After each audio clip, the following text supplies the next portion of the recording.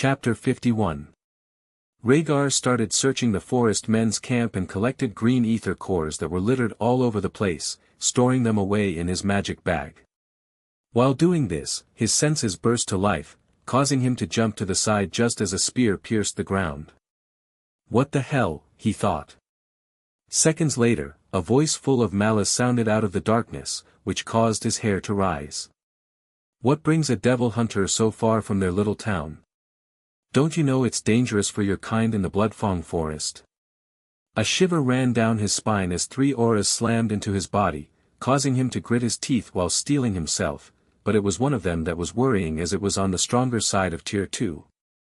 It doesn't matter, he internally raged as his instincts told him to run. I gotta get stronger. Raegar shook his head while taking out his daggers. I've killed enough of your kind to be called that, he taunted with a cocky smile. But I'm not officially one, so it doesn't matter. Following that, 3 tall devils stepped out of the surrounding tree line. The strongest one had 4 horns and was holding a massive hammer while looking at him like he was prey.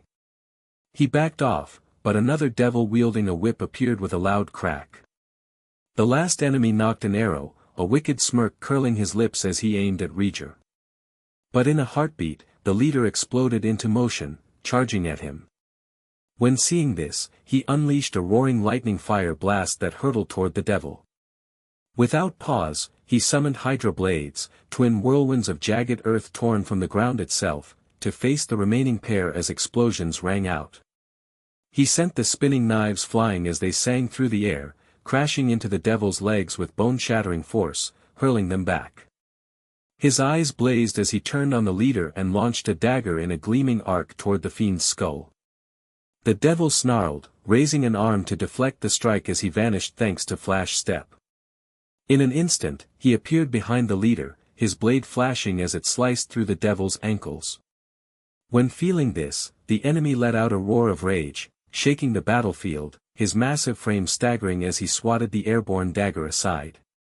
Following that, Raegar summoned the dagger just in time to block an arrow from the 3rd devil that sent him skidding back while his arm strained against the power just as the whip lashed his leg and sliced it open. Such a scene would disappoint grandfather and Yuki, he muttered while blocking another projectile as his blood stained the ground. This isn't enough. I need to become even stronger. Steeling his resolve, he rushed toward the panicking enemy while ignoring the pain, but the 2nd devil cut him off by attacking with the whip, forcing him to throw the daggers as a crack rang out.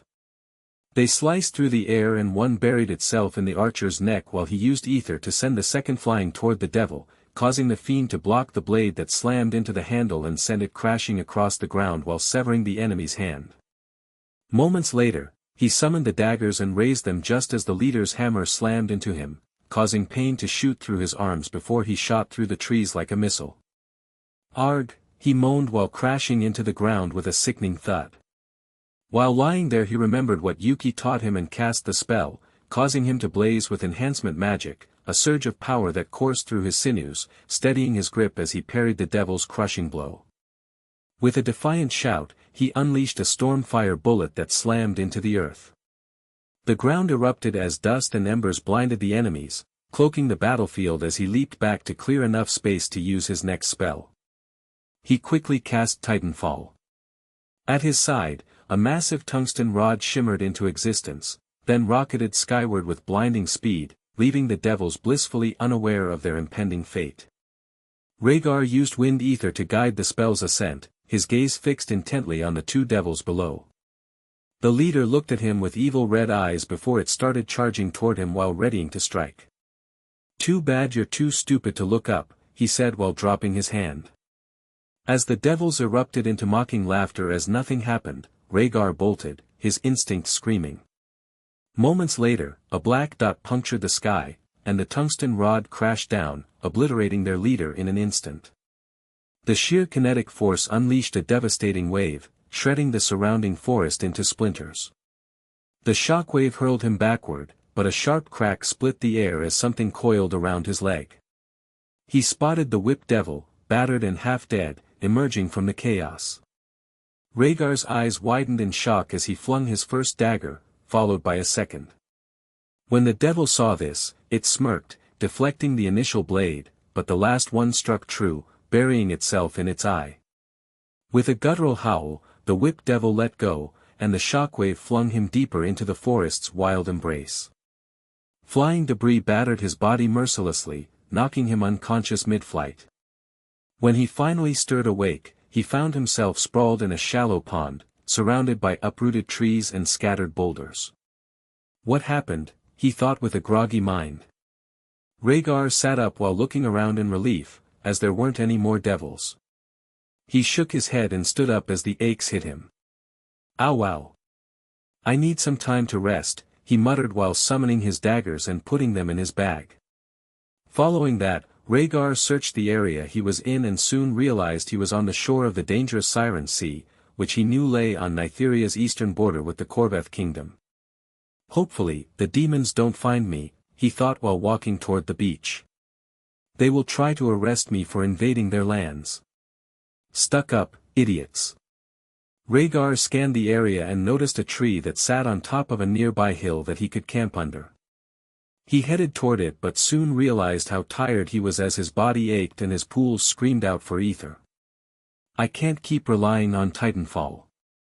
It's draining too much energy right now, he muttered under his breath as he trudged up the hill, his body protesting with every step. When reaching the top seconds later, Raegar spotted a small cave nestled beneath the roots of a gnarled tree. Without hesitation, he crawled under, brushing aside the ache in his limbs, and began setting up his tent. Following that, he started a fire after gathering some firewood and started cooking some meat and bread.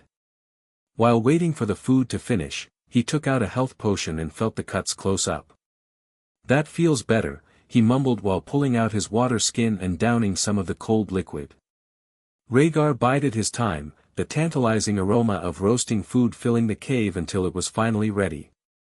With a restless energy coursing through him, he strode out to stretch his legs, the crisp air hitting his face like a war cry. As he emerged from his hideaway, the ground trembled, and his gaze snapped down as a monster breached the surface of the water. His eyes widened in terror as the aura of a Tier 9 beast slammed into him, a force that nearly buckled his knees. Before him unfolded an earth-shaking spectacle, a colossal serpent locked in a titanic clash with a savage, armor-clad turtle, its jagged maw snapping with apocalyptic fury. Raegar shook his head and continued watching the fight. This is insane, Raegar murmured, his mind racing. I remember tales from an old tome, legends of sea monsters rising from the Siren Sea to crush ships in their watery grasp. He sank onto a rocky perch, tearing into the dripping meat and hearty bread, savoring the makeshift meal as he watched the epic clash unfold below. The serpent thrashed while the turtle roared, their battle a symphony of chaos. But the skies soon darkened, and a snowstorm descended, the icy wind whipping the world into a frenzy. With a reluctant grunt, Raegar retreated to the sanctuary of his cave, the storm's howl chasing him back into the shadows. The campfire blazed fiercely against the biting cold that clawed its way into the cave, desperate to snuff out the warmth. He stoked the flames, ensuring their crackling vigor held the icy air at bay. Satisfied, he slipped into his tent, burrowing beneath layers of sheets that cocooned him in heat, a steadfast shield against the endless night beyond.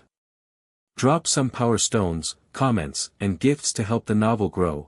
I appreciate all the support you can give. Raegar stayed hidden under the tree for days while only adventuring out to gather wood for the campfire, which was his lifeline in this horrible weather. He had filled up all 9 ether pools, which made him feel better.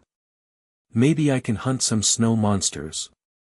I still need to fill up the bag before returning to Dreadshade City, he thought while wrapping a cloak around him to keep the cold air from touching his skin. A few moments later, Raegar rose to his feet, swiftly packed his tent, and approached the entrance, his hands instinctively checking the readiness of his daggers. As he stepped into the biting air, a sharp chill stung his ears, the cold gripping him instantly. Damn weather is horrible, he muttered, putting his hood up before walking through the forest. Soon enough, Raegar came across a river that was frozen, and while crossing, a few howls echoed out. His head snapped all around, only to see nothing, until a white blur shot toward him. He quickly cast Flash Step to get out of the way before throwing his blade that struck a white wolf through the skull. The noise when the blade pierced its skull caused him to think. Weak Tier 2 snow wolves, this will be fun. In a heartbeat, he launched his second dagger. The dark metal whistled through the air and buried itself in the skull of the first wolf. When Raegar came to a stop, he cast enhancement magic to keep up with them. This should be enough to kill these things, he muttered before vanishing. His supernatural speed outmatched the monstrous pack as he leaped and weaved across the battlefield, untouchable amidst the chaos. 3 more wolves barreled toward him, their eyes blazing with hunger. Raegar danced backward with breathtaking agility as the first beast hurled itself in his direction, claws slashing through air. In a flash, he summoned his daggers back. They sang as he quickly struck. A fountain of blood erupted, painting the snow in red. With a roar of defiance, he unleashed a stormfire bullet at the second wolf. Blazing projectiles tore through flesh and bone, igniting the air with its thunderous impact. The third wolf pounced with terrifying force, slamming him into the frozen earth. Its jaws snapped inches from his throat, hot breath washed against his skin. But Rhaegar's will was unbreakable.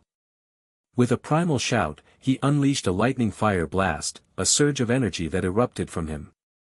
The wolf disintegrated, reduced to a cloud of ash that rained down as a brown ether core clattered onto his chest.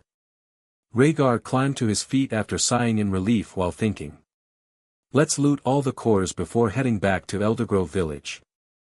After the battle, Rhaegar pressed onward through the snow, his sharp eyes sweeping over snowdrifts that loomed above him.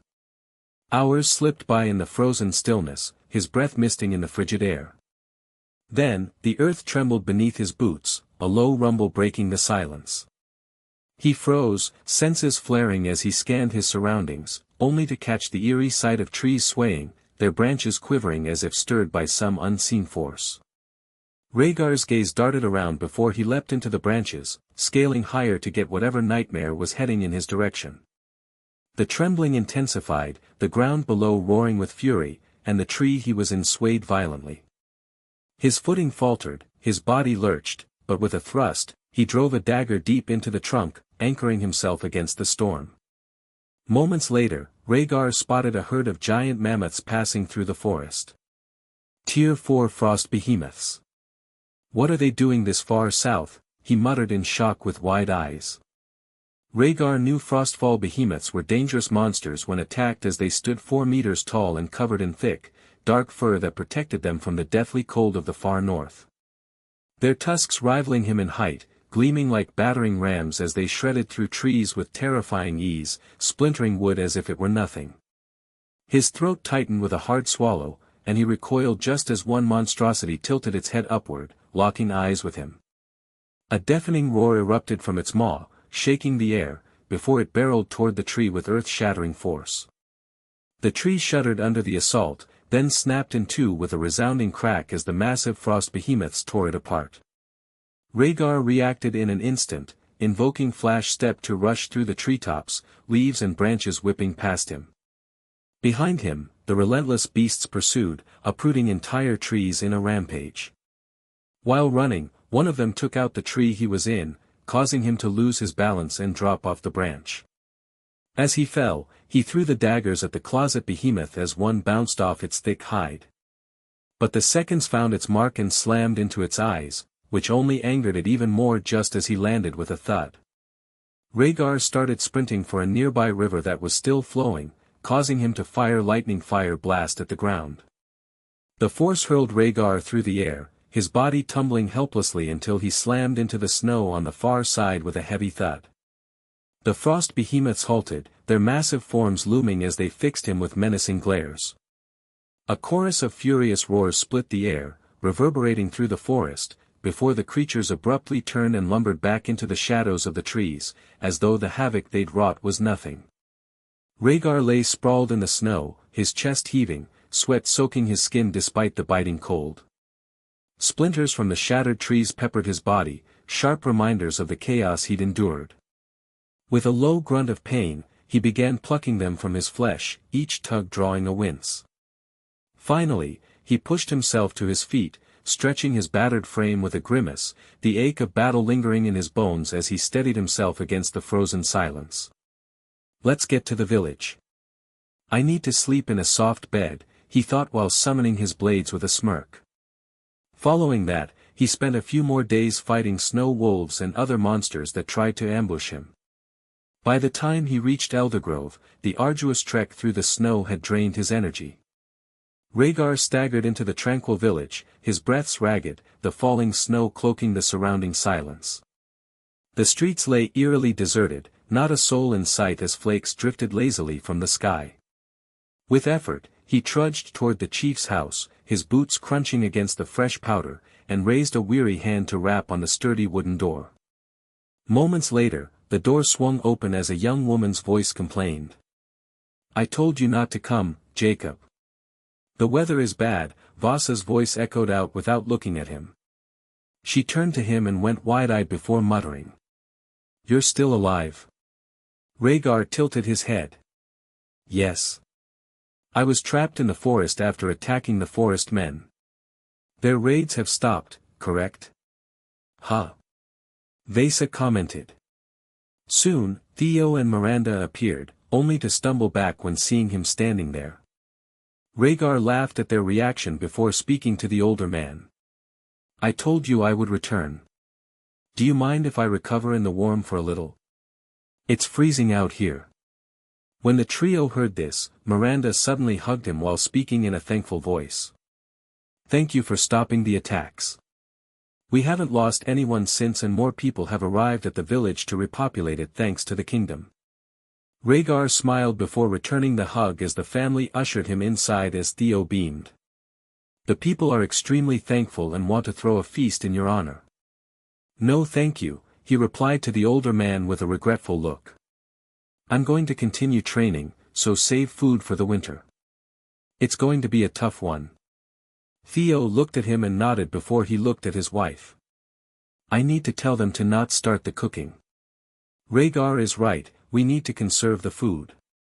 Following that, Miranda steered him inside with a gentle but firm command to sit by the roaring fire. The heat seeped into his chilled bones, thawing the icy grip of the storm as flickers of warmth danced across his skin. Beside him, Vasa lounged with an impish grin, her voice cutting through the crackle of the flames. "Can I turn you into a vampire?" she teased with a sparkle in her eyes. "You'd live forever, you know. And if I become a tier 5 mage, I'll live for 1,000 years and the stronger I become, the longer I live," he answered. The young woman giggled before retorting. "But that's not forever, is it? Drop some power stones, comments, and gifts to help the novel grow. I appreciate all the support you can give." Raegar looked at the vampire woman before the cat-maid's smiling face popped into his mind, causing his cheeks to go red. He shook his head and spoke in a determined voice. "I'll grow old, just like her, if she doesn't become strong enough." Vasa looked at him with wide eyes, while Miranda commented with a knowing smile. "Oh wow. This woman must be special to you." "Yes she is," he answered while taking the tea the older woman offered. "Who is she?" Vasa suddenly answered, before her mother gave her an annoyed look. Raegar let out a soft chuckle as he spoke. "Yuki's more than just my maid. She's been by my side since the moment I drew my first breath. Together with my parents, they showered me with so much love. I wasn't neglected or brought up with strict standards like other noble children." He looked into the flames before continuing.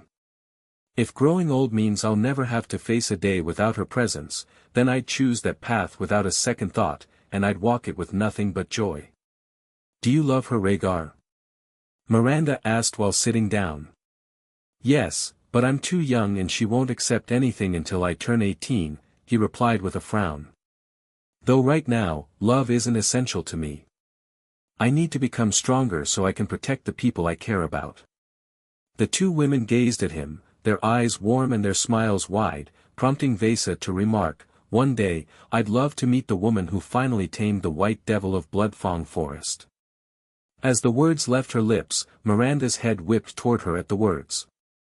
"We told you not to mention that if he ever came back," she said, letting out a weary sigh. Raegar chuckled before asking. How did I earn such a name? And where did it come from? The older woman turned to him with an apologetic voice. You helped a town a few miles from here. Thanks to you, fighting at the Blood Axe homestead allowed the people to escape with help from the devil hunters. His eyes opened wide as he quickly asked. Did they survive? The whole family? Miranda nodded with a smile. Yes. They cleared a path through the horde as you dealt with the bulk of the monsters, she informed him. Raegar sighed in relief. That's good. I've been worried about them, but I had no other choice other than to run. There were too many creatures to deal with. The vampires agreed before he asked another question. How do you know all this, though? Vesa giggled. Merchants from Nightshade Village. They loved to tell tales on their travels. When father heard about a white-haired human with bright red eyes, who was running around the forest training while killing monsters. That's the moment he knew it was you, the young woman revealed. That's the town I saw with the old man, he mused. Following that, the three of them started chatting before Miranda went to get food and drinks as the younger woman looked at him with a smile while revealing some news that made her happy. Jacob proposed to me and we've planned the ceremony in the summer. Would you like to come? If you didn't save us from the Dark Ones, there would be no wedding. Raegar honestly answered. I'll be back in the Empire by then, taking my academy tests. If it can be earlier, I'll come, but grandfather will drag me back north. Vesa nodded in understanding before continuing. You're going to a magic academy? I heard it's tough to pass the tests there and some are dangerous. Yes. Drakenwood Magic Academy is just outside Brightwater City, he replied.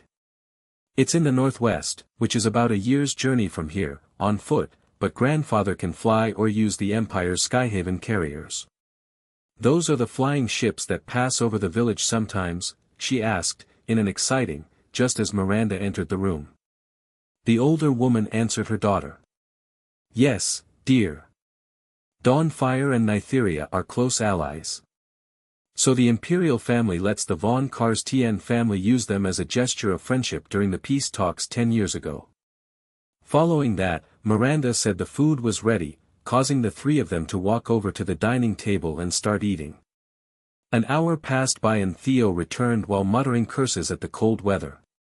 Raegar was sitting on the sofa in front of the fire, falling asleep, causing the older man to speak with a big smile. Vesa. Show him to the bedroom. He needs some sleep, it seems. Thanks, he mumbled, rising to his feet with a weary yawn as his aching body protested. Yeah, I really need some rest. This cold's brutal to travel in. 10 minutes later, Raegar was standing in a small room while looking at a comfortable-looking bed. He took his clothes off along with his magic bag before climbing inside and falling asleep. By the time he fell asleep, the weather outside worsened and buried the village in snow, thanks to the typhoon-like winds. Hours later, Raegar woke up as darkness overtook the room and he couldn't see outside, thanks to the storm. What's going on now? Why is it so cold? He pondered before getting ready and stepping out of the door. Raegar walked downstairs only to see Miranda standing by the window staring, but she turned around with a worried smile. Snow wraiths are lurking around the village. Theo reckons they're trying to break into the houses. He joined her by the window and spotted the creature, which sent a shiver down his spine as they looked like floating humans wrapped in white, but something about their face gave him the creeps. Only weak tier 2 monsters, he mused with an excited expression while summoning his daggers. Raegar turned to the older woman and spoke in a confident voice. I'll go clear them from the village. I haven't used light ether yet, so this is my chance. Following that, he stepped outside after wrapping up as Miranda tried to convince him not to go out, but he didn't listen. When Raegar's feet touched the snow outside, it crunched, causing the wraith to spin on him. The monster let out a horrible hiss, but he sent light ether into the blades before throwing them at it. As the daggers closed in, the wraith dodged one, but he controlled the second to pierce its skull. Raegar chuckled as the wraith turned into dust and a green core dropped to the ground just as more screeches echoed out across the village. He grinned before picking up the loot, which was a bone. What the hell, he thought while putting them away. Moments later, a horde of monstrous fiends surged toward him, their snarls echoing through the air. With a surge of power, he sent fire and light ether into his blades, their edges igniting with energy. He leaned back, narrowly evading a wraith's vicious swipe, its claws slashing the air where he'd stood. Then, with a thunderous roar, he lunged forward, driving the flaming blade deep into the creature's skull in a burst of searing brilliance. The abomination unleashed an agonized shriek that shattered the silence, its form trembling as he struck again with the light-wreathed blade. In a blinding flash, it eradicated the wraith, banishing it from existence in a whirlwind of ash and embers. Raegar smiled as he started fighting the wraiths while deflecting theirs and dodging their wild spells. He used Flash Step to appear above one monster and landed on its chest before driving his daggers into its skull. Afterward, he flipped over another that charged at him while throwing the fire-coated blade at the wraith, but it suddenly dodged. He chuckled before dropping his hand and the dagger slammed into the monster.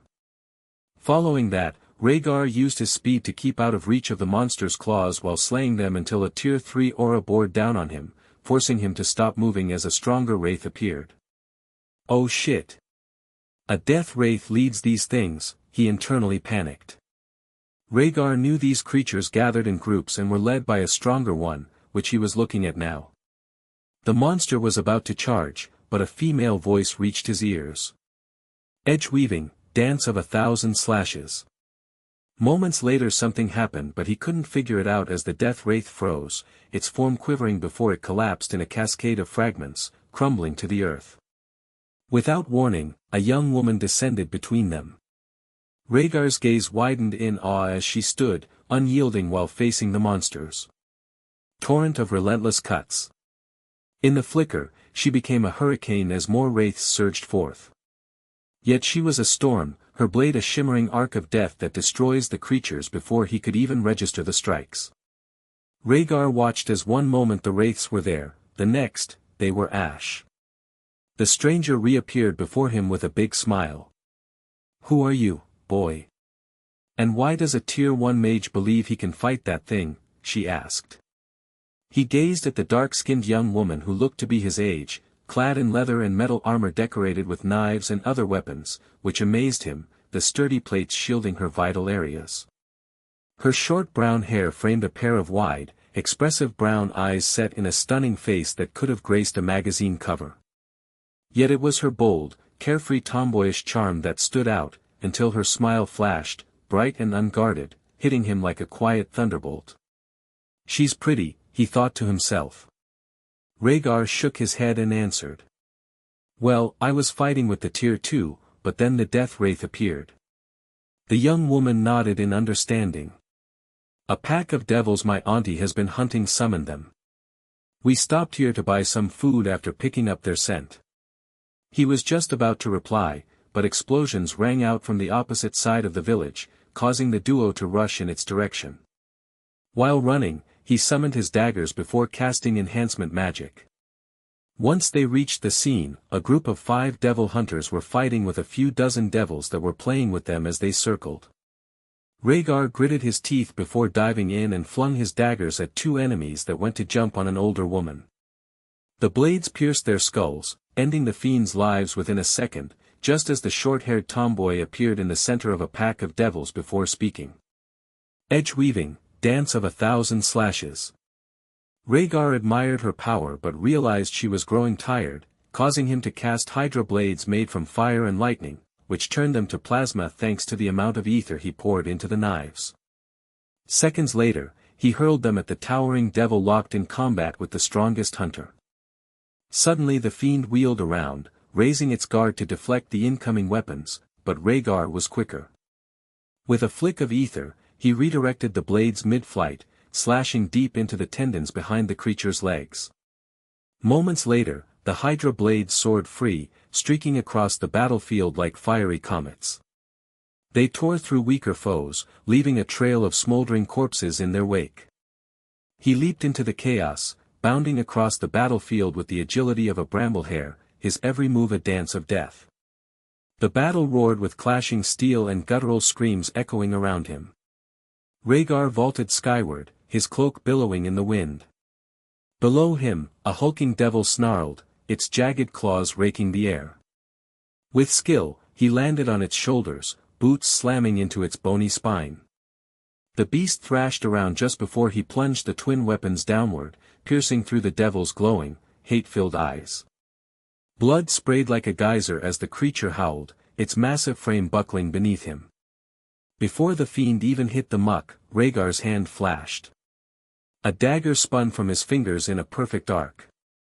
Across the field, another devil lunged toward a fallen hunter. The blade found its mark, burying itself hilt-deep in the creature's skull. It gagged, body shuddering, then crumpled in a heap of twitching ruin. He kicked off the first devil's corpse and launched himself into the air once more, twisting mid-flight like a hunting hawk. A third devil loomed ahead, its maw dripping with venomous bile. Raegar crashed onto its back, driving his knees into its spine as his remaining dagger sang a vicious arc.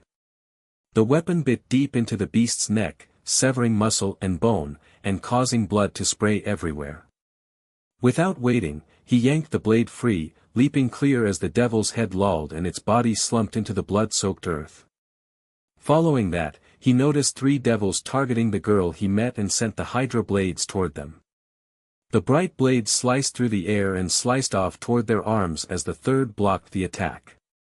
Raegar hissed before casting Flash Step as the devil swung at her back and deflected the strike while summoning the second dagger. Sparks flew everywhere, and he felt his arms buckle as the enemy was at the top end of Tier 2, but he twisted his wrists and sent the creature's sword into the ground just as he stabbed it in the chest. "Too slow, Hunter," the devil exclaimed. Raegar grinned before casting lightning fire blast into its body, causing the enemy to explode just as the Hydra blades finished off the remaining devils as he dismissed them while collapsing on a nearby bench. "Need to catch my breath and gather some ether," he muttered while summoning his daggers and storing them away. While sitting there, the brown-skinned girl approached with an exhausted smile but still held out her hand to introduce herself. "I'm Raegar Belmont, the up-and-coming strongest devil hunter." "Raegar Blackwood," he replied while taking it. The young woman collapsed on the bench next to him as she asked, while wiping sweat off her forehead. "It seems like your magic is perfect for hunting these horrible creatures." When Raegar heard this, he started laughing before revealing it. "I've killed quite a few already. My grandmother said I could take part in the devil hunting classes in the academy." Her eyes widened in surprise but were interrupted by the woman approaching him with a friendly expression. "Thank you for the help, young man. We didn't expect them to be so many.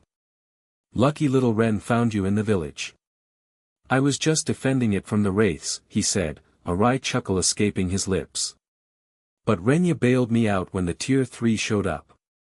I'm not ready to tangle with those yet, need to climb a few tiers or boost my level to fog first, and that's still out of reach." The woman let out a warm laugh, then tousled his hair with a casual grin. "Name's Tanya Belmont, Inquisitor with the Devil Hunter Order. I hear you're headed to the Academy, like Renya. Got one in mind yet?" "Drakenwood, but I still have to take the entrance test. My grandfather is coming to collect me when it's time," he answered politely, which made the two smile. "Are you a noble Raegar?" the girl asked while cleaning her sword. Before he could answer, Tanya spoke with a knowing smile. "The Blackwood family is a count family in the southern part of the Empire, and if I remember correctly, the white hair and red eyes are features from the great Veilthorn family, which includes the Lion of Dawnfire." Rhaegar's eyes went wide as his hand dropped to the hilt of his dagger, which made Tanya giggle. "Don't worry boy, I'm a friend of the Empire and met many of you Veilthorns over the years." He relaxed before changing the subject. "Are there still devils in Bloodfang? I killed a group a few weeks ago, but haven't come across any since." "I believe so," the older woman answered while joining them on the bench. "People are reporting sightings of them around Dreadshade City and in several villages near the forest." Rhaegar looked concerned, but Renya commented in a confident voice. My edge weaving will destroy any devil we come across. Not if it's a Captain Wren, you must be careful, she warned. They are beings full of evil and would do anything to trick you into not killing them. Edge weaving? He questioned in a curious tone. The young woman looked at him with a big smile. It's a Belmont family skill. It allows me to cut through anything I believe I can, but it takes a toll on my body if I use it too much, she said while yawning, which proved her point. By the way, Raegar, what were those flying blades you were using? Tanya asked, with sparkling brown eyes. A spell of my design, Hydra blades, he replied, conjuring a shimmering blade of water and wind that split into two, each glistening stream weaving through the air. Renya watched it with a big smile, but the older woman commented with wide eyes. You're the Tetrarch mage that awoke in the southern part of the Empire. Yes, he answered, before dismissing the blade. Tanya's smile grew wide as she ruffled his hair. You caused chaos in the Empire but vanished soon after, so everyone forgot about the rarest mage of our time. Raegar shrugged with a smile. Yes, grandfather whisked me off before the nobles could swamp me, he revealed. That's a solid piece of work, the older woman remarked, nodding approvingly. By the time you take your entrance test, the surrounding buzz should settle. News from the east is flooding in fast. Chapter 55, Thank you for helping us. Raegar continued to listen to Tanya speak as the other hunters emerged from the shadows. Word is, massive tides of monsters are tearing through the next continent over, and now refugees are washing up on our east coast in droves. They can't cross the sea, can they? Renya asked with wide eyes. The older woman let out a soft giggle, shaking her head. Not unless they figure out how to sail a fleet across, but they're monsters, not admirals. Following that, Tanya studied him and warned him. Be careful out here, Raegar. Monsters are lurking in the shadows and others in the treetops above. We're out here to destroy any devils, but we also have another mission. She glanced around before continuing. Whisperclaws are roaming in the Bloodfang forest. The organization instructed us to find evidence of their infestation, but we've had no luck finding them. Raegar nodded in understanding as he read the tales of entire villages and homesteads vanishing. I've fought the Nightwalkers and Dark Ones, but the latter is gone now. I wiped out their nest before returning to the village. Tanya looked at him with deep brown eyes before suddenly handing him an artifact. Take this for helping with the devils, it's called a hunter's shield. It will keep the Whisperclaws away from you at night, but they will still terrorize you if the chance appears. He studied the compact metal orb with a single button crowning its surface. Curiosity piqued, he pressed it, and a shimmering barrier flared to life around them, encasing the space in a protective glow. The older woman went on, unfazed. It generates a force field to repel monsters, she explained, but it'll need recharging to keep working. Raegar was amazed but thanked her. Thank you for this. How come you're giving it to me, though? I'm sure these things are expensive. Yes, it may be expensive, but what's that compared to having a Tetrarch devil hunter as a friend? Tanya laughed while standing up and noticing the other hunters were ready and waiting for her and Renya. She looked at him with a knowing smile. Well, it was a pleasure to meet you, Raegar Blackwood, but I have to get back to the hunt. I look forward to seeing you again. He watched as the older woman moved confidently toward her comrades, his eyes drawn to her commanding presence. She was a captivating devil hunter, dark brown skin and soft dark hair cascading around her attractive face. She's gorgeous, he thought. The snug, well-crafted armor that clung to her curves emphasized her hourglass figure. Raegar caught himself staring and shook his head, only to hear Renya's voice pipe up with a playful jab. Oh ho! Looks like someone's got a thing for the mature ladies. Guess a spry young maiden like me doesn't stand a chance, she teased with sparkling brown eyes. Rhaegar's cheeks flared up as he spun to face the short-haired gremlin grinning at him. Desperate to recover, he blurted, "You're pretty too." Her grin stretched so wide it threatened to split her face. Just pretty, she prodded, leaning in with mock offense. Not beautiful. I don't call a woman beautiful unless I truly mean it and it comes from the heart, Raegar answered with an honest smile. Following that, Renya stood up and he followed suit just before the pretty brown-skinned girl hugged him with a big smile just as Tanya shouted for her to come. Thank you for helping up Blackwood. I look forward to the day we meet again. See you soon, Ren, he replied, causing the tomboy to giggle as she rushed off. Raegar stood watch as the devil hunters departed the village, their figures fading into the distance now that the guards had fully recovered. Moments after their exit, Theo and Miranda emerged, their faces etched with worry. The older man's voice broke the silence. Is everything all right? Are they gone? Yes, he answered before wrapping another cloak around him and lifting the hood before continuing. I'm going to head out. I'll check up on the village every few days, but I will gather more monster materials to take to Dreadshade City.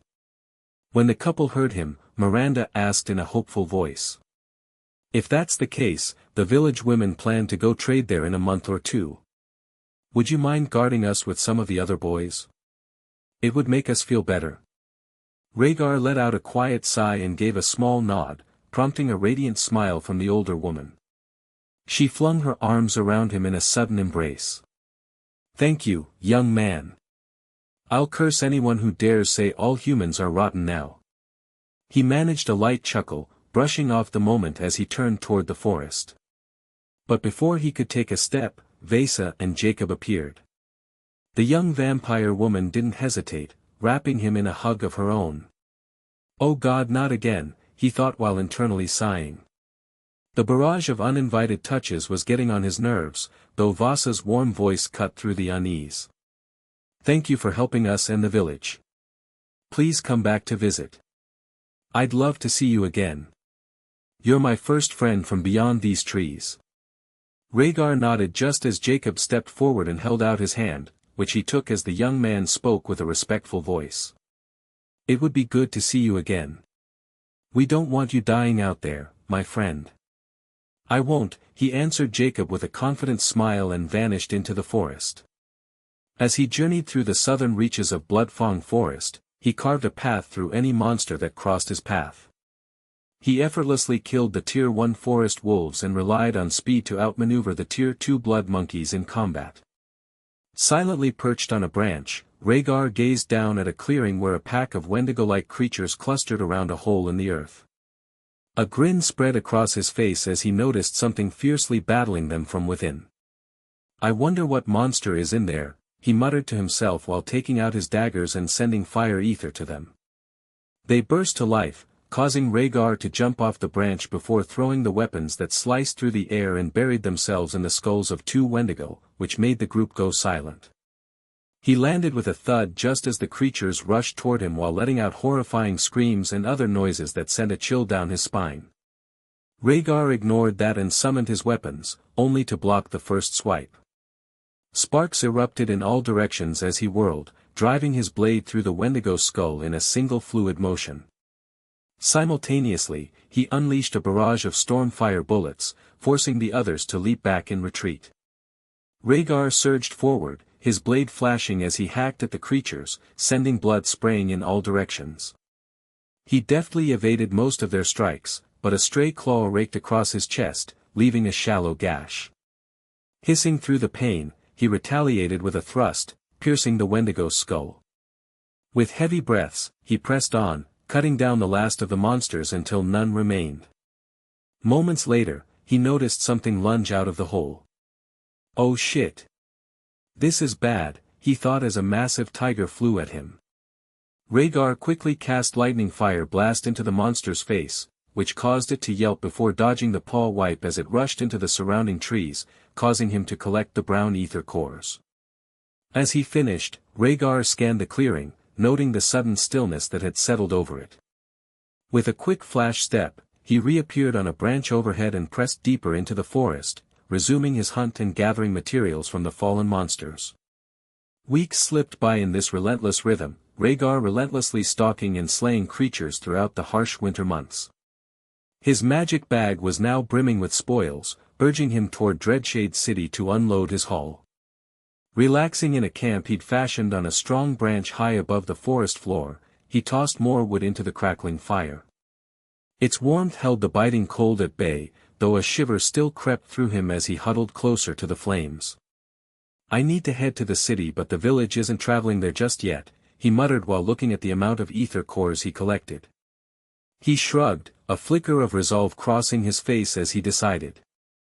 "I'll head to Dreadshade City and gather more materials before Miranda and Vesa arrive," he muttered to himself. Raegar rose to his feet, shrugging on his layers and pulling a hood low over his face to shield it from view. He hefted the heavy magic bag onto his shoulder, a wry thought crossing his mind. "Damn, I've collected so much crap." With a grunt, he leaped off the branch, landing lightly below. Chapter 56, I Enjoy Hunting Monsters. Raegar traveled through the forest for hours using the branches above and avoided fighting any more monsters as they were driving him mad. "Damn things keep ambushing me," he thought. Soon after, his eyes caught sight of the road winding toward the Nytheria Bridge, the path that would carry him to Dreadshade City. In an instant, he appeared on it, his boots striking the ground as he began the trek toward civilization. While traveling, he spotted a merchant caravan up ahead surrounded by adventurers who were nervously watching their surroundings. Without bothering with the people, he traveled past them while ignoring the looks he was receiving. An hour later, Raegar stepped out of the forest and spotted the bridge in the distance. "Now I can get some ingredients for camp bread while emptying this bag," he thought. Not long later, the guards stopped him, only for them to be waved away when Cause Hawk, the bridge commander, appeared. The older man had a big smile as he patted him on the shoulder.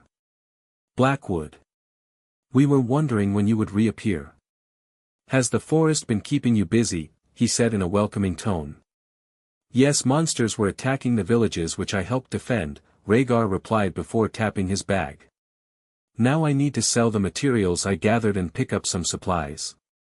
Following that, as the merchants complained about his line jumping, Cause joined him on his walk back to the city, but he ignored them. While walking, the older vampire turned to him with a concerned expression. "We have a contingent of devil hunters from the Empire here because of the devil's attacks," he revealed with anger boiling over. "The attacks are getting too much for us city guards to handle. Dozens are dead, with no signs of the beasts that did it." Raegar paused, uncertain how to respond, but steadied himself and addressed the commander with unwavering confidence. "If I'm here when those devils strike, they're as good as dead. They're nothing to me." Caius grinned down at him, reaching out to tousle his hair. "Thanks, lad. I reckon those beasts didn't faze the white devil of Bloodfang Forest," he said, his smile broad and warm. His eyes widened in surprise, prompting a knowing nod from the older man. "Aye, word spread far, my boy.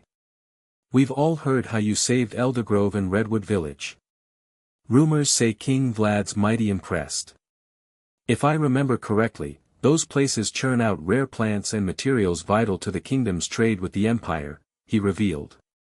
Following that, the two of them made it to the city and were let in by the city guard, who welcomed him. Once inside, Raegar said farewell to Cause, who went to report to the governor about the devil attacks. As he made his way toward the guild, Raegar noticed the streets buzzing with more life than he'd ever seen before. He wove through the crowd, sidestepping people as they hurried past in a chaotic rush. Why is it so busy? Are the surrounding towns and villages taking shelter here? He pondered while dodging a family. After 10 minutes of this nightmare, he made it to the guild that was heavily guarded by Nytherian soldiers who were stopping people as they entered. Raegar approached and showed them the gold plate Vlad gave him. When the commander saw this, his eyes went wild, but they soon let him through after scanning it with a device. Once inside, Raegar approached the counter where he couldn't see Mary. "Damn. I'll have to go with someone else," he reflected while getting in the queue. Half an hour later, he fell into a bored daze just as a sweet voice reached his ears, causing him to see Mary standing there with a smile. "Would you prefer to use a private room, Raegar?" He nodded before following the young woman, while the other adventurers watched with narrowed eyes. A few moments later, they stepped into the room only for him to see an older, dark elf woman. She had light blonde hair with gray eyes and he couldn't figure out her age, but she looked to be in her late 20s. Raegar stopped walking as the stranger smiled before introducing herself while offering her hand. "Hello, little Blackwood. I'm Sylvara Draveth, the head of the guild in the Nytheria kingdom. It's good to meet the White Devil of Bloodfang," she spoke with a warm smile. "Nice to meet you, Sylvara," he replied while taking her hand. "But why did you want to meet me?" The dark elf woman flashed a sly smile as she unveiled the real reason for their encounter. "We need you to join a strike squad and aid us in clearing out the dungeon overrun by devils inside the city. I offer 20 gold coins, and once it's done, I'll grant you rank D adventurer." Raegar hesitated for a moment before raising an eyebrow. "You realize I'm just a tier 1 mage, right?" Sylvara burst into laughter, pulling out an ether disc. With a flick, a shimmering screen sprang to life, replaying his fierce clashes against wraiths and devils alongside the hunters. The older woman's grin widened. "Oh, we know you're a lower-tiered warrior, but you fight like a tier 2 spellblade. Besides, you came highly recommended by Tanya and Renya Belmont," she revealed with a knowing smile. His eyes widened as she pressed on. "They couldn't stop singing your praises and insisted we reach out to you." Raegar thought for a second before speaking. "Will you give me a good price on the loot I have now?" Lysara's eyebrow rose as a giggle left her lips as she nodded. "Yes. Bring out what you have and I'll get Mary to sort it out straight away." Upon hearing her words, Raegar appended his magic bag, spilling out a cascade of hundreds of ether cores, monster parts, and other odds and ends he figured might hold value, including wolf's fangs. 5 minutes later, he looked up at the two women, their eyes still bulging in disbelief at the sprawling horde of loot. The dark elf woman rose to her feet, shaking her head in awe. "How many blasted monsters have you taken down? This haul's bigger than what most adventurers scrape together in an entire month." Raegar chuckled before answering. "I enjoy hunting monsters and this isn't all of it. There's another mountain of stuff back at my camp. This is all I could carry." Sylvara shook her head and looked at Mary. "Go get some help and make this a priority." "Yes, Guild Master," the young woman said as she rushed out of the room. Once she was gone, the dark elf motioned toward the chair with a smile. "Sit down. Would you like some tea? It should give you a decent energy boost." Raegar nodded while getting comfortable as he sunk into the soft cushions and gave his answer to the strike squad. "How long will I be gone?" The older woman turned around while pouring the water. "A few days at most. All we expect is you to put the monsters down before a dungeon break happens. The city couldn't deal with an attack from inside and out." "Okay, I'll do it," he replied. "Where do I have to go?" Lysara's face lit up with a warm smile as she strolled over, balancing 2 steaming cups of tea. She set one down in front of him with a gentle clink. "I'll set you up in one of the guild rooms for the night and take you to the dungeon come morning. For now, though, go unwind and enjoy yourself." Raegar nodded before trying some of the tangy tea, which sent a rush of energy shooting through his body. 10 minutes later, the two of them left the office as the guild master led him to a room. "You'll stay here for the night," she said with a smile. "Normally the staff use them, but I have orders from the governor to make sure you're okay." "Thank you," he replied just as Mary appeared looking exhausted as she handed over a pouch of coins. 30 gold for everything, Raegar," the young woman said. Raegar's eyes widened, prompting a soft giggle from Sylvara as she playfully nudged him into the room. "Get some rest or roam the city, your call. Just watch yourself out there." Moments later, the two women departed, leaving him to step into the cozy, homely room. He stashed his magic bag out of sight and settled in to unwind. As he sat there, the muffled clamor of combat drifted in from outside, catching his ear. He walked over to the window and looked out to see a group of people fighting on the training grounds. Raegar became interested and made his way downstairs, only to be greeted by an older blonde man with a great sword on his shoulder. Chapter 57, Stop Fighting, Idiot. I'm Terran Vexblade, leader of the strike squad that's hitting the dungeon. I hear you're the fifth member, the stranger said with a confident expression. Let's fight. I want to see what you can do. Raegar's eyes narrowed as he questioned. Why? Terran walked over to the middle of the training field and answered with a knowing smile. To see if you're strong enough to step inside a rank D dungeon overrun by devils and all kinds of monsters. He sighed before nodding just as Sylvara appeared and demanded in a stern voice, which surprised the surrounding adventurers. What do you think you're doing, Terran? What if he gets injured just before the dungeon run? Raegar glanced at the dark elf. I'll be fine, Guild Master. I recover from fights more than a regular 15-year-old, he reassured. Moments later, he approached the training field and faced Terran while summoning his daggers as he readied to fight. The older man smiled when seeing this before a whistle rang out. Here I come, boy, the man shouted. Raegar watched as the hulking figure loomed closer. With a flick of his wrists, he hurled his daggers at his opponent's legs. Terran reacted swiftly, deflecting the blades, but Raegar was already a step ahead. Channeling Aether, he guided the daggers midair to strike from behind just as he surged forward with explosive speed. Closing the distance, Raegar cast enhancement magic, his movements sharpening as he ducked under Terran's panicked swing. He drove a fist into the man's gut with a resounding boom. The impact rippling through the air as Terran staggered, but not before lashing out with a brutal backhand that sent him sprawling to the side. Seconds later, the warrior barreled toward him, a juggernaut of fury. He reacted instantly, casting Flash Step to vanish and evade the charge.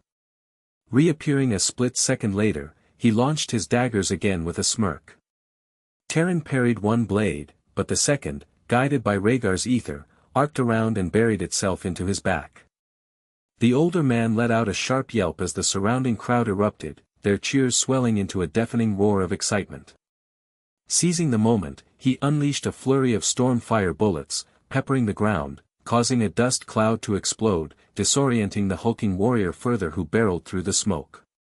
Raegar was surprised as Terran swung his blade with a snarl etched across his face. He raised his daggers to block, but before the strike could land, a burly man wielding a shield appeared, blocking the attack with a resounding clang. The force of the blow sent the newcomer skidding backward, dust kicking up beneath his boots as a loud boom echoed through the air. Steadying himself, the shield-bearer bellowed, "Stop fighting, idiot. You're getting too serious with the young one." Terran's rage melted away at the words, replaced by a wide, beaming grin.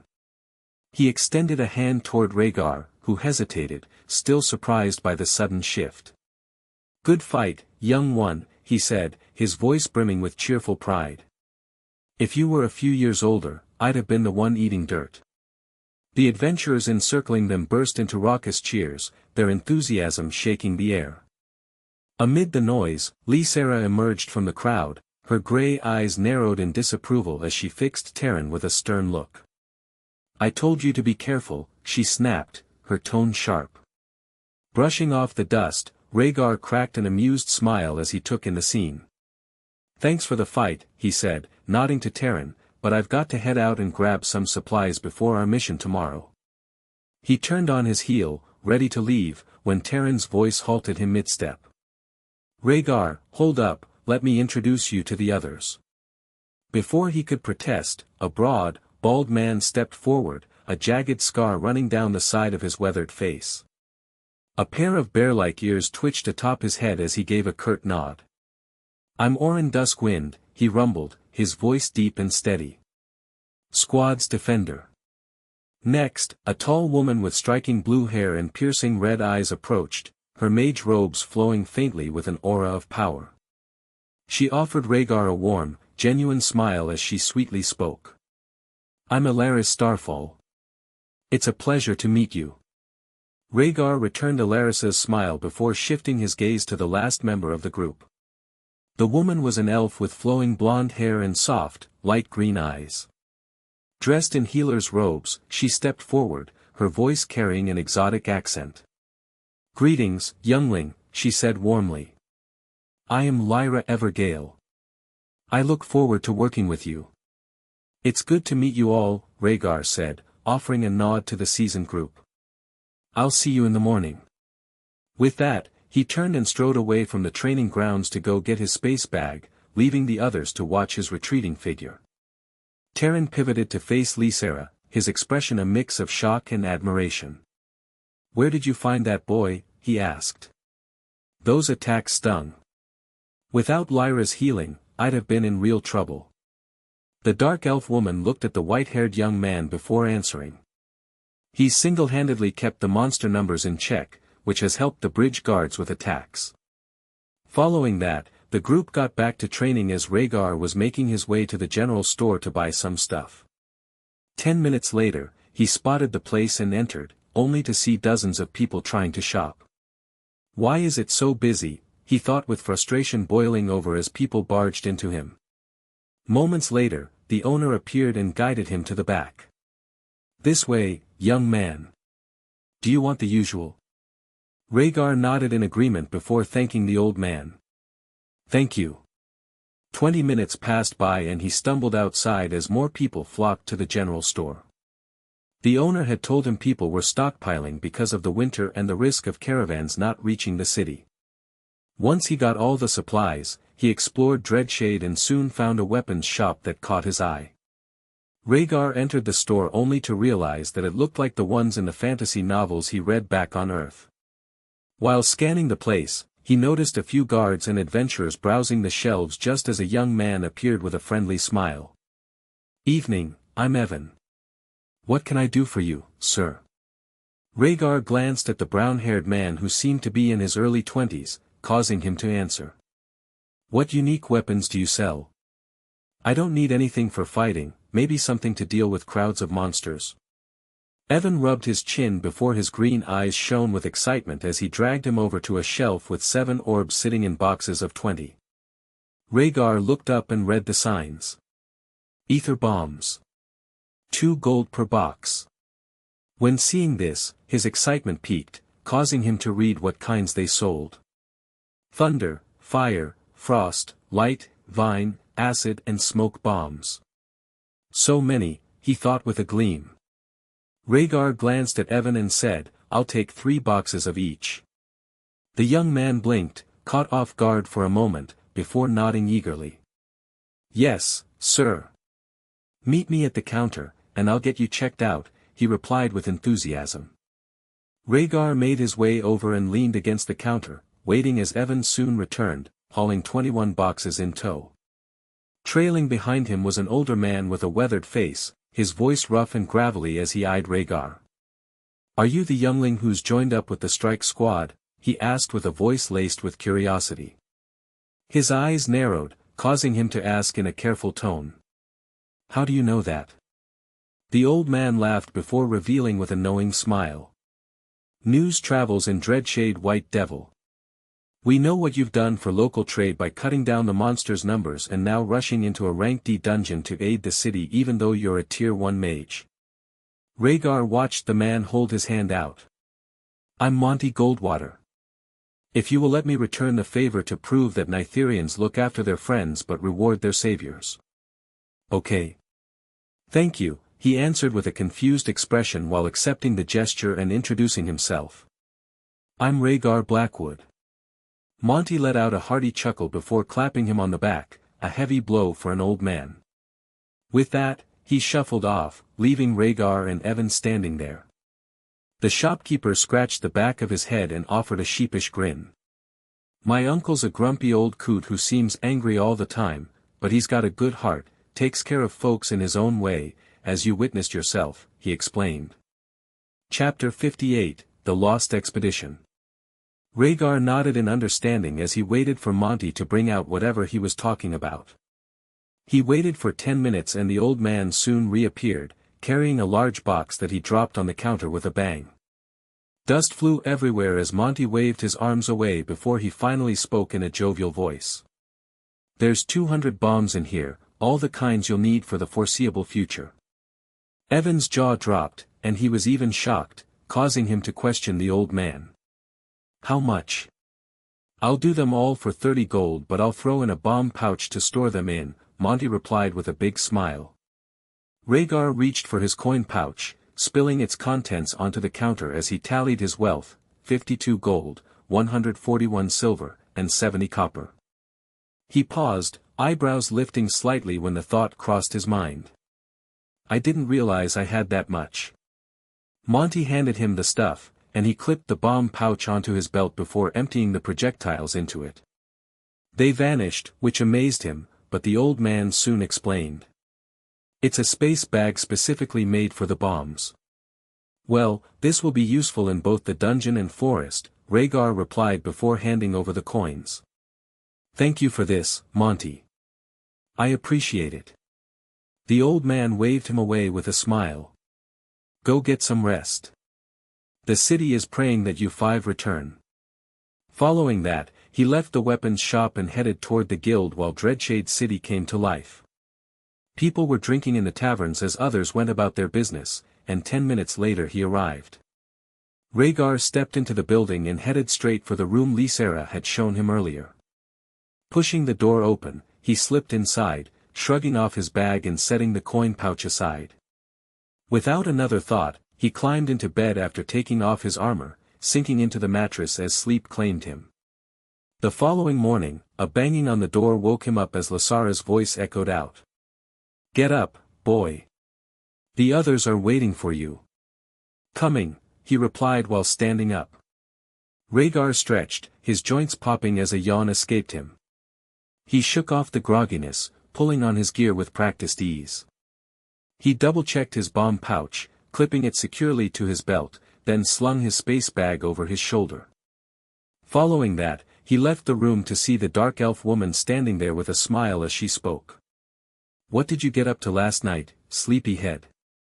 Visit the brothels? When Raegar heard this, he felt his cheeks go red before he shook his head.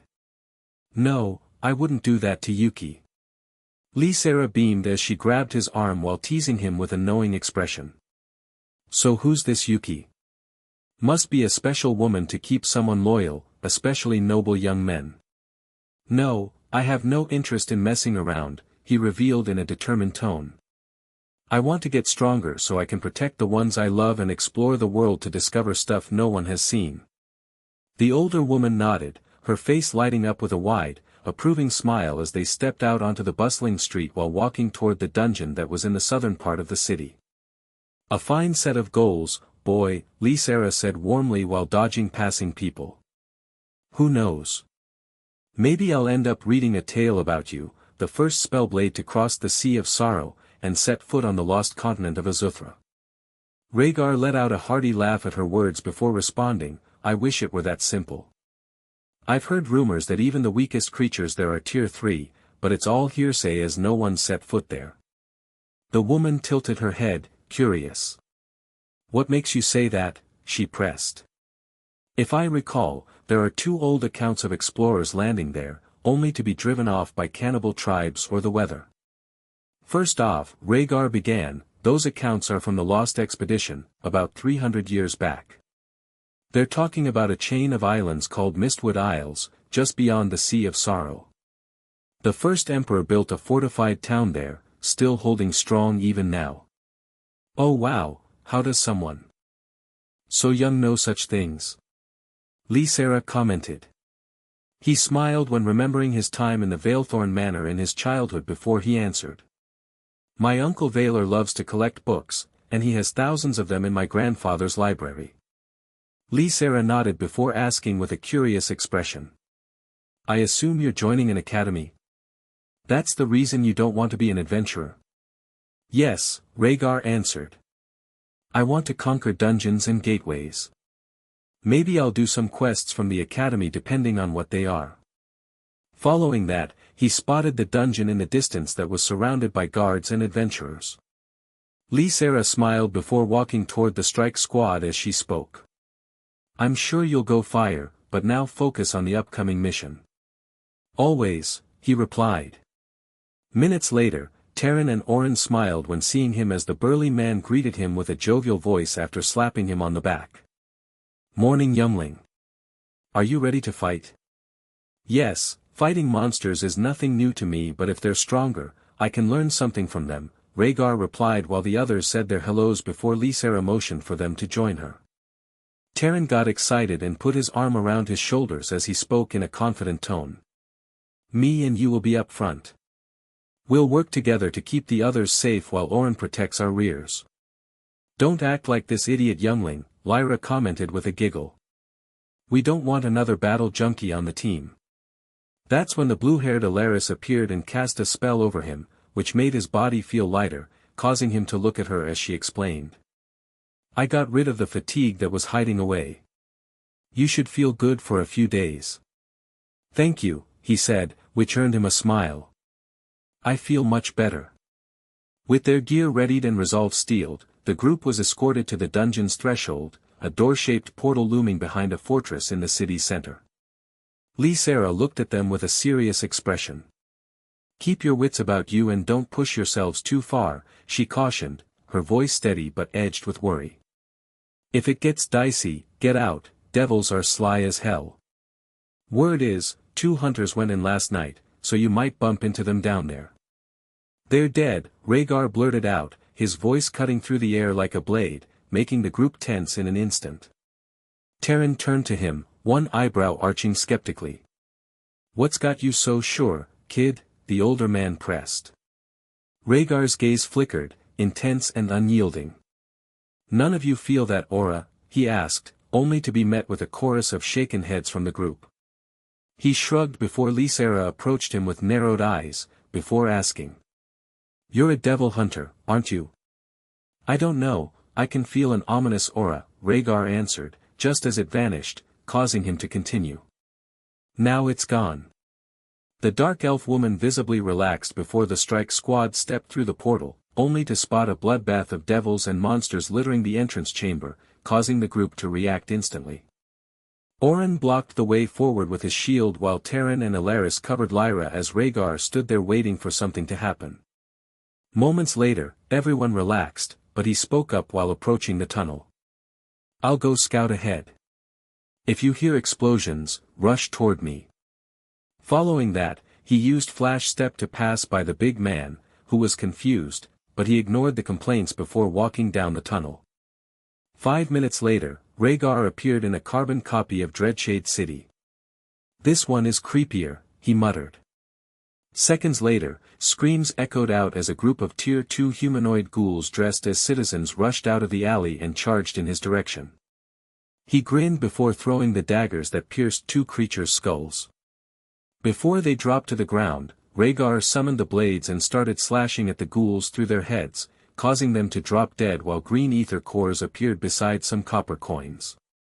Looks like I'll earn nicely off this mission, he mused with an excited smile while dodging some claws before casting lightning fire blasts that burned a group of them to ash. Moments later, a sharp shout pierced the silence, followed by the wet sound of flesh parting as several creatures were cleaved in two. Terran materialized beside the group, his blade still dripping with their blood. You can't rush off with devils lurking around, kid, the older man warned. Chapter 59, Weak to Fire. Raegar spared a glance at the 4 adventurers as they dispatched the last of the ghouls, their movements swift and practiced. Turning back to Terran, he said, I'll be fine. I've tangled with devils before. I know their tricks. The older man chuckled before nodding. Just be careful. I don't want to see you get hurt, he said. Following that, the group continued with Raegar wandering around, killing any monsters he came across, which were only more ghouls, and thanks to using enhancement magic he was able to slaughter them with ease. That annoyed him as the creatures' screeches were giving him a headache. Isn't there normal beasts here, he thought while watching the others from a church tower as they entered the first city square. Raegar leapt to his feet, poised to spring forward, when a piercing screech split the air, this one distinct, feral. Before he could react, a hulking, vulture-like creature slammed into him, its talons raking as it launched skyward. More of the winged beasts descended on the group in a flurry of feathers and claws. Raegar drove his blade into the one clutching him, forcing it to falter mid-flight. It let out a squawk of pain before suddenly dropping him while trying to get the dagger away. While falling, he cast Flash Step to appear in the square with the others as they fought with the flying monsters. As he appeared, another one swooped toward him, but he threw a dagger at it. The blade tore through the beast's body, while noticing another trying to attack Lyra, who was in the back, focusing on healing everyone with her magic. He spun around and threw the second dagger that ended the monster's life. When the weapon connected with the bird, it crashed to the ground with a sickening thud. The elf looked up at him and smiled while mouthing, "Thank you." Following that, Raegar started casting stormfire bullets to pepper the vulture-like monsters that tore them up like a machine gun. By the time the beasts stopped coming, everyone was tired. He was low on ether and needed to gather to recover what he used on all the magic he used to deal with the creatures. While sitting there, he took out a flask he bought from the general store. Raegar made some tea and took a mouthful, which refreshed him as the others caught their breath. Moments later, Orin appeared and sat down, causing the bench to creak under the bear man's weight. "Have you fought those monsters before?" the older man asked. He shook his head while answering, "No. All I know is their name is Carrionwraiths." Orin nodded. "They are prevalent here alongside ghouls, lost ones and gutter rats. That spell you were using in the last fight seemed to do enough damage to wipe them out, which is good," he informed. "Don't they linger around battlefields?" Raegar questioned, as he hadn't read up on Carrionwraiths. "Yes, youngling," the bear man replied. "On the border with the Dawnfire Empire is full of them as the Imperial armies battle with the Corveth Kingdom, which has kicked off again." Raegar looked puzzled, causing Orin to reveal some surprising news. "The Lunatherians have joined up with the Demon Realm and attacked an Empire fortress that guards the war north, causing a war to break out." "When did this happen?" he questioned the older man. Orin thought for a second before answering. "A week ago.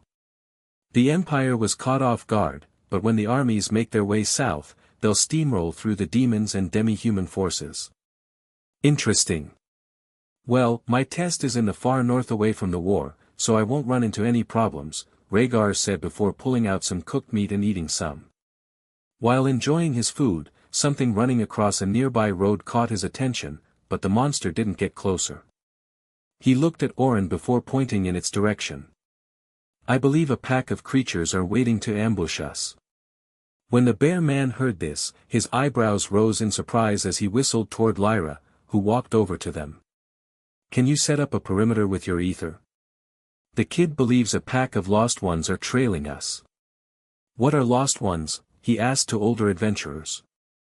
The elf woman explained while sending out a wave of ether that covered them all and a few meters around them. "They are people who got lost in the wilderness of the world and end up in a dungeon or gates, especially city-based floors like this one." Raegar looked confused but shook his head and questioned. "How do they get there?" Lyra shrugged while replying, "No one knows. Scholars believe explorers and adventurers step into a portal, then die when arriving at their destination before being turned into a lost one. After that, Terran rallied the group, urging them onward along the main road toward the governor's manor." As they pressed forward, Rhaegar's eyes darted around, tracking fleeting shadows stirring in the corners of his vision, his hands tightening on his blades. "We're not alone," he thought just as the dread evil aura descended on them, causing him to warn the group. "Devils are coming." Rhaegar reacted instantly and threw one of his weapons at the enemy that suddenly appeared, forcing it to block as he attacked a second by sidestepping the devil's lunge and stabbing it through the head. As the enemy crumpled lifeless to the ground, Rhaegar summoned his blade in a flash, barely raising it in time to deflect a savage downward axe strike. The sheer force jolted through his arms, making them tremble. He clenched his teeth and retaliated with a searing lightning fire blast. The electric flames tore into the devil, sending it into wild spasms. Seizing the moment, Rhaegar vaulted onto its chest, plunging his blades deep into its eyes. Blood erupted in a gory spray as he twisted and leapt around the body, evading an axe that thundered into the creature's chest with a sickening crunch. He threw the dagger at the newcomer's head. The devil suddenly tilted its head, narrowly evading a throw, but the move only drew a sly smile from Raegar. A heartbeat later, he wrenched the weapon back toward him using Aether to control it. Moments later, it sliced through the air and plunged into the back of the creature's skull, dropping it lifeless to the ground. The body slumped lifeless to the ground, joining the growing pile of corpses.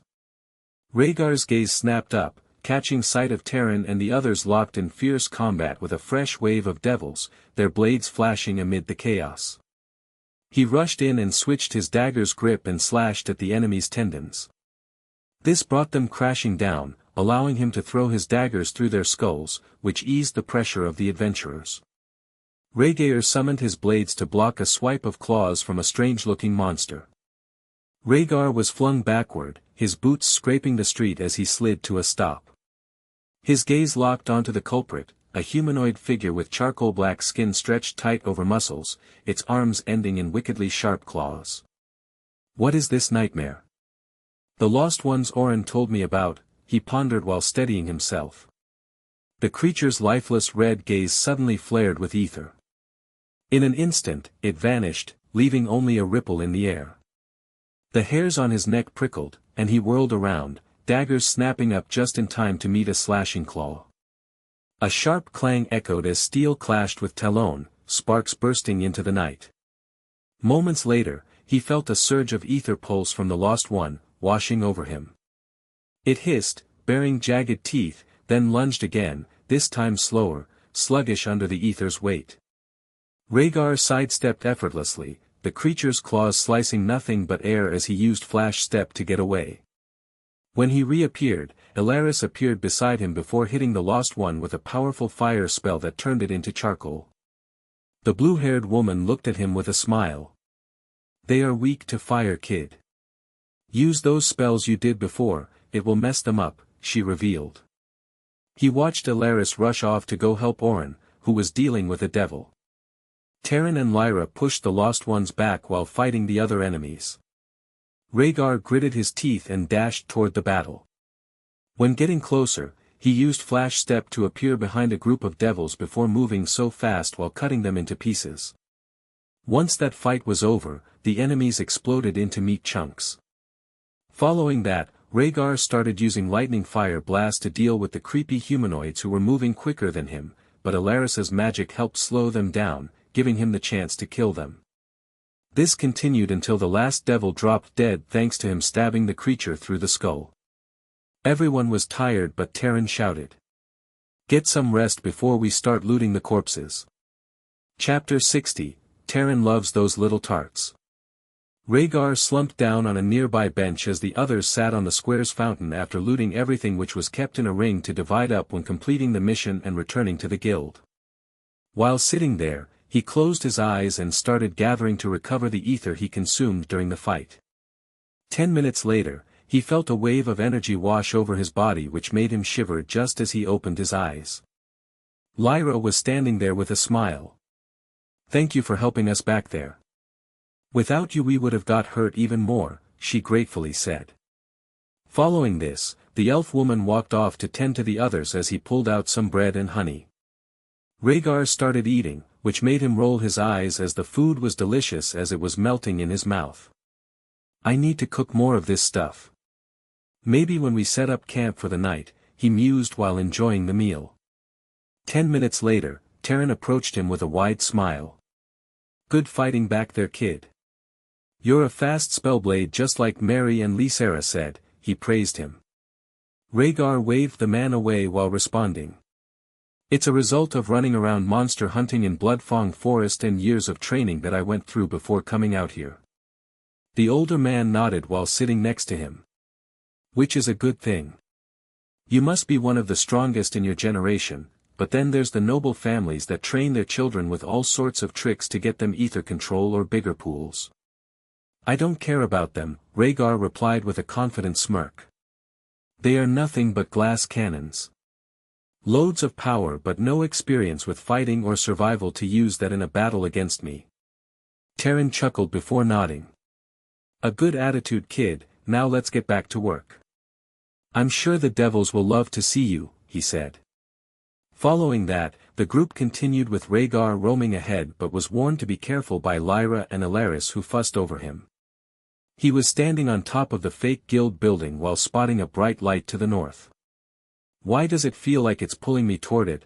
he mused before returning to the others. Raegar used Flash Step to appear in front of Orin while speaking. "I think we have to go that way to get to the second floor." "Was it a bright light that called to you?" Terran questioned as the women joined. "Yes," he answered. Moments later, they turned north just before more Lost Ones attacked, but thanks to Rhaegar's speed, he put them down with ease.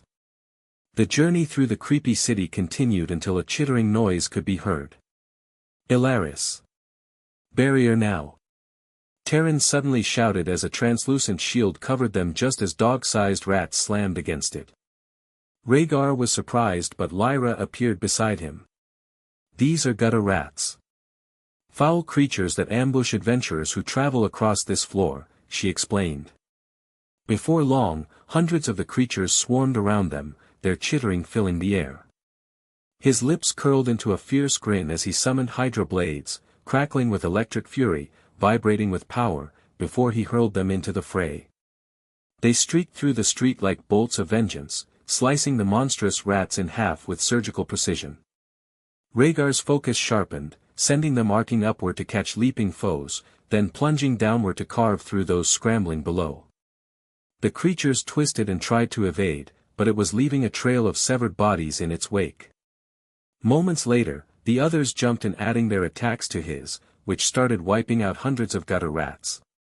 Rhaegar continued using his Hydra blades while casting lightning fire blasts to kill dozens of monsters. All he could see was brown cores littering the street, which Lyra had started collecting while everyone else fought. An hour later, the rats were destroyed just as Terran shouted. "Collect everything so we can get to the safe room for rest." Following that, they grabbed all the cores and monster parts until Orin led them to their rest place. When stepping into the small hall, Rhaegar was surprised as it looked like an empty chamber with benches, a fountain in the center, and fire pits. Alaris rushed over and started drinking some before slumping down with a sigh as she mumbled. "I feel so much better. Dungeon water is delicious."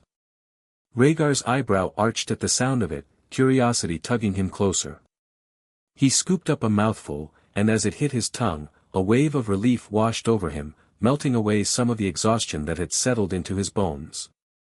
Moments later, he took out his water skin and canteen before filling them up, causing Orin to chuckle. "This stuff is a lifesaver in certain situations, they are rare on the first floor. I'm surprised we found one." Everyone laughed as Terran bragged. "It's because I am here and the goddess of luck has blessed me," he exclaimed. Rhaegar glanced at him, shaking his head with a faint smirk, then turned toward one of the fire pits. He reached into his pack, pulling out a bundle of firewood he'd picked up from the general store, and stacked it neatly. Without waiting, he summoned a spark of fire ether, the flames catching quickly and roaring to life, casting a warm glow around him. After doing that, everyone looked at him as Lyra approached and joined him by the fire. The elf woman smiled before curiously asking. "Can you tell me about this Yuki you mentioned earlier?" Rhaegar instantly brightened up when hearing the cat woman's name came up, causing him to answer. "She works for my family as a maid alongside her mother, and over the years we've grown closer until recently when things have started to change." "Oh, why's that?" Lyra questioned as she moved closer with curious eyes. "I think she's starting to see me as a man more than the little boy she's been chasing around for years," he revealed while scratching his cheek. "I've always found her beautiful, but at the moment I'm focused on getting stronger." Moments later, Rhaegar pulled out his skillet and placed it on the fire as the older woman continued the conversation. "Is she a few years older than you?" 10. "She's 25 turning 26 this year," he answered before dousing the skillet with some butter. Lyra was about to answer, but Orin commented with a chuckle as he sat on one of the benches opposite. "So you like an older woman? They are better than those feral teens that the academies produce now." "Yes, some of them are bitches," Alaris added while joining them. "Terran loves those little tarts, I see his eyes always trailing over their bodies." When the blonde man heard this, he instantly refuted her words. No, I don't. I love you, Elle. Don't be stupid, no trollop will ever make me stray from you. Raegar observed the scene and faked a gag, drawing a burst of laughter from Orin and Lyra. The burly man tugged the elf woman closer to his side, grinning wide. Catching the moment, he couldn't resist a jab. Didn't peg you for a cozy little adventuring couples guild, he teased, his tone dripping with playful mockery. What do you expect when someone as handsome as me leads such a group? Terran said, causing the group to laugh at him. Raegar let out a low chuckle as he glanced at his skillet, now shimmering with heat. He settled by the fire, pulling out the ingredients for campfire bread. With ease, he began mixing the dough, kneading it into shape before pressing it onto the scorching metal. A sharp sizzle cut through the air, drawing the group's eyes. Orin tilted his head, curiosity piqued. What are you whipping up over there? He asked, his voice carrying over the crackling flames. Campfire bread, he answered while watching the dough forming. I came up with it while hiding from the forest widows. Those nasty-ass spiders that hunt people down. Terran commented in an annoyed tone. Raegar looked at the blonde man and nodded. How do I get them to stop chasing me? It's been months since I stumbled into their nest. The adults turned to him, their faces etched with astonishment at his words, eyes wide and searching. Lyra shook her head, breaking the silence with a measured tone as the others started laughing. You'll need to take out the queen, she said in a concerned voice. You've stepped into their lair, now they won't stop until she's got you in her sights. He shivered when hearing the elf's words but shrugged. I'll hunt down the queen when I return to the forest. If I remember correctly, she's in the top end of tier 2, he said before pulling his bread off the skillet. Chapter 61, I'll go check it out. Raegar ignored the teasing about his affair with the forest widow queen, which made him cringe and laugh at the same time. He finished cooking his campfire bread before pulling out some fresh monster meat. Now I need to dose it in spices and add honey to the bread, he mused and started cooking the meat. After that, he pulled out the monster compendium and started studying the monsters in Bloodfang Forest. Raegar came across one that caught his attention and it made his skin crawl. This thing's an absolute nightmare, he thought, a shiver creeping through him. Ambush predators, perfectly built to ruin your day. It was a dark-colored crocodile built for land and fast like a forest deer. The realization that it was the size of a tiger on Earth sent a cold shiver racing up his spine as he skimmed the brief description. A snub claw, he mumbled, as lethal on solid ground as it is in the water. Raegar continued only to sigh while thinking with furrowed eyebrows. End of tier 2, but some can be tier 3 and the author claims lightning is its weakness because it slows the creature down. After that, he flipped to the next entry, relief washing over him that he hadn't crossed paths with the snubclaw. The next description painted a vivid picture of a Vasuki, a colossal snake of terrifying proportions. Beware this massive beast, the author penned a dire warning under the picture. Lurking in the southern swamps and towering grasses of Bloodfang Forest. While sitting there, Raegar smelt the aroma of cooked meat hit his nose, causing his stomach to growl. He put the book down and plated his meal and put the melted honey on the bread which he loved.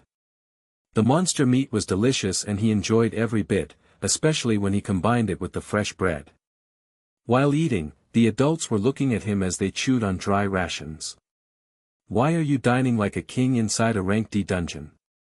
Terran commented while holding back a laugh.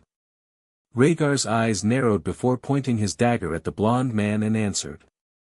Fighting on an empty stomach is stupid. Food is important to your body, ether pools, and health.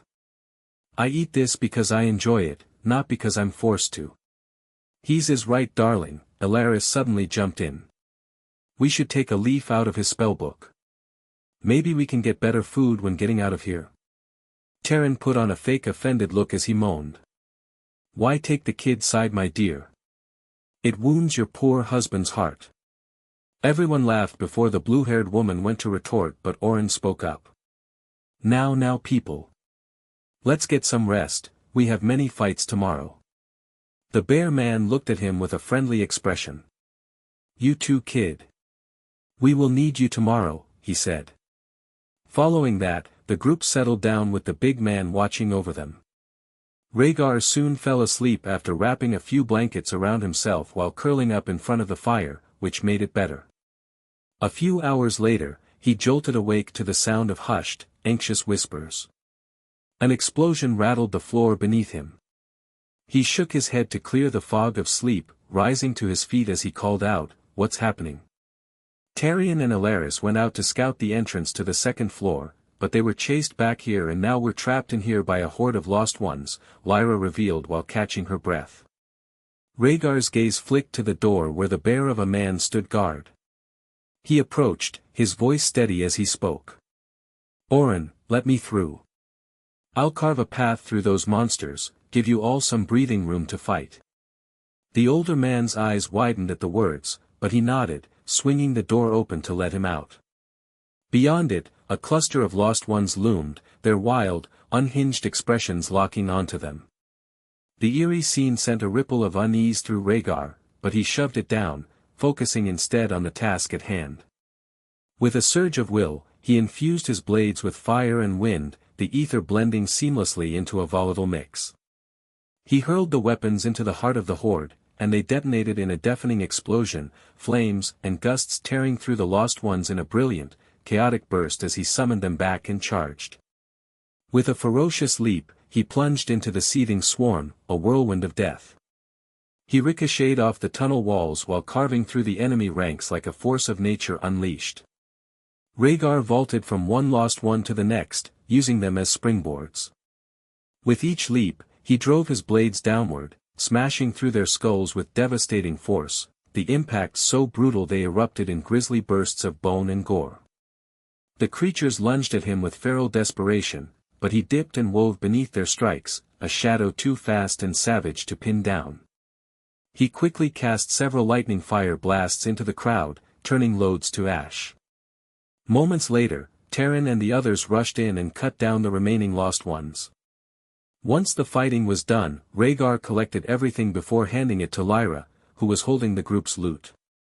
"Let's go, we have 8 more floors to go before reaching the boss and monsters need to be killed," Tarion said as Oren took up the front while the others stayed back. Rhaegar took up his usual spot at the front as they exited the fake Dreadshade city and stepped onto the grasslands before continuing north.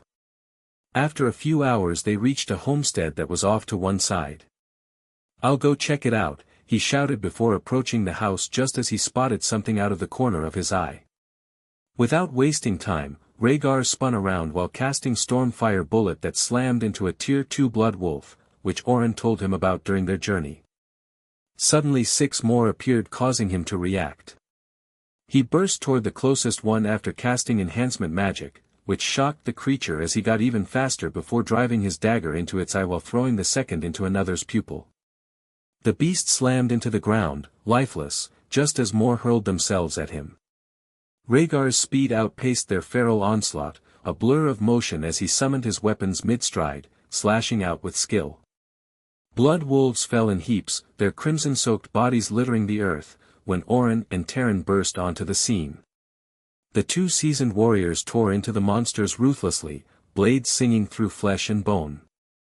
Oren, the bear of a man, glanced at Rhaegar amidst the carnage, a wry grin breaking through his grizzled features. "These damn things get old once you've gutted enough of them," he rumbled, driving his weapon through another snarling foe. Following that, Lyra cast refreshing spells on them before gathering the loot the monsters dropped.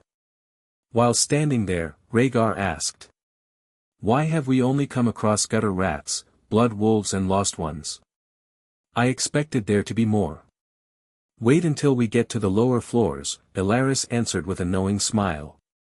"Boggots and trolls linger in the darkness. They're stronger than these monsters." When Rhaegar heard this, his red eyes glowed with excitement before Tarion booped him on the head. "They are Tier 3 monsters at best, kid. You're strong, yes, but not at that level yet. We will help out in the fights down there, so don't rush off." "Okay," he answered the blonde leader. Moments later, the group continued and entered the second floor before fighting through waves of monsters. Raegar turned to Hydra blades that managed to kill hundreds of creatures with ease. Hours later, they stepped onto the seventh. The monsters appeared, sending an uneasy prickle up his spine as he guessed why. Before them sprawled a vast desert, its endless expanse stretching out in every direction. "Wow, what is this place?" he muttered while taking in the scene. "Why is there a damn desert inside a dungeon? This place is a death floor to people under Tier 3. There are all kinds of landscapes and monsters in a dungeon, kid. You just have to be careful," Terran said while drinking some water. "Death floor? Is this place a death zone?" Raegar replied before seeing an explosion in the distance. When the group saw this, Terran looked at Orin and nodded just as he stepped in front of everyone. He watched as a massive worm exploded out of the sand, but the bear man chanted something that sent a wave of mana shooting from his body. The monster snapped toward the big man, causing Rhaegar's eye to widen as he realized what was happening. He has a taunt skill. So cool. Following that, Terran suddenly leaped through the air with his greatsword and swung down while letting out a roar. Chapter 62, How Do You Purge It? Rhaegar watched as the blond man sliced the giant worm in half as the force carved a crater in the sand. He shook his head as Lyra appeared beside him and explained. "That is a sandworm. They are at the top end of Tier 2, who ambush adventurers who travel through this floor." "Interesting," he muttered. After the sandworm was dead, Terran killed 2 more before the group continued through the desert. He soon realized he was burning through water and ran out quickly, forcing him to use ether. While he did this, Ilaris commented with a raised eyebrow. "How many elements can you use, Ray? I've seen you use fire, lightning, and water." "All of them," Rhaegar answered like it was nothing. The 4 adults stopped short as the elf woman muttered with wide eyes. "Are you the tetrarch that awoke in Dawnfire?" Rhaegar looked at them and nodded. "Yes, that's me. Grandfather rushed me away so people wouldn't cause a fuss," he explained. "That makes sense," Terran added while rubbing his chin. "The rumors say you were whisked away after your ether test, which sent the Dawnfire nobility in a frenzy trying to find you but gave up after a few weeks." Following that, the group continued across the scorching desert as he thought to himself. How far has the news stretched? Maybe the old man will know.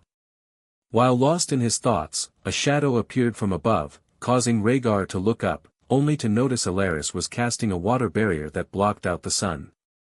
He looked at the blue-haired woman who smiled. "I can use fire and water ether," she explained. "A strange but useful combination for dungeon exploring or adventuring." He agreed with a nod as the ground started to shake, causing Orin to exclaim. "More desert worms are coming." Moments later, the sand around them exploded, forcing everyone to fight as the bear man protected the women as Terran sliced the monsters apart. He wondered how to attack the creatures until the sand below him exploded. Rhaegar was sent flying high in the air as one of the worms was targeting him. While plummeting toward the ground, he supercharged his blades with fire and wind before throwing them into the creature's open maw. Following that, he used Flash Step to land without hurting himself as his daggers exploded and injured the desert worm. Rhaegar quickly jumped up while summoning his weapons and started attacking the monster. He was moving so fast, thanks to enhancement magic, that he left deep lacerations all over its body, causing blood to rain down as the battle continued with him using lightning fire blast that allowed him to dodge the large beasts. An hour later, no more creatures appeared, allowing the group to rest. Rhaegar collapsed on a dune while recovering from being sent flying up and down many times, which made him feel like he was on a roller coaster, as Orin was crouched while breathing heavily. The bear man was covered in the blood and guts of the desert worms while Terran lay next to Ilaris as the elf woman was trying her best to help them even though she was low on ether. "Oh, I have potions," he mused before pulling some out. Rhaegar drank a stamina potion and an ether one that replenished some of his reserves. Feeling revitalized, he rose to his feet and shared a few vials with the others. Their eyes widened in surprise, but grateful smiles soon followed. The group continued through the seventh as he remembered the bombs he bought from the weapons shop, causing him to take out a frost one and readied it for the next desert worm that attacked. Following that, Raegar scouted ahead only to come across the light to the 8th floor in the distance, which was giving him an ominous feeling. Terran commented from behind. "It's the devils, they've somehow corrupted the dungeon, allowing the leader to control some functions." "That's bad," he muttered. "How do you purge it?" The older man gave him a confident smile. "That's our job, kid. We will wipe out the devils and fight their leader, which should wipe out their presence from this place before the exit opens." Raegar inclined his head in a nod of comprehension, but the ground beneath his feet abruptly started shaking. A thrill coursed through him as he thought, "At last, they've arrived. Time to put these to the test, let's hope they hold up." An eager smirk tugged at the corners of his mouth. Without hesitation, he hurled a frost bomb at the colossal beast charging toward them. The icy projectile streaked through the air and smashed into the creature, detonating in a burst of frost. A shimmering wave of ice surged over the monster, encasing it in a frozen prison. Moments later, he threw his daggers covered in fire so hot that it turned blue as it connected with the ice, causing it to shatter into thousands of pieces. "What the fuck was that, kid?" Orin asked as the others appeared behind them. Raegar turned to them with a smile. "Aether bombs. I bought them at the weapon shop yesterday." The 4 adults looked at him like he was an idiot before Lyra giggled while asking, "Why haven't you used them on the other floors?" "I completely forgot about them thanks to all the excitement," he admitted with a sheepish grin, rubbing the back of his head. Terran started laughing before ruffling his head. "Well, from now on you're the official worm killer, but watch out for the death scorpions. We're approaching their homeland and they're on the lower end of Tier 3, he warned. Following that, Orin led the way, causing Raegar to become paranoid as the group passed through the rockfield. Moments later, the ground next to him erupted as a large pincer flew at him. He nearly leapt out of his skin, heart pounding, before quickly hurling another frost bomb at the monster. The icy blast froze it solid just as its claws hovered an inch from his face as his heart raced. Moments later, Orin's hammer crashed down, shattering the beast into shards and sending a tremor rippling through the ground. Ilaris appeared beside him while making sure he was okay. "Terran did warn you," she said before pointing to a black lump in the distance. "That's a sign of the monsters hiding. The one that attacked you is hidden from sight, but now you know what to look out for." Raegar nodded with a grateful expression. "Thank you for the information, but it would have helped beforehand," he said with a chuckle while wiping the sweat from his brow. The blue-haired woman huffed, then started laughing as the group continued through the rockfield while he hunted the death scorpions by luring them out with a stone and hitting them by throwing his dagger into their eyes. Because they were Tier 3 creatures, he laced the blades with lightning ether that burned the beasts from the inside out, thanks to exploding beneath their exoskeleton, causing the smell of cooked meat to waft through the air. The group stopped after the last fight as Lyra and Orin went around collecting the loot as the dungeon's sun started to set, which lit up the desert in a blue glow thanks to the Tier 3 cores littering the ground. Raegar watched as the elf woman cut off the stingers, causing a confused expression to appear, but Terran explained while drinking some water. "They are sold to the guild, I think we can get 1 gold per stinger." "When will we split it?" he asked, causing the older man to laugh. "I have loads of room in my magic bag." Terran patted his shoulder while answering. "We'll do it at the next safe room, it should be at the end of this place. Usually we'll wait until leaving the dungeon, but Lyra says the loot ring is nearly full." Following that, the group continued through the desert floor while Raegar killed and looted the monsters they came across. Whenever a worm would appear, he'd throw a frost bomb at it before using stormfire bullets to shatter their icy prison. By the time the group reached the 8th floor's safe room, which was just a walled-in square with a fountain in the middle that was open to the elements. Once inside they collapsed while catching their breath. Raegar looked at the 4 adults and chuckled before setting up his tent to crawl inside while hiding from the scorching sun. Once in the shade he fell asleep as the exhaustion crept up on him. He felt his muscles ache, but thanks to all the fighting the ether could only slowly heal him. Hours later, Orin's gruff voice erupted outside, causing him to instantly wake up. Kid! Get your ass out here. We need to give you your portion of the loot. I'm coming, he mumbled while crawling out. Chapter 63, How Bright You Can Shine. Blinding light sent Raegar trembling out of the tent, causing the adults to look at him weirdly as Lyra cast her magic on him. That's what happens when you hide away in a dark tent and forgot about being in a desert. Shielding his eyes with one hand, he felt a wave of relief wash over him as he clambered to his feet. He stretched, muscles loosening, a faint sense of ease settling in as the elf woman ushered him over. Come on, sleepyhead, she said. Terran threatened to bury your share somewhere while leaving behind clues. He wouldn't dare, Raegar chuckled as they approached the other three as they were bickering. It's all done, Alaris, we split it evenly, Orin warned in a booming voice. Stop being a loot gremlin. The other two agreed with nods as the duo joined them. Terran turned to him while pointing at a nearby pile. That's yours. Put it away before I hide it.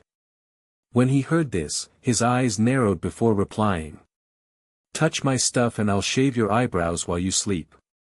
Everyone started laughing after a few seconds as Terran chuckled and waved him away. Be gone, you goblin. Raegar flashed the blond man a smug, toothy grin before sauntering over to his loot. His eyes widened in pleasant surprise as he took in the haul, 211 Tier 1 Aether cores, each glimmering with a brown glow. There were 57 green cores and 22 Tier 3 ones, a sight that sparked a satisfied grin. As he tossed them into his magic bag, he mused. This haul's going to fetch me a nice pile of gold. Next, he examined the monster materials, a collection of 50 fire wolf teeth and claws, 20 desert worm teeth, and 19 death scorpion stingers. Raegar stored it all away before turning back to the group. They were all staring at him as Alaris giggled. Looks like we found a loot goblin, you see how his eyes shone with greed like those little green bastards, he commented. Everyone agreed, but Raegar ignored them with a chuckle and packed up his tent before leaving the safe room and headed toward the 9th floor. The adults quickly caught up as Terran warned.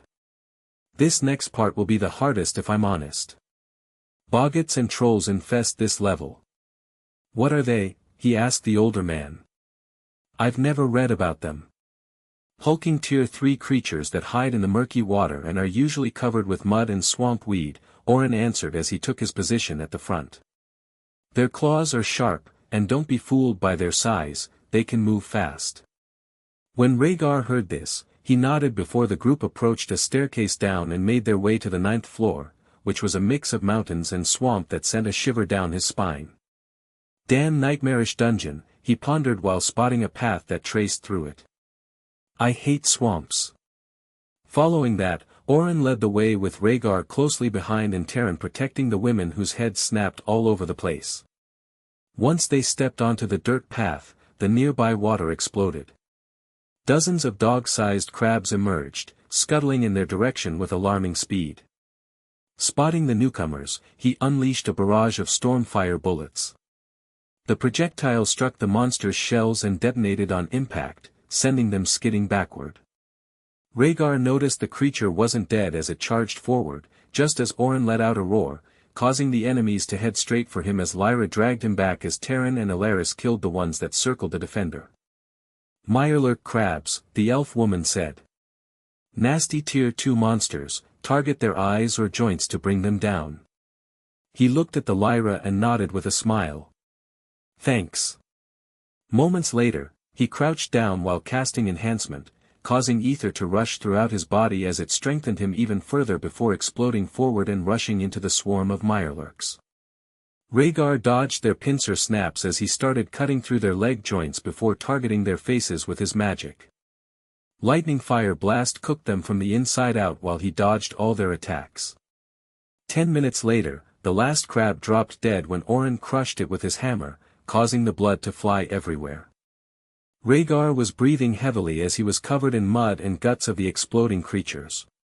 While standing in the mud, Orin picked him up by the scruff of his neck and spoke in an amused tone. Come on kid, stop playing in the swamp. Shut up, I wasn't doing no such thing, he retorted after trying to free himself from the giant man's grasp. I killed more than you. The bear-like man gently set him down, his massive hand lingering to tousle his hair with a tender, almost fatherly touch. I know, he said, his voice warm. Getting to fight beside someone so strong, yet so young, it's a rare gift, one I'm grateful to witness. That's right. Terran chimed in, slinging an arm around Raegar's shoulders with a grin that carried both pride and affection. The older man walked away before continuing with fiery blue eyes. You've got the spark of something extraordinary in you, kid. Hold fast to those dreams of yours, and when the day comes, when you show the world just how bright you can shine, I hope I'm standing there, close enough to bask in that glow you'll cast. Raegar stood speechless, a quiet smile tugging at his lips as he nodded, warmth blooming in his chest. The group pressed onward, and Lyra slipped beside him, her eyes wide with astonishment. Those brutes have taken a shine to you, Ray, she said, her voice laced with wonder. It's not every day you see them open up like this. What do you mean? He curiously asked. Ilaris was the one to answer with a giggle. They are aggressive with other adventurers, but when my Terran saw you he softened for some reason. Following that, the group continued through the 9th floor while slaying more mirelurk crabs as they tried to attack them, but thanks to Raegar, the creatures were quickly dealt with, which gave him tons of cooked crab meat. The adults found him strange with his obsession with food, but their curiosity turned to astonishment when he convinced Orin into tasting it. Instantly, the bear man began gathering it himself, leaving the others dumbfounded. Shortly after, while Terran was busy carving meat from the dead crabs, a sudden blur lunged at him from the shadows.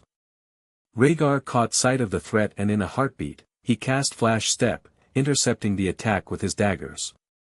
As the monster's fist slammed into his blades, he felt a bone-rattling jolt surge through him, sending him hurtling across the swamp as his vision blurred thanks to the sudden pain just as a piercing screech split the air. Moments later, a carrion wraith descended and quickly grabbed Raegar before speeding away just after the beast headbutted him, knocking him out cold. When Orin saw this happen, he went mad and crushed the boggart with his hammer. More of the humanoid creatures appeared, causing him to go wild and wipe them all out, as Ilaris started sending fire bolts at the flying creature, but it was too far for their magic to reach. Terran shouted to the group. We need to find the kid before moving on. He's the key to defeating the Devil Lord on the 9th as the other 2 hunters have gone missing, he exclaimed while preparing for battle. While the adults rushed after the carrion wraith, the creature in question dropped the unconscious Raegar at a ledge overlooking the swamp. An hour later, the monster returned, which woke him up. What the hell happened, he thought as his head spun. Seconds later, the vulture-like monster appeared in his vision, causing him to jump out of his skin before casting lightning fire blast at it. The sudden attack destroyed the carrion wraith and sent its corpse tumbling off the ledge. Raegar jolted upright, his arms throbbing with pain, a grunt escaping him as he struggled to his feet. His eyes darted around, quickly taking in his surroundings. Damn, above the swamp.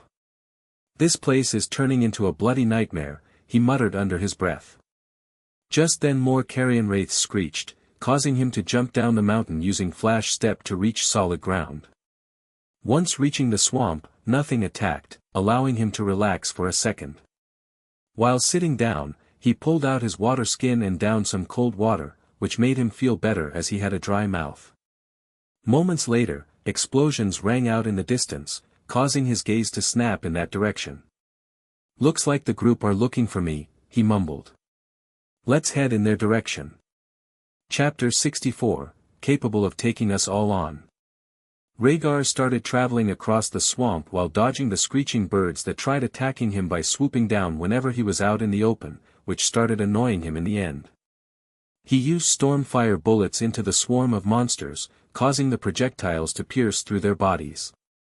After his counter-attack on the birds, they left him alone, and following that, it took an hour to reach the others who were fighting a group of devils. Off to the side, another enemy was controlling a pack of hellhounds as Terran, Orin, Lyra and Ilaris surrounded an injured man. His interest was caught as the newcomer was dressed like a devil hunter, clutching a missing arm.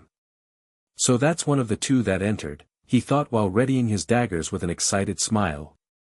I wonder where the other person is. Raegar leapt from the treetops before launching himself forward with a burst of speed as he hurled his weapons. The blades whistled through the air, embedding themselves in the skulls of two enemies, while the rest of the fiends snapped their heads toward him. There's the devil killer, the biggest enemy screamed in a barely understandable language, but the fear was clear. The hellhounds kept Talon and the others busy while the devils rushed in his direction, causing him to crouch low as his daggers appeared in his hand. Raegar stood there as the closest enemy closed in on him. One of the creatures swung its massive hammer at him, but he used flash step, vanishing in an instant to reappear behind it. With a thrust, he drove his blade deep into its heart, causing it to spit out a mouthful of blood before dropping dead. Seconds later, he fired a stormfire bullet at an incoming sword, sending it spinning off to the side. Raegar sprang into action, swiftly driving his blade through the second devil's throat before slashing across in a fluid motion. With a flick of his wrist, he unleashed a lightning fire blast that hurled it backward, crashing into its companions. A wild laugh escaped him as he wove through the group faster than any of them could react, his daggers gleamed in a blur, blood spraying in all directions. Using the creatures as stepping stones, he vaulted and spun, turning their numbers into his playground. Raegar tore across the battlefield like a storm, his body became a blur as he danced between the enemy ranks. With a wicked grin, he leaped into the air, twisting mid-leap to hurl a dagger that buried itself hilt-deep in the eye of a snarling devil. The creature barely had time to howl before he landed atop its crumpling body, using it as a springboard to propel himself skyward again. The enraged devils swung their weapons in vain, their claws raking empty air where Raegar had been mere heartbeats before. His speed was a storm they couldn't weather, too swift, too precise. He flickered into existence behind another foe, twin blades flashing as they carved through its spine in a spray of blood. With a kick, he sent the corpse tumbling into its kin, toppling two more in a tangle of thrashing limbs. Lightning crackled along his daggers as he spun, unleashing a lightning fire blast that roared forth in a searing arc. The blast slammed into a cluster of devils, igniting their flesh and hurling them back in a smoking heap. Raegar laughed, a wild sound that echoed over the chaos, as he leapt again, bounding off a devil's shoulder to plunge his blades into the skull of another midroar. Blood painted the air in crimson arcs, the ground slick with the carnage of his handiwork. The enemies couldn't hope to match him or his speed. One lunged with a massive axe, only for Raegar to sidestep in a flicker of flash step, reappearing at its flank to sever its arm with a single slice. Before it could scream, he was gone again, already airborne, daggers gleaming like fangs as he descended upon his next prey. He was a phantom of slaughter, untouchable and unrelenting, weaving through the battlefield. They fell in droves while his laughter rang out, a triumphant anthem over the symphony of their demise. As Raegar butchered the devils, the adults watched him with wide eyes as he moved like a ghost. That's the first tetrarch that's awoken in a long time, and he happens to be the fastest spellblade I've ever met, Orin commented with wide eyes. The group nodded in unison, but their jaws dropped when Terran unveiled a revelation that sent a jolt through them. By the time the boy's 18, he'll be capable of taking us all on, 4 against 1 and come out on top. The kid's power is surging, and we've only been with him a few days. Meanwhile, Raegar carved through the last of the devils, reveling in their deaths with a savage glee that twisted his lips into a wicked grin. Blood dripped from his blades as he locked eyes with their leader, pointing a dagger at the fiend. His voice rumbled with menace as he bellowed, "Your turn." Following that, he burst forward like a rocket before using flash step to vanish from the leader's sight and slashed the devil's ankles, which sent it stumbling forward before hitting it with a lightning fire blast. The spell washed over the enemy, but he felt his ether running low because of how much he used, causing him to grit his teeth while thinking. Shit. This is bad. Moments later, the leader spun around and flung several spells at Raegar, who used flash step to dodge before attacking again, but thanks to the exhaustion that was starting to show, was slowly down, allowing the devil to land a devastating kick against his chest. Raegar felt his ribs break as he slammed into a tree before collapsing to the ground as the devil leader rushed at him and swung the hammer, causing his eyes to widen, but someone appeared to block the strike. Orin let out a thunderous roar as the blow cracked his shield, yet the towering bear of a man stood unshaken. He glanced down at Raegar with a wry smile curling his lips as the devil leader was surprised by his sudden appearance. "Stupid kid, always charging in head first," he rumbled, "but I suppose that's why I'm here, to keep you from breaking yourself in this nightmarish place." Just after that, Terran moved in and attacked the devil along with Alaris, who attacked the enemy with fire magic to keep it away from him. Moments later, Lyra's smiling face appeared above him as she started healing the injuries that built up across his body. "Thank you for helping us, Ray," she said as the laceration closed. "The devils would have killed some of us with their leader's help." Raegar waved her away just as Alaris joined them and quickly hugged him while speaking in a relieved voice. "Thank God you're okay. When that foul beast kicked you, we thought you were done for, kid." He chuckled before pulling himself free from the blue-haired woman and answered as he shook his head. "We're a team and should help each other out, but now let me help the guys with the leader." Following that, Raegar drank 2 ether potions which made him feel sick, but he ignored it and blasted forward while circling the fiend. Once behind, he lunged toward it before jamming his blade into the neck of the creature. The devil leader unleashed a guttural roar, lunging to seize Terran in its grasp, but Terran struck first, his blade biting deep into the creature's sinewy arm. The severed muscles slackened, leaving the limb dangling uselessly. Enraged, the enemy lashed out in a frenzy, slamming Raegar aside with a wild swing. Raegar hit the ground hard, skidding across the dirt, while Orin seized the moment, gaining the upper hand against the thrashing beast. The bear man slashed its other arm before head-butting the enemy, causing a boom to ring out. Terran rushed in and cut through the muscles in the devil's legs that brought it down just as 2 daggers pierced its eyes. Raegar watched the fiend drop dead as the battlefield went quiet, as Lyra rushed over to the devil hunter who was barely alive. The elf woman cast her healing magic, which he watched as a soft green glow appeared and the man's arm regrew. Following that, he summoned his dagger before drinking a stamina potion while collecting some of the cores as the others picked up the rest. Once that was done, he looked up and noticed the fake stars looked like the ones outside. So beautiful but strange, he pondered while cleaning his weapons. A pocket dimension maybe? While thinking to himself, Terran's voice rang out. "I remember there's a safe room nearby. Let's get some rest before continuing. Drop some power stones, comments, and gifts to help the novel grow. I appreciate all the support you can give." Chapter 65, Shut It You Little Shit. When Raegar and the others heard Terran's words, they agreed before heading toward it while Orin picked up the unconscious hunter. 20 minutes later, he was sitting in front of a fire while biting into a piece of campfire bread. "That was a close call with the devil leader," Alaris said as she sat down next to him. "They usually lead small groups of fiends to raid settlements or dungeons." He looked at the blue-haired woman and nodded. "Yes it was, but the thing got lucky when kicking me."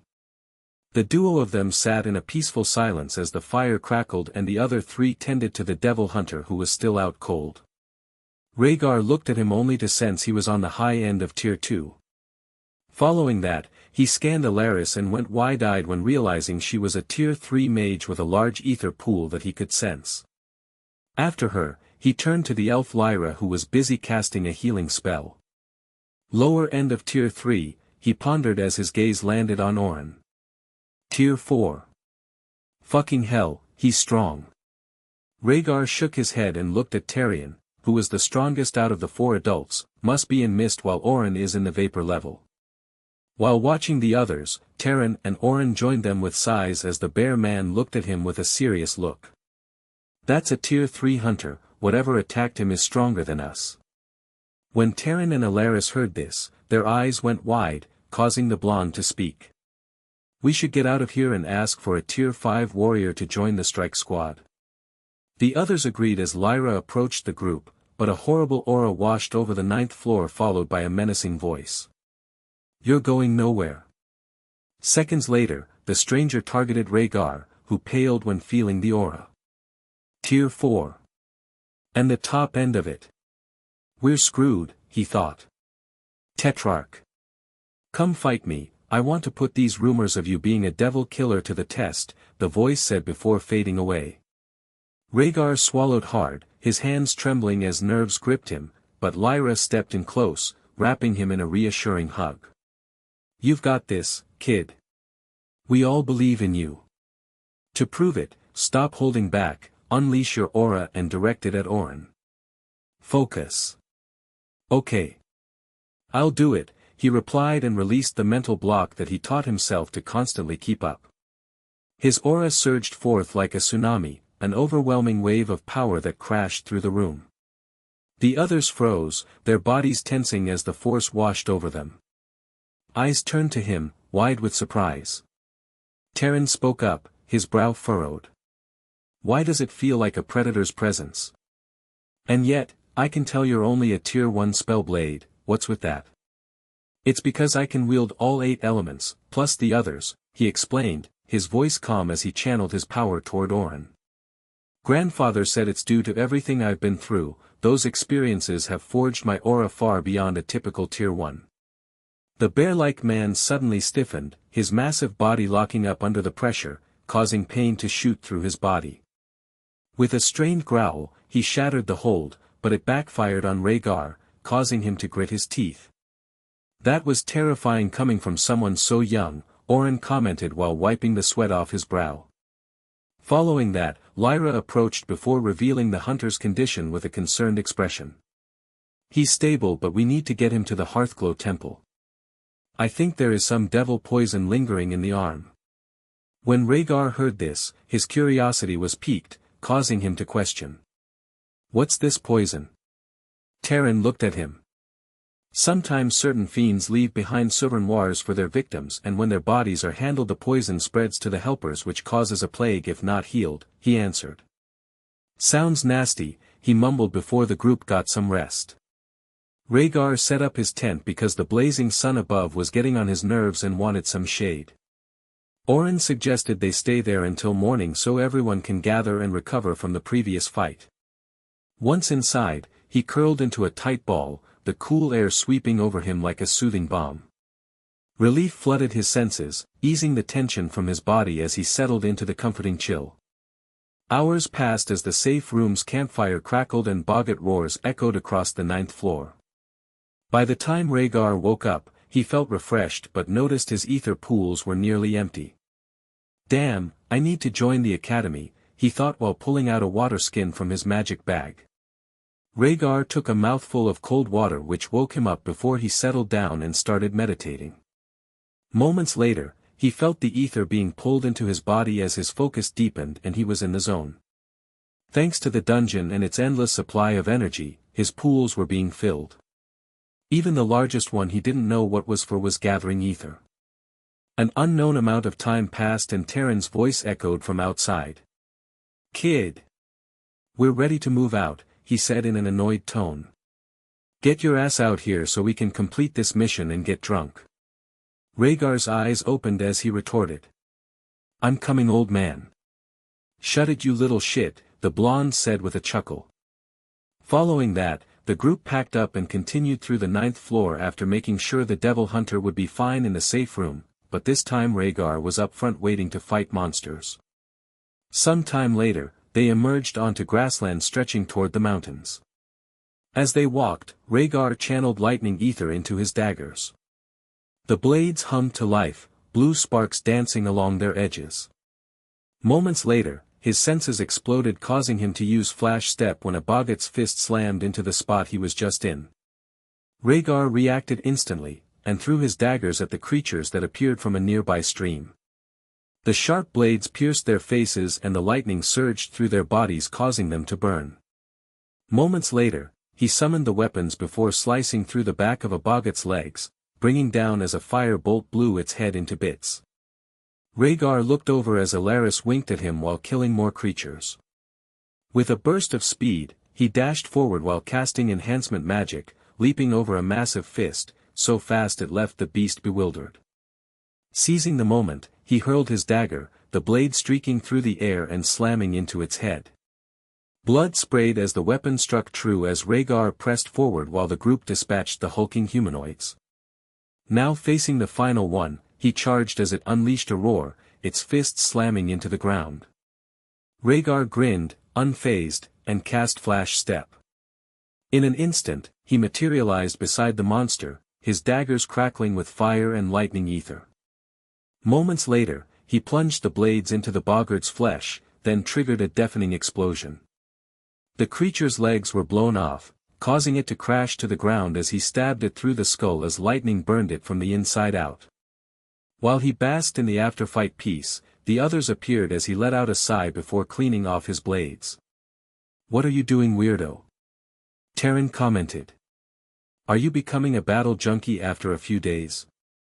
Raegar looked at the older man with a smirk while answering. "Maybe. I do love fighting after all." Following that, they continued until arriving at the mountain pass that was dark and covered in mist. He looked at this place before mumbling. "This place will be annoying to travel through." The four adults agreed as Lyra spoke while glancing around. "Mountain trolls and spiders lingering in the shadows while goblins are known to linger here." Raegar nodded before the four stepped onto the path as the mist enveloped them, and he felt on edge. "This is the worst part of this damn dungeon. The air feels wrong," he thought while scanning his surroundings. They continued until Orin suddenly appeared in front of him while bracing his shield before whispering something as a shield covered them just as a wave of shoddy areas slammed into the translucent barrier. He was confused but started hearing the excited screeching as a horde of goblins rushed out of the mist. Raegar smiled before casting Hydra blades made from stone and threw them into the crowd. Within seconds, they cut into the creatures while he controlled the projectiles that killed hundreds, causing blood to rain down as the goblins were confused and tried to avoid the blades. "Drop some power stones, comments, and gifts to help the novel grow. I appreciate all the support you can give." Chapter 66, Blindsided Me. Raegar smiled before dropped his hand forcing the ether weapons to cut through the goblins' legs and torsos. This continued for another 10 minutes until the last monster dropped dead thanks to the others. He dismissed the Hydra blades while smirking as Lyra giggled at him. "Show off," she teased. Following that, the group continued through the mountains for days while fighting more goblins and wolves that tried ambushing them, but Orin quickly killed them with 3 swings of his hammer, causing the monsters to explode. The next enemy made Raegar's skin crawl as dog-sized arachnids launched themselves off a ledge above them, forcing him to cast stormfire bullets that peppered the creatures. When they connected, several explosions erupted. Ilaris quickly cast Firestorm that blocked the creepy monsters from getting any closer as her flames turned them to ash and returned them to the dungeon. While this happened, he made sure to stay away from the horrible spiders. "Damn things, I can't get a break from them," he pondered while throwing his daggers at 2 more that were charging at him. Soon afterward, the attacking beasts were dead and everyone had their loot before continuing through the misty pathway. Raegar wasn't bothered as he scouted ahead while killing even more. The adults were confused as a dozen monster bodies dropped from the sky, only to see him using the corpses as stepping stones, earning a laugh from the group as he reappeared in front of Orin with a smirk. "The path to the next safe room is clear. I killed many on the way there and back," he said while summoning his daggers. "Good kid, but stop rushing off like that," the bear man warned while walking past him with a friendly smile. After half an hour of trekking, they reached the safe room and took the last chance to rest before hitting the 10th floor. Raegar decided to prepare a slab of monster meat while Terran was telling tales of his homeland, where he fought bandits from his family's farm. While the food was cooking, he started gathering ether to recover what he used while traveling through the mountains.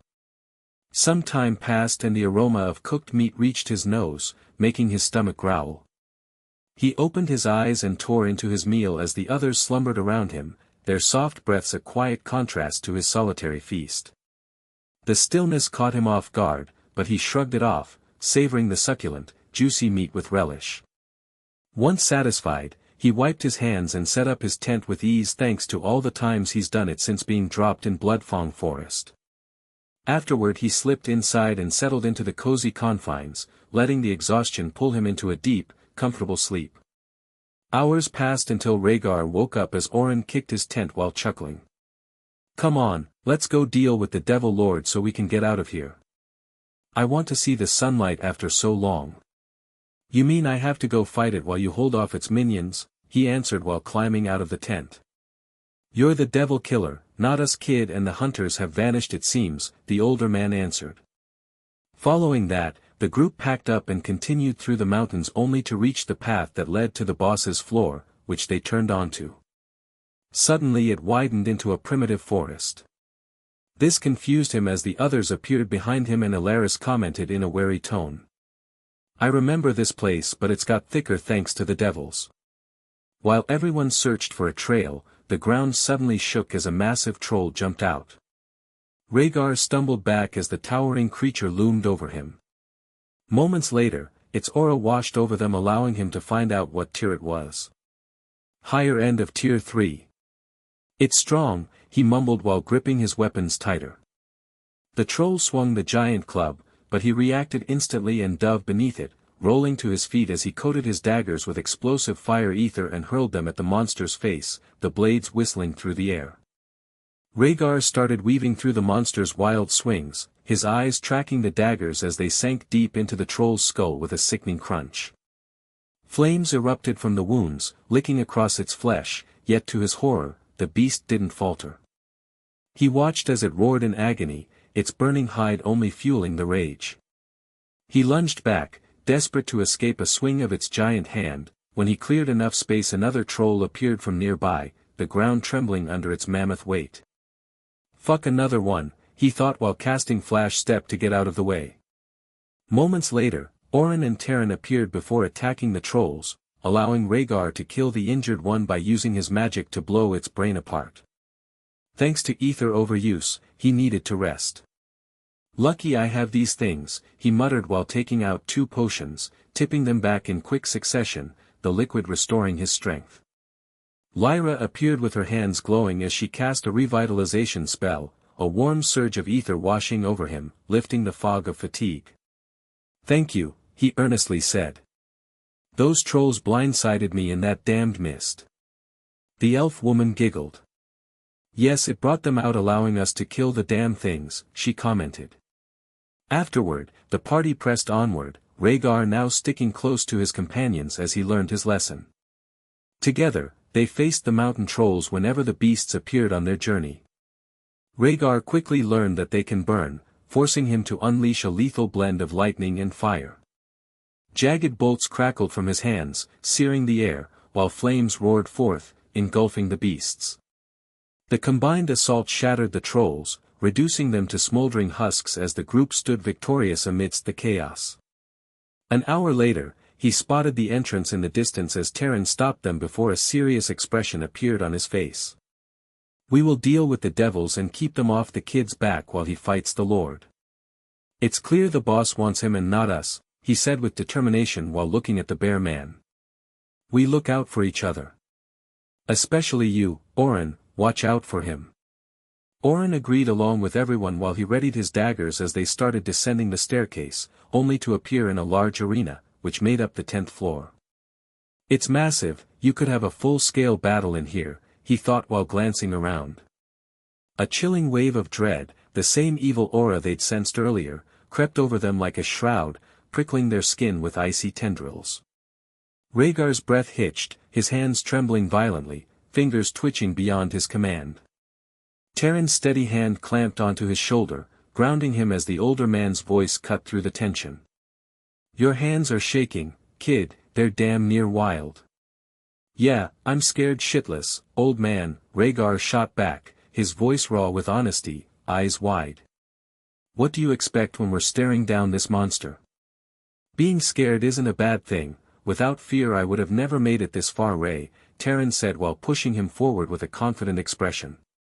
"But I know one thing, and that is you'll defeat this beast. Now go out there and show him what you can do."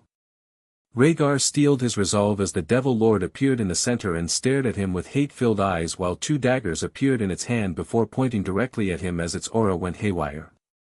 "Today, Devil Killer, you die, the creature said in a menacing tone. Come fight me. Fusion overdrive is my last resort, he pondered while glancing up. A dark sky, this could work if I use that. Moments later, he looked at the adults and spoke while holding his nerves. Create chaos and cover the battlefield with dust. I have an idea to take out the Devil Lord. Go get kid. Orin bellowed, his grin wide and fierce, brimming with unshakable faith.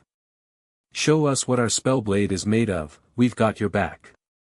Terran, Ilaris, and Lyra nodded in unison, their eyes alight with resolve. Emboldened, Raegar summoned his magic, casting an enhancement that powered up his body, giving him more strength. Raegar channeled lightning ether into his daggers, the blades humming to life with a sharp, electric buzz. He dropped into a crouch, arms folded like a coiled predator, ready to strike, the energy sparking wickedly along the edges of his weapons. Now let's show this devil what I can do, he mused while dashing forward so fast that he created afterimages. The group sprang into action, clashing with the lesser devils in a flurry of steel and spell fire, leaving Raegar to face the towering lord alone. He lunged forward, daggers blazing as he aimed a vicious strike at its legs. Drop some power stones, comments, and gifts to help the novel grow, I appreciate all the support you can give. Chapter 67, Titanfall. Raegar watched as the Devil Lord reacted with unnatural speed, parrying his attacks that met his in a screeching clash. Sparks erupted in a blinding cascade, showering the ground around them. Oh shit. This is getting bad, he thought as panic welled up inside before using Flash Step to get away from it. The fiend rushed forward with a smug grin and swung the massive sword, but he ducked under it, feeling the air to brush against his face as it passed above him, making his hair stand on end. When coming back up, he hit the enemy with a lightning fire blast, which made it roar in annoyance, and it started lashing out by swinging at him. He quickly jumped back and skidded before casting Hydra blades, made from fire and wind. The enemy charged at him once again, forcing him to throw the projectiles. They whizzed through the air, closing in on the fiend who attempted to block the attack. Raegar controlled them to drop and slice through its side, but they were just sidestepped. It dodged it, he muttered with wide eyes. He watched as the fiend destroyed the blades with a crushing swing, forcing him to rush into fight. The unfolding clash is the fiercest battle Raegar had ever faced, a brutal storm that shoved him past his breaking point. The devil's onslaught tore into him, each strike a searing agony as lacerations appeared all over his body, yet he cast the pain aside. With a straight face, he traded blows with the enemy, their collisions unleashing shockwaves that shot outward. He used his skills and the Hydra blades, but the fiend either dodged them or destroyed the projectiles with ease, causing him to mumble in panic as the fear gripped hold of him. There's barely doing anything. What the fuck should I do?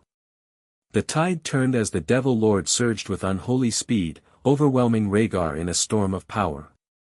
Blow after merciless blow rained down, each one a thunderous hammer that battered his body beyond anything he felt with his grandfather.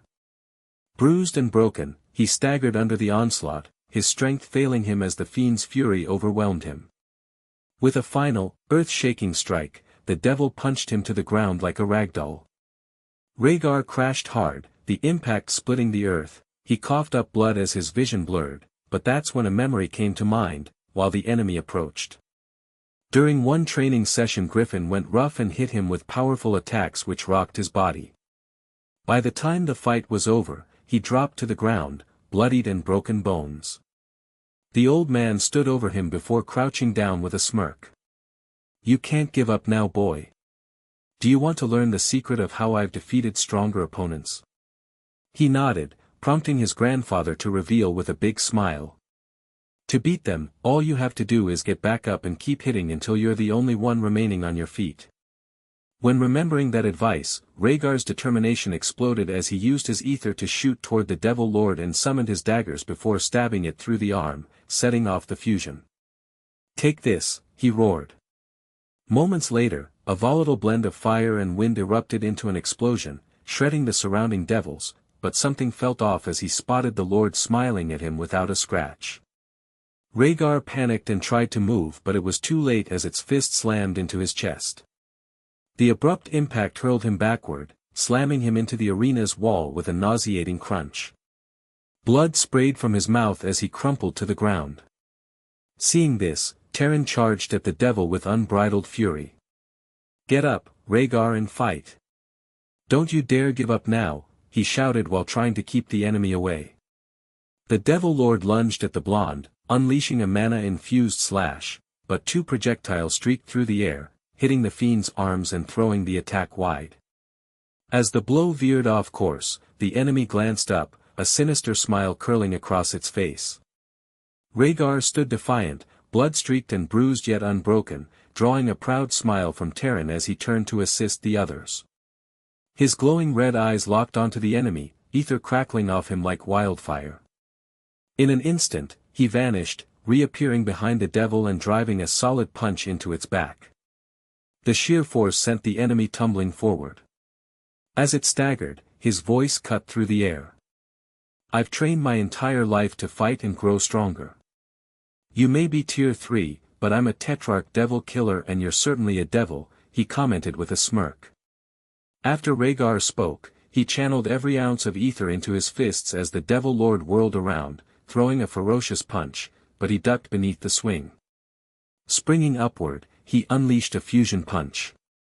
"With the power I have, I'll kill you right here and now," he roared, his voice echoing as the explosive force erupted.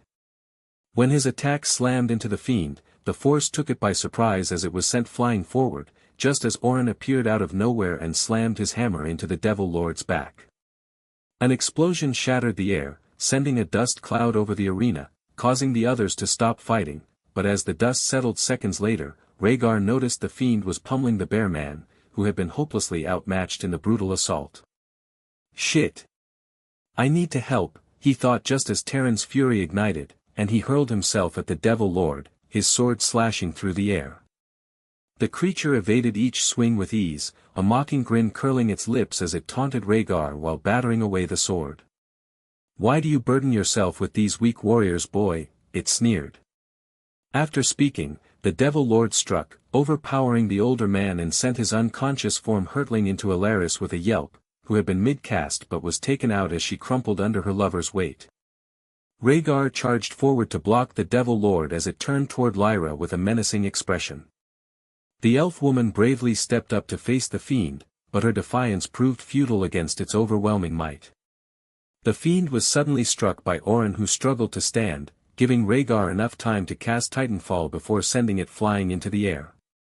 He used wind ether to control it while it targeted the enemy. In a sudden burst of speed, he surged forward, summoning the Hydra blades and hurled the spectral weapons at the Devil Lord, their razor edges slicing through the air and driving the creature back. Relentless, he pressed his assault, each strike aimed to draw the fiend away from the adults, which was successful as he pulled its attention onto himself. The enemy went crazy and started swinging in wild arcs. Raegar evaded the Devil Lord's onslaught and he parried most of the strikes. He blocked all but one, deliberately letting a blow slip through. The impact launched him backward through the air, a fierce grin spreading across his face. As he soared, he released his grip on Titanfall, letting the metal rod plummet. It struck the Devil Lord, erupting like a nuclear detonation. The shock waves hurled everyone outward, the adults crashing hard against the arena's barriers. Raegar plunged his blades into the stone floor, rooting himself. Minutes passed before the arena's quaking subsided, though the fiend's aura still pressed against him, its overwhelming presence now a flickering shadow of itself. His eyes sharpened as they locked onto the Devil Lord emerging from the smoky crater, its body ravaged and covered in blood that stained the ground, with an arm gone and eye gouged out. Rage contorted its ruined face as it staggered forward, then rushed at him with feral desperation.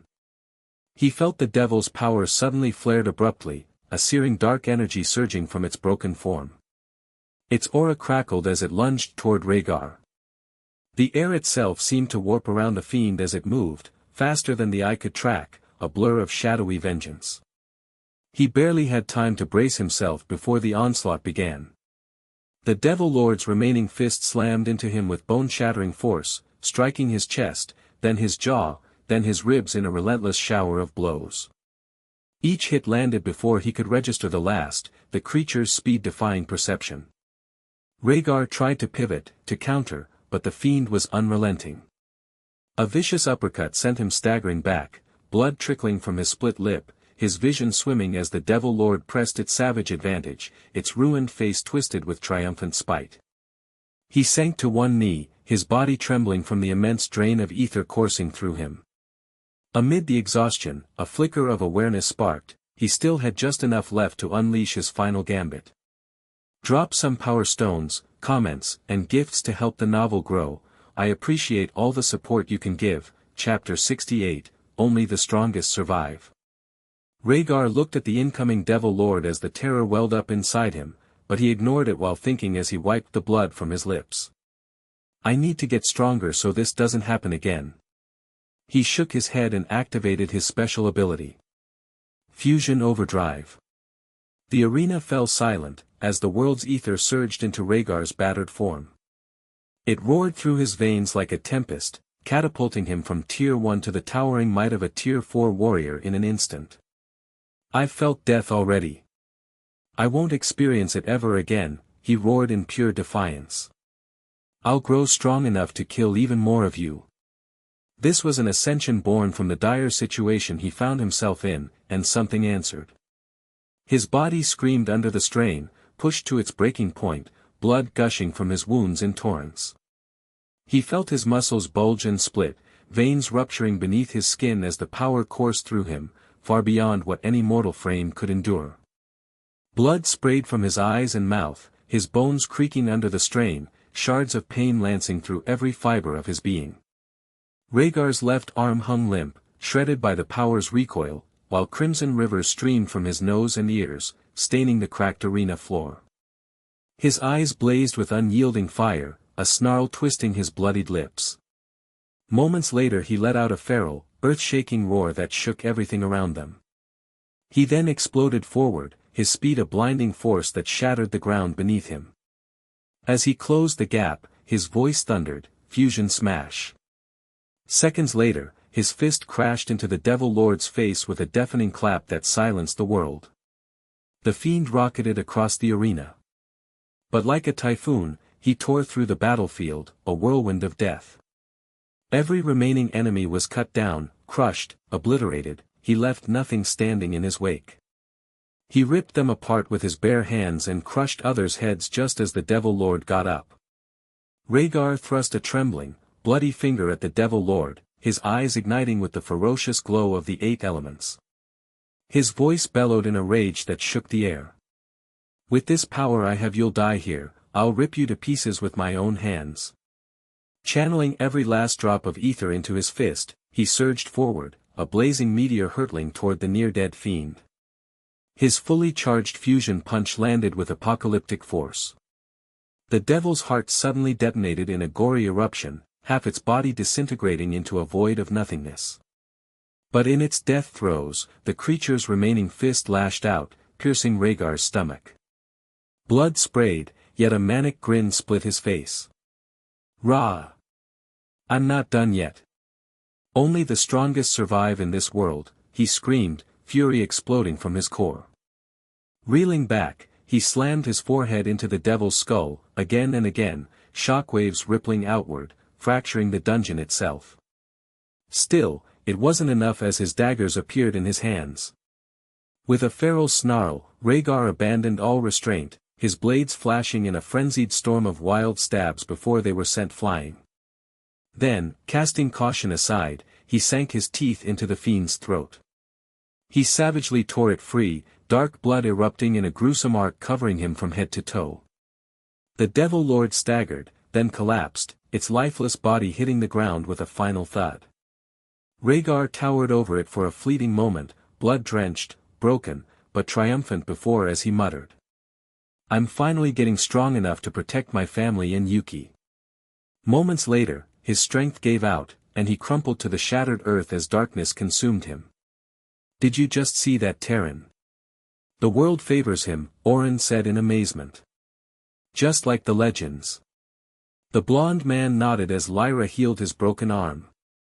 That kid is something else, that was tier 5 power, but what did it cost him, he said with worry laced in his voice. Seconds later, Ilaris's desperate voice cut through the chaos. Lyra. Get over here now and heal Ray, it's bad, real bad. The group bolted toward him, their footsteps faltering as they saw him. Raegar was like a shattered monument, lacerations crisscrossed his flesh, deep slashes gaped wide, and grotesque wounds oozed rivers of blood that pooled at his feet. His breaths rasped, ragged and shallow, yet his one remaining eye still burned with defiant fire. Lyra stumbled forward, her hands trembling as she summoned her healing magic while mumbling her incantations. Golden light flared from her palms, weaving over his ravaged form. Some of the shallower cuts began to knit closed, but the deeper wounds resisted, dark and unyielding. Panic surged in her chest, her voice breaking as she cried out. I can't heal him. The damage, it's too much. Horror etched her face as the realization sank in. Just then a portal opened in the center of the arena as a dozen people rushed in only to stop when seeing them tending to Raegar. The first to speak was the guild master, whose voice echoed out. Where's the boy? Terran stood up while grimacing but still answered. Over here. He needs a powerful healer. When Sylvara heard this, her eyes widened in shock as she rushed over to the unconscious Raegar and gasped in horror at his appearance. Moments later, the elf woman spotted the dead devil lord. Did he kill that thing? She pointed at the corpse in disbelief. Yes, Ilaris answered, her voice trembling. It was unreal, straight out of the ancient tales. He was on the brink of defeat, seconds from breaking, but then it was as if the world itself refused to let him fall. The blonde elf looked at the sleeping boy and continued. The ether surged into him, igniting his power to heights I've never seen, and he obliterated the devil lord like it was nothing while taking a bad wound to his stomach.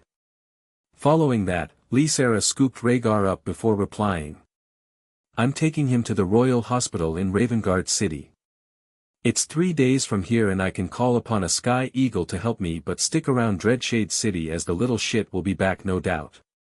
When Terran and the others heard this, their eyes widened in surprise as Orin questioned with a hopeful expression. Will the kid be okay, Guildmaster? What has happened to you guys? She said as they stepped through the portal only to appear in the street outside the entrance. I didn't think you'd care about the boy. They all laughed, but Lyra explained while looking at the unconscious teenager. He saved us a few times and was nice, plus he reminds us of Terran's son. Sylvara nodded in understanding. Just stay here and I'll leave him a message to return to the city when he's healed, which should take a while, she answered the bear man's inquiry. After speaking, the older woman let out a loud shrill whistle. Seconds later, a loud screech could be heard before a Sky Eagle landed in the middle of the street, making the guard commander protest. Guild Master. You're not allowed to summon tames in the city. Her gaze snapped to him with a death glare and warned the vampire. Do you want to earn the ire of the Dawnfire Lion? Maybe the entire von Karstein family? This is the king's special guest and I need to get him to Ravensguard. Just then Terran and Orin pushed the guard back, giving her the monster enough space to take off.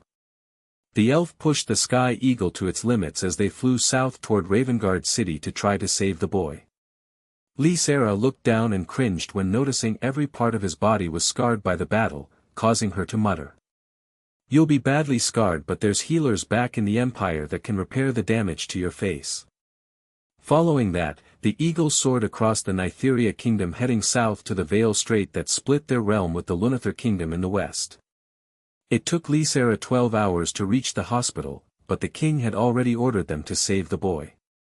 When she landed in the courtyard, a dozen healers grabbed Raegar and dragged him inside to one of the private rooms where she followed behind. Once away from public eyes, they stripped the boy only to be shocked. The damage was intensive, but they quickly found out that the devil's poison was rampaging through his body and burning everything it touched. Sylvara was ushered out of the room so they could focus. When the older woman was outside, she worried and panicked at the reaction of the royal family. She waited for days until a rider from the capital appeared and passed on a message to her about the boy's grandfather. Drop some power stones, comments, and gifts to help the novel grow. I appreciate all the support you can give. Chapter 69, All Those Years Ago. The news Sylvara received was concerning, as it regarded the raging war in the north that was getting intense, as the whole south was in flames thanks to the enemy armies rampaging all over Dawnfire. She wanted to tell him and left a message next to the bed the hospital assigned to him, thanks to the king's orders, who passed through 2 days after receiving the message, as he marched north to aid the Empire against the demons and demi-humans. This is getting serious if the lion is involved, she thought before she was summoned back to Dreadshade City because monster attacks were increasing. While Raegar was out cold and being tended to by the healers, he was dreaming of the time he and Yuki camped in the garden when he was 6. He got the idea from a book by a famous explorer that he loved. The cat maid suggested they do it after finding out his love for it. She went around gathering all the needed stuff and took him outside as the dark clouds of the winter sky hung overhead, casting shadows over everything. "Won't it be too cold?" he asked in a sweet voice. Yuki looked down with a smile. "Don't worry, young master. I will make sure you stay warm. I promised the lady that I would look after you," she explained. Following that, the duo set up a camp before the young woman set a blazing fire that lit up the surrounding darkness. Raegar noticed the Blackwood soldiers patrolling the edge of the garden. Yuki settled beside him with a gentle smile curved her lips. "Don't let the darkness trouble you, young master. Mother always told me that the darkest nights bring about the brightest stars," she said softly. She tilted her head upward, pointing to the vast sky. "They will emerge soon, bathing the world in their light. But do you want to hear something truly special to me?" Raegar turned to her, his smile blooming as he leaned in, hanging on the cat maid's every word. Her blue eyes sparkled with quiet conviction as she continued, her tone brimming with affection. "I believe, deep in my heart, that one day you'll outshine every star up there. You're destined for extraordinary places no one else could dream of reaching, and you'll accomplish things the world thought impossible," she revealed with a smile. Yuki turned to him and cupped his cheeks with a concern. "Continue fighting and never stop. Even if the world turns against you, I'll be by your side. Stand your ground and fight, young master," she exclaimed. "Enjoy new chapters from my virtual library empire." Her blue eyes softened as she concluded. "Come back to me. You better return when you go to Bloodfang Forest. I don't want to lose you." Confusion clouded Raegar's mind at first, but then it hit him, a searing rush of devil poison coursing through his veins, burning like wildfire beneath his skin. Her words clicked into place, their weight sinking deep into his soul. Yuki's unshakable faith in him sparked a wildfire of determination within Raegar, forging his wavering spirit into something unyielding. Around him, healers buzzed with desperate energy, their hands shimmering light as they poured their magic into his body. Even the mightiest mage in Ravensguard Hospital bent over him, brows furrowed in concentration as he battled the poison's relentless spread. The man's resolve began to waver, his hands trembling as hope dimmed, until a blinding light erupted from Raegar. A primal scream tore from his throat, raw and furious, as his ether blazed to life. Limitless energy surged through him, incinerating the devil poison in a burst that left the room breathless. Gasps rippled through the healers, their wide eyes locked on the young man who defied death itself. The head healer felt the power causing him to drop the scroll he was clutching as he mumbled. "A tetrarch. This boy is a tetrarch mage and obliterated the infamous poison." The other staff were shocked, but the door opened as King Vlad von Karstein walked in dressed in his royal armor. Everyone knelt as Raegar sat up while rubbing his head. "What happened?" he muttered in a croaky voice. "Everyone out," the king ordered as the royal guard ushered the healers out the room. Raegar turned toward the vampire and went wide-eyed. "Vlad, it's been a while since we've seen each other." "It's good to see you," he greeted the man he met long ago. "Human. Refer to the king with the respect he deserves," a random man barked out. His eyes landed on the man but Vlad intervenes. Jeff, stand down. The Veilthorns are personal friends of mine, and this is the Lion's favorite grandson, Raegar Blackwood, the first Tetrarch mage in thousands of years and the White Devil of Bloodfang Forest. I guess you would know that, considering those villages are in your kingdom. Raegar chuckled just as Camilla von Karstein walked in with a concerned expression. Father, the demi-human army is advancing north of the Vale, the young woman reported, her voice steady. They'll breach our kingdom's borders in a day or two. Her gaze shifted, catching sight of him seated on the bed. Scars crisscrossed his body, a particularly jagged one tracing down the left side of his face. Her eyes widened, a flicker of shock betraying her composure. Are you truly the same boy I knew all those years ago? She asked, her tone laced with disbelief. Raegar smiled with a chuckle. Yes and no. I've been through some shit in that forest and that damn dungeon, he said before trembling. The overwhelming power imprinted on his very being, which made him pale. I beat him, but at the cost of being mutilated until I see grandmother, he thought while clenching his fist. Before Camilla could answer, Vlad cut in, his features tightening with an apologetic wince. The guild master meant to tell you herself, but she was summoned back to Dreadshade City. I've got bad news, prepare yourself, it'll rile you up, so keep a lid on it. Whispers are spreading through Caldora that the lion and his wife vanished in a fight with a devil general in their province. What? Rhaegar's mind stalled, his expression blank before he shook his head in denial. Vanished? How could they just vanish? Grandfather is a titan, how could a devil overpower them? Vlad gave a helpless shrug, resting a steadying hand on his shoulder. It's as I said. They were locked in combat when a colossal explosion ripped across the battlefield. When the dust cleared, they were gone. Rhaegar sighed and felt his heart ache but hoped they weren't dead. He shook his head before asking. How long until the academy tests in the Empire? 6 months, boy, the older man replied. We can have you stay in my palace here, or we can give you passage on the Skyhavens. They leave the capital every few days. I'm fine, Vlad, he replied while standing up and stretching his aching body. I want to go back to the forest. It will take me 3 months to get to the academy. When the two vampires heard this confused expression plastered on their faces, moments later, Camilla questioned with a confused expression. You've been asleep for nearly a week, you're scarred and no doubt still hurting, why put yourself through that hellhole? Rhaegar shrugged before putting his armor on. Training doesn't stop because my grandparents have gone missing. I'll slowly make my way north from here while fighting on my way.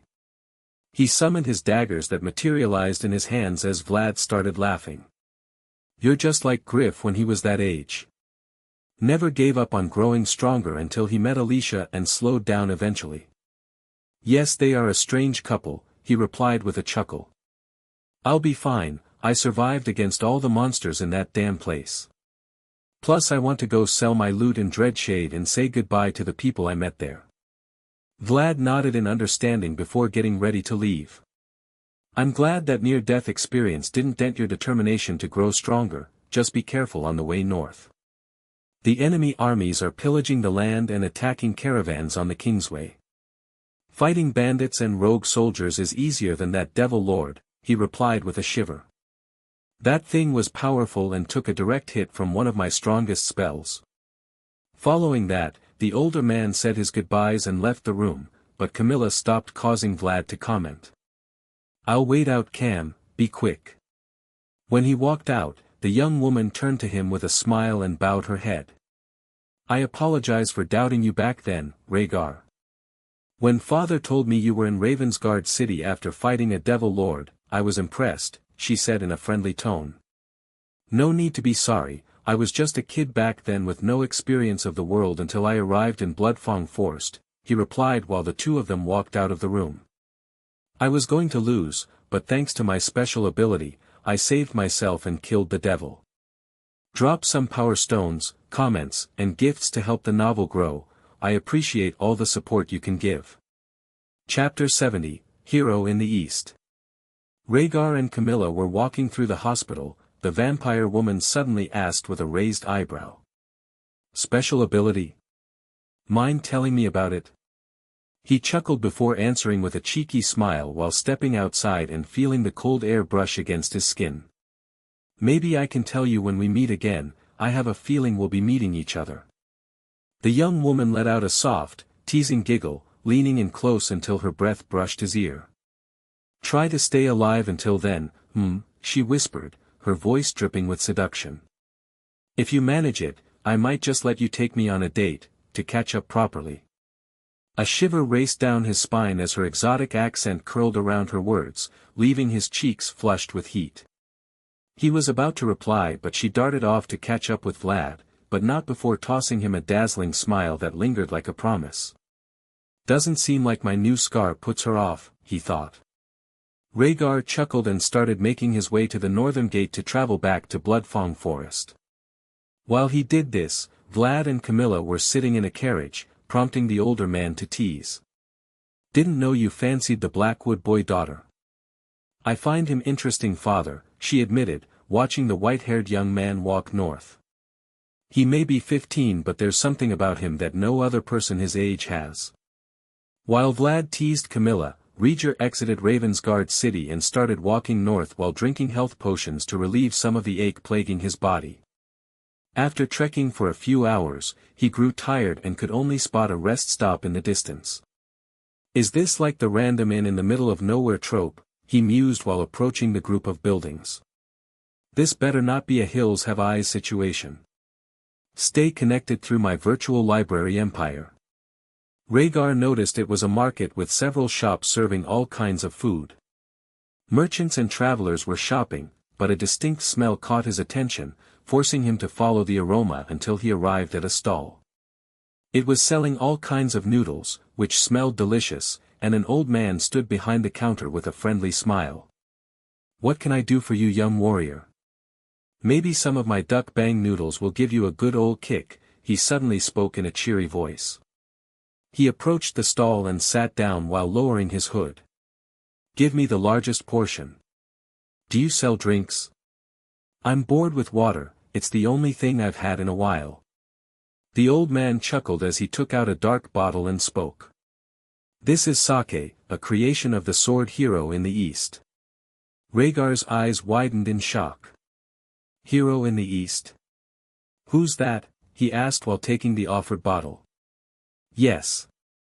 An empire on the Far East continent summoned a group of people a year ago who aided them in their time of need, the stall owner revealed. Now the sword hero creates stuff and has become a rich businesswoman. I'm guessing ships come to Ravengard City to trade with Caldora and the merchants spread the rumors. Also, how much for the meal? He asked. The older man chuckled before nodding in agreement before answering. 20 silver, young man. Raegar slid the coins across the counter, his eyes drifting to the bustle of the rest stop as more merchants trickled in, their voices mingling. Nitherian guards stood watch, their armored silhouettes stark against the weathered walls. 10 minutes later, a steaming bowl and a bottle of sake landed before him with a soft thud. Here you go, boy, the old man grunted, a faint grin tugging at his grizzled face. Enjoy the meal. He gave a nod and turned to his food, digging in as the sky outside darkened. The weather took a sharp turn, wind howling and rain slashing against the rest stop's walls. He tucked the sake in his magic bag before finishing his food. Raegar covered himself with his cloak before leaving after saying goodbye to the stall owner. He stepped onto the kingways and started heading north as the rain battered the world around him. Wind howled as thunder boomed overhead. This is getting worse, I hate winter, he complained to himself. This continued for hours and Raegar was now soaking wet. He spotted a rundown homestead in the distance and headed toward it to get out of the storm. When he stepped inside, the rain stopped. Finally, he muttered while scanning the abandoned house and noticed it must have been empty for years as cobwebs covered everything. Raegar went around cleaning a spot for him before starting a fire to dry off, prompting him to sigh in relief. Hours later, he felt better and quickly cooked some monster meat as he set up his tent. After he ate and was resting inside the warm hideaway, he pulled out his magic map and realized Bloodfang Forest was still days away. Why do I have to travel through a forest to get there? He pondered in annoyance. Following that, he crawled under the sheets and soon fell asleep thanks to the hot air. The next morning he woke up to the cold air trying to invade the tent, but he raised his hand and summoned some fire ether. The magic instantly heated the area and beat back the winter air. He stuck his head out and noticed the storm was in full force as the rain got even worse, which carried on for days, forcing him to stay inside. By the time it stopped, Raegar was getting bored and decided to continue even though a mist descended on Caldora. While walking, he noticed a column of soldiers marching north looking determined. Looks like they're going to help Dawnfire Empire, he mused. I wonder if I'm going to have to attack some enemy soldiers. Raegar continued for days until he arrived outside the southern part of Bloodfang Forest and sighed in relief when he stepped into the green hell. When he started traveling across the branches he felt at home. Without waiting he pressed on with his hunt toward Dreadshade City to check if Terran and the others had survived the Rank D dungeon. As he traveled, he took down Tier 1 and 2 monsters, dispatching them with ease. He gathered loot to sell, each kill a small profit, each step bringing him closer to his destination. By the time he reached the Dreadshade Bridge that was fortified even more than before. Are they being attacked by those kingdoms? He mumbled while stepping out of the treeline. Merchants and adventurers turned to him with weird expressions but he ignored them and approached the bridge gates where the Nitherian soldiers blew a whistle forcing everything to come to a standstill. Raegar sighed in frustration as Kaz stepped out of the human-sized door with a big smile. Boy! You're back already, get in here now, he said while ushering him through the fortification, which earned him dirty looks from the other people. Yes, I'm back, he answered the vampire before asking. Did Terran and the others survive? The older man nodded. Yes, they did. I believe they're staying in Dreadshade in case the Corveth Kingdom attacks. Their scouts have been spotted outside the city and the kingdom sent an army to defend us, he revealed. When Raegar heard this, causing him to ask. So there's enemy camps out there? No boy. Don't you dare attack them. Kaz instantly knew where he was going with the questions. They aren't Tier 1 or 2 monsters. The common soldiers are a Tier 2 warriors with experience. More than a Tier 4 Devil Lord. Raegar retorted with a smirk. I won't go out of my way to attack them but there's plenty of beasts I can lure into running amok. The vampire man stopped walking before laughing. You cease to amaze me boy. The city sees you as their savior for defeating the devils, but if you deal with the demons, I think City Lord Donovan will offer his daughter as a reward. Raegar started laughing while shaking his head. No thank you. There's someone I already like and prefer not to be in an arranged marriage, it doesn't sit well with me, he answered. The two of them continued walking toward the city gate as Kaz nodded in agreement before offering a different perspective. Not if your grandfather forces you to. What would you do then? Leave the family and take Yuki with me, he answered the older man instantly. I respect that, Kaz replied as they arrived at the entrance.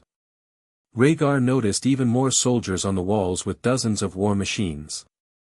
Will the demons attack the city? They would be stupid if so, he thought while looking at the defenses. Drop some power stones, comments, and gifts to help the novel grow, I appreciate all the support you can give. Chapter 71, 10 silver per bottle. Raegar and Kaz stepped into Dreadshade City as the older man commented. I have to go request more reinforcements for the scouting parties, before you leave for the north, come and say goodbye. Explore stories on my virtual library empire. I will, he answered. Following that, Kaz vanished into the crowd as Raegar made his way to the guild to collect the 20 gold Lysera owed him. While walking, he pulled out the bottle of sake and gulped down the delicious sweet drink. I need to get more of this stuff, he thought with a smile while turning around and headed for the general store. 10 minutes later, Raegar stepped inside, the people inside instantly went quiet and turned to him as the shopkeeper exclaimed in a cheerful voice while approaching him with his hand held out. The boy has returned. Welcome back, I'm Marcus Clayton of the Clayton Trading Company. For fuck's sake, is this gonna happen everywhere I go? he asked himself while getting annoyed. Raegar shook his head and took the hand. Raegar Blackwood. Marcus nodded before questioning. What brings you here, young Blackwood? Need more ingredients? Oh, right, I need to stock up, Raegar said with a grin, pulling the sake bottle from his pack. This stuff's too good. Do you sell more of it? The old man's eyes widened as he snatched the bottle, holding it up to the light and noting half its contents were already gone. This is potent stuff, lad, he said, his tone a mix of surprise as he squinted at him. Are you drunk already? You don't even look fazed. Well, I'm not, and it's delicious, he answered. Do you sell it or not? Unfortunately we do not, but I know where you can get it, Marcus responded before gathering up the camping bread ingredients and placing them on the counter. This should last you for weeks, that will be 20 silver coins. Raegar paid as the older man revealed the location of the shop that sold sake. Head toward the port and look for an Eastern-styled store, you won't miss it. Thank you, he said before leaving the shop. While walking toward the new shop, Raegar took out the sake and started drinking it only to feel lightheaded not long later. Oh, here it comes, he thought with a chuckle. He put it away and half an hour later he arrived at the shop that looked like it came straight out of ancient Japan, causing him to internally freak out. What the fuck is this doing here? So the hero of the East must be from Earth like me. Following that, Raegar calmed down and stepped inside the shop only to see shelves lined with tea, candy, and all kinds of stuff which blew his mind. He approached the shelf and noticed chocolate balls were on sale. Chocolate, his eyes went wide just as a soft woman's voice rang out from behind him. Afternoon customer. I'm AIO, how can I help you today? Raegar glanced over his shoulder and froze. Before him stood a woman with delicate Asian features, her dark eyes gleaming with warmth and a welcoming smile curving her lips. But what caught his breath were the pair of horns sprouting from her head. A demon, he thought while shaking his head and replying to the stranger. I want to buy some sake. AIO tilted her head at his question, her horns catching the light as she flashed another warm smile. We sell it for 10 silver per bottle, she revealed. Raegar's eyes widened as the price sank in, his mind quickly rifling through this world's currency.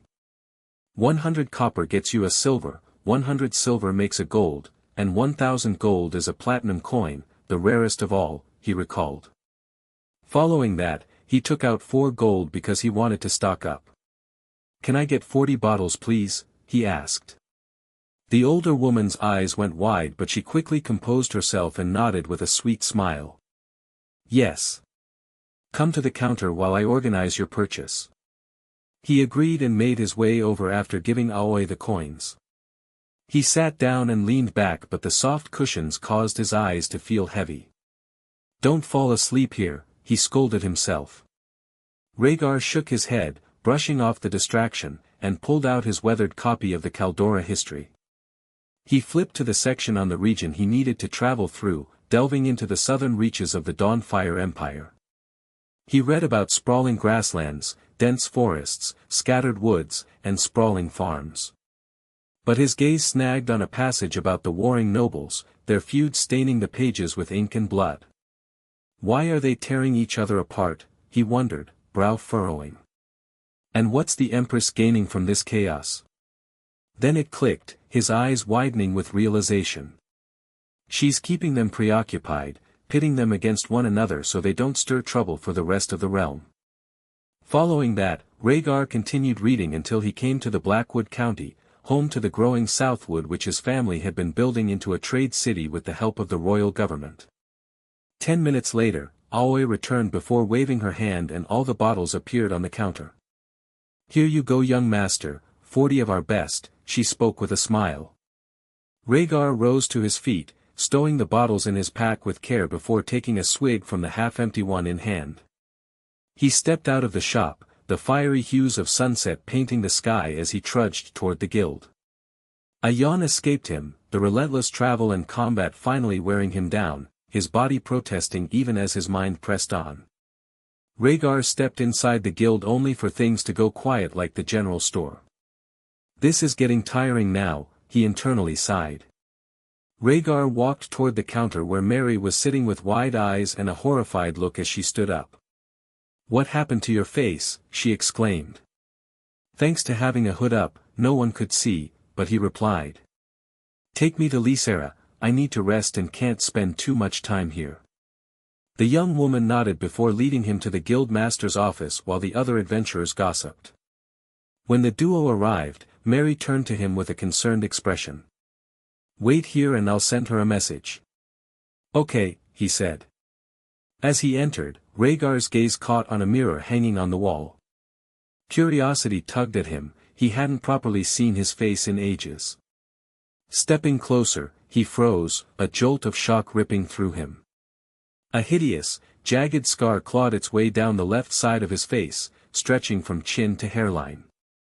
Smaller scars, sharp and vicious, speckled his skin with the aftermath of the fight with the Devil Lord. "Damn," he whispered, his voice trembling with pure revulsion. "I was handsome once, now I'm this monstrous thing." He shook his head, forcing a weak, trembling smirk to his lips, a sickening dread that threatened to swallow him whole. "Doesn't matter," he choked out, the words brittle and desperate. "This is a world of magic, surely I can get this healed when grandmother returns." Moments later, the dark elf woman barreled through the door with wide gray eyes and a shocked expression. "How are you here so quickly?" "You were out cold for days," she exclaimed. Raegar started laughing as he answered. "Used my ether to burn away the poison, then the healers did what they could, but I need a stronger mage to repair my face." Sylvara rushed over to him and pushed his hood down only to gasp when seeing the damage, causing Raegar to back away while hiding his face. "I told you it's bad, even your reaction proves that it's ugly, but I don't blame you, I'll just buy a mask to cover it until I can heal it." "No," the elf woman protested. She cupped his face in her gentle hands, pulling him close. "There's nothing wrong with you, nothing at all. You're still that same handsome young man I met weeks ago, scars and all." Raegar chuckled before raising his hood and replying in a confident voice. "No need to make me feel better, it won't be there forever once I find a tier 5 healer that should be in the Arinder city." Sylvara nodded in agreement as her brown cheeks were darker than usual. Following that, she spoke with a smile. "Do you want some tea? It will give you enough energy to get to the nearby inn." "Yes please," he agreed while slumping down in the soft chair. Following that, the older woman sat the cup down 5 minutes later before putting a pouch alongside a sky blue metal plate. "Here you go, 40 gold coins and a rank D adventurer card you can use across Caldora as a form of identification if the need arises. Drop some power stones, comments, and gifts to help the novel grow. I appreciate all the support you can give." Chapter 72, Moonthread. Raegar watched Sylvara sit down with a smile. Each of the 4 members of the strike squad offered up 5 gold coins as a thank you, she revealed. "Oh, that makes sense now," he muttered. "They would have died if I didn't kill the Devil Lord." The elf woman nodded in agreement. "Yes," Terran agreed, "and they are waiting in the Rabbit Foot Inn, but unfortunately the 4 are heading east to hunt in the eastern wilds for a quest to cull some of the monsters for a few weeks." "I understand, adventurers are always on the move going from place to place," he said while looking at the rank D card which glimmered in the ether lights around the room. Following that, Sylvara asked him to recount their journey through the dungeon and his fight with the Devil Lord. Once they were done, he stood up as the older woman asked in a curious tone. "If I remember correctly, you're attending Drakenwood Magic Academy in the north?" Raegar looked at the guild master and nodded. "I'm going to stay around here for a few more months before heading north by using the western river that leads to the northern province capital." Sylvara nodded with a smile and he said his goodbyes before heading for the Rabbit Foot Inn to meet Terran. While he walked, the thought of his scars plagued his mind no matter what he did. "Yuki won't be bothered by them, I hope. I don't think she'd find them revolting," he thought while trekking through Dreadshade City. A while later he stopped outside the busy inn and stepped inside where dozens of people were drinking. They were celebrating something. From the chatter he learned that the adventurers were partying before leaving for a quest. He scanned the crowd and smiled when spotting the giant bear man drinking ale as he celebrated with the elf Lyra. Terran was slumped over on a table with Alaris tending to him with her magic. Raegar approached the group, and when Orin spotted him, the bear man stiffened in shock as his eyes widened. "The kid is back," he exclaimed with a big smile. Lyra moved quicker than anyone expected and hugged him so tight that he couldn't breathe as she spoke. "Our little hero is back on his feet." She turned to the group with an arm around him. "I told you guys. Our spellblade won't die from the poison." "Yes, but it left me scarred though," Raegar muttered, causing Lyra to look at him. The elf woman's eyes widened after taking a closer look. "Oh goddess. What happened to you, kid? I don't remember seeing that injury." "You wouldn't have my love," Orin answered from behind them. "He was covered in blood and we were panicking while being injured ourselves." The bear man leaned forward and whispered in his ear. "Would you like to go get a mask? I can sense your angst about the scars." When Raegar heard this, he was stunned, but Alaris added with a big smile. "I'd still choose you over Terran. I bet those scars haven't affected your romantic side, which this old bastard needs to learn from." "Oi," the blonde man retorted with a hurt expression before laughing. "I agree with you, darling, I'd get rid of you if he was a woman." "Oh, shut up you, or you're on the floor tonight," Alaris countered with a huff. "Continue reading at my virtual library empire." This made him laugh before agreeing with Orin. "Yes please. I prefer keeping my hood up as people stare at me otherwise." Following that, the bear man ruffled his hair with a smile.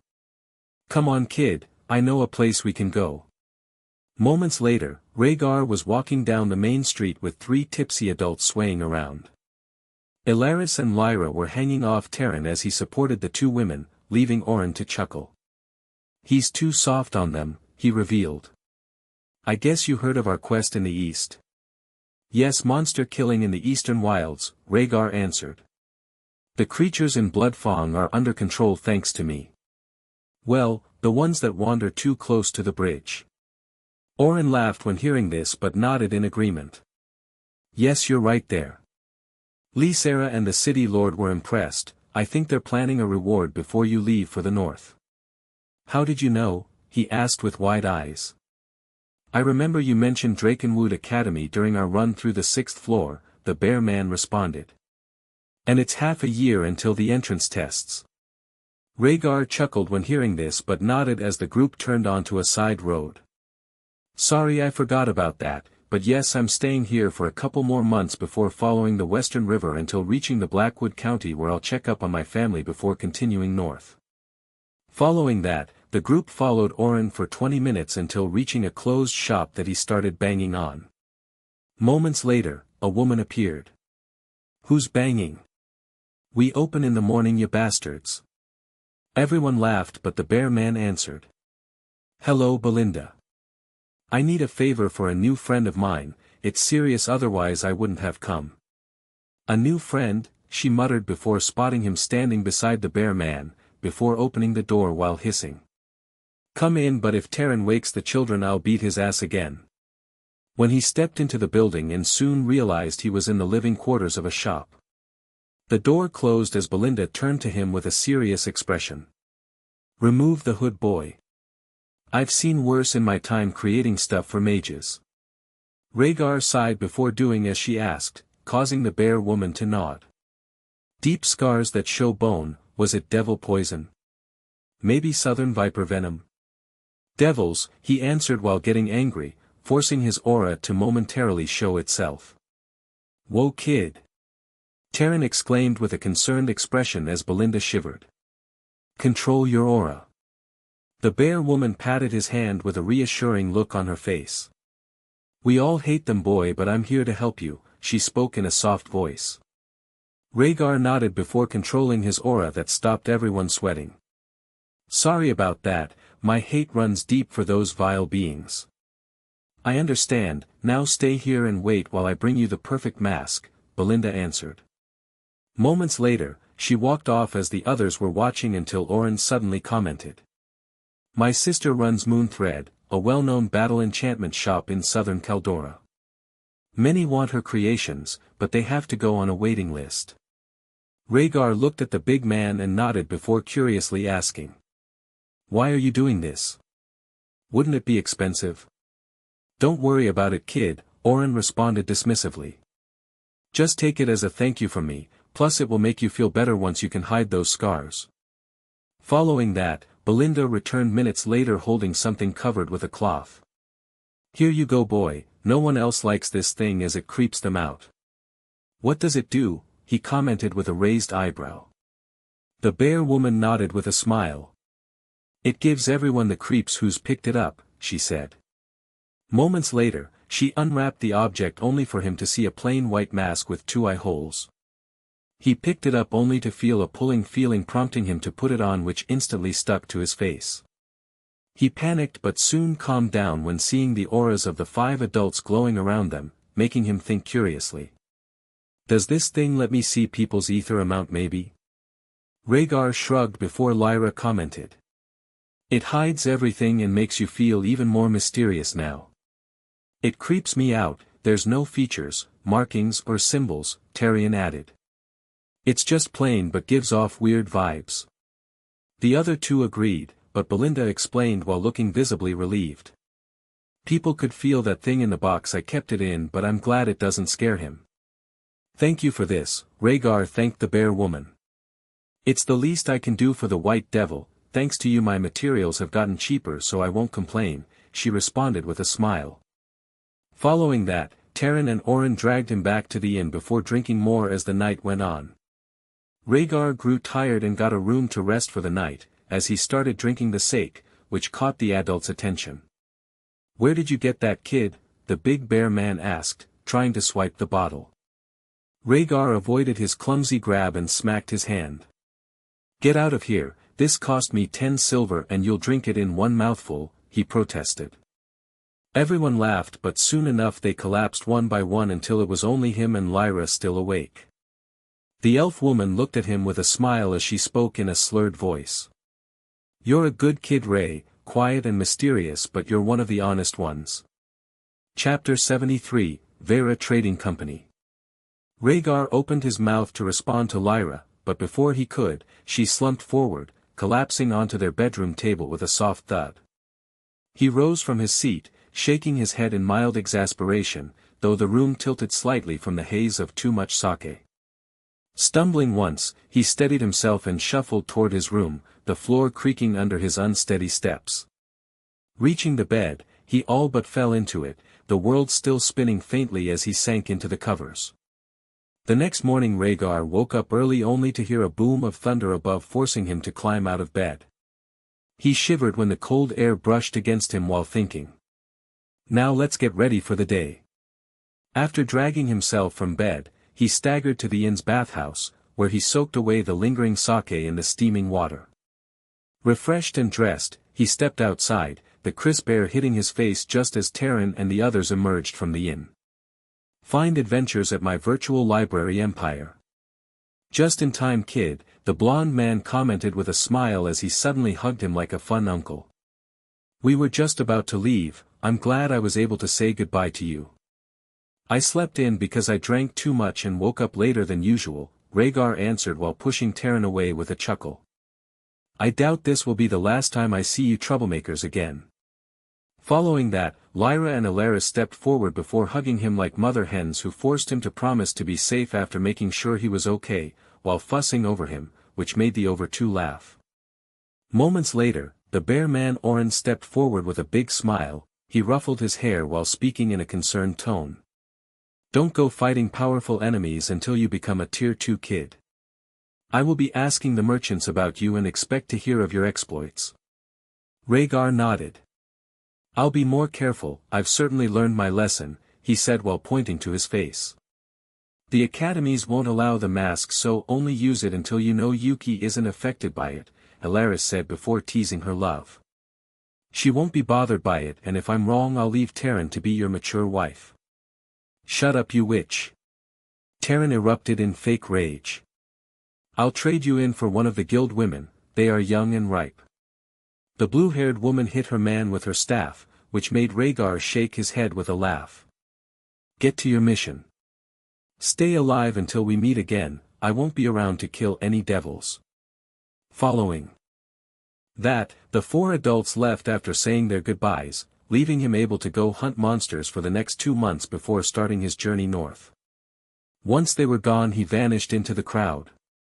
A few weeks after that, he was sitting above a herd of Tier 1 forest deer with his daggers in hand before casting stormfire bullets at 6 of the creatures while jumping off the branch and stabbing the leader through the skull.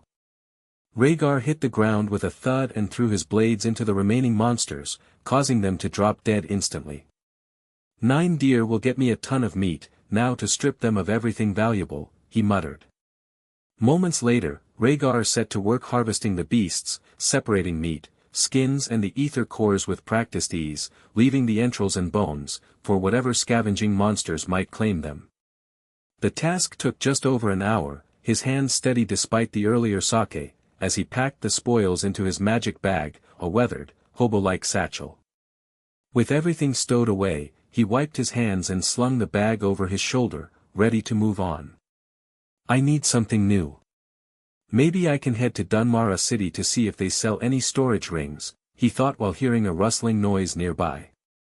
Raegar quickly rolled to the side as a Tier 2 shadow cat lunged from the unbrush and hit the spot he was just in. It looked like a dark, jacked-up jaguar with glowing yellow eyes that locked onto him, but he smiled.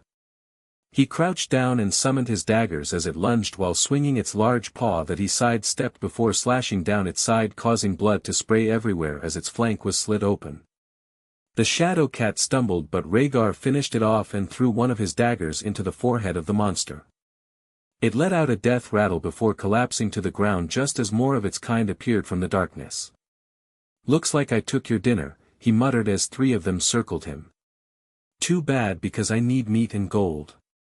Moments later, they attacked, but he danced out of the way of their claws and teeth while using his magic to pierce their heads, forcing them to drop dead, leaving the forest quiet once again. Raegar meticulously wiped the blood from his daggers, restoring their gleam before turning his attention to the fallen monsters. He looted them, stashing claws, hides, and whatever else held value into his magic bag. All this stuff should earn me a lot of gold coins, he thought with a chuckle. With his haul secured, he resumed his trek northward, still roaming the southern wilds in search of ruins. Hours passed with no sign of ancient stone or forgotten relics, just the endless stretch of untamed land. Disappointed, he headed toward Dreadshade City, his pace unhurried, intent on trading the loot he'd amassed for something more useful. While traveling through a ravine, he walked right into the middle of a bandit camp. Where did they come from? He pondered while staring at the 2 guards who were looking at him with wide eyes. Their auras were weak and gave off weak Tier 2 warriors, which brought a smile to his face. Who are you? One of the men shouted with a voice laced with nerves. Why are you wearing that creepy mask? Just then a female voice echoed out, prompting him to throw his daggers at the men's heads, but one dodged while the other fell back dead. Raegar grinned before controlling the weapon to pierce the remaining bandit's heart.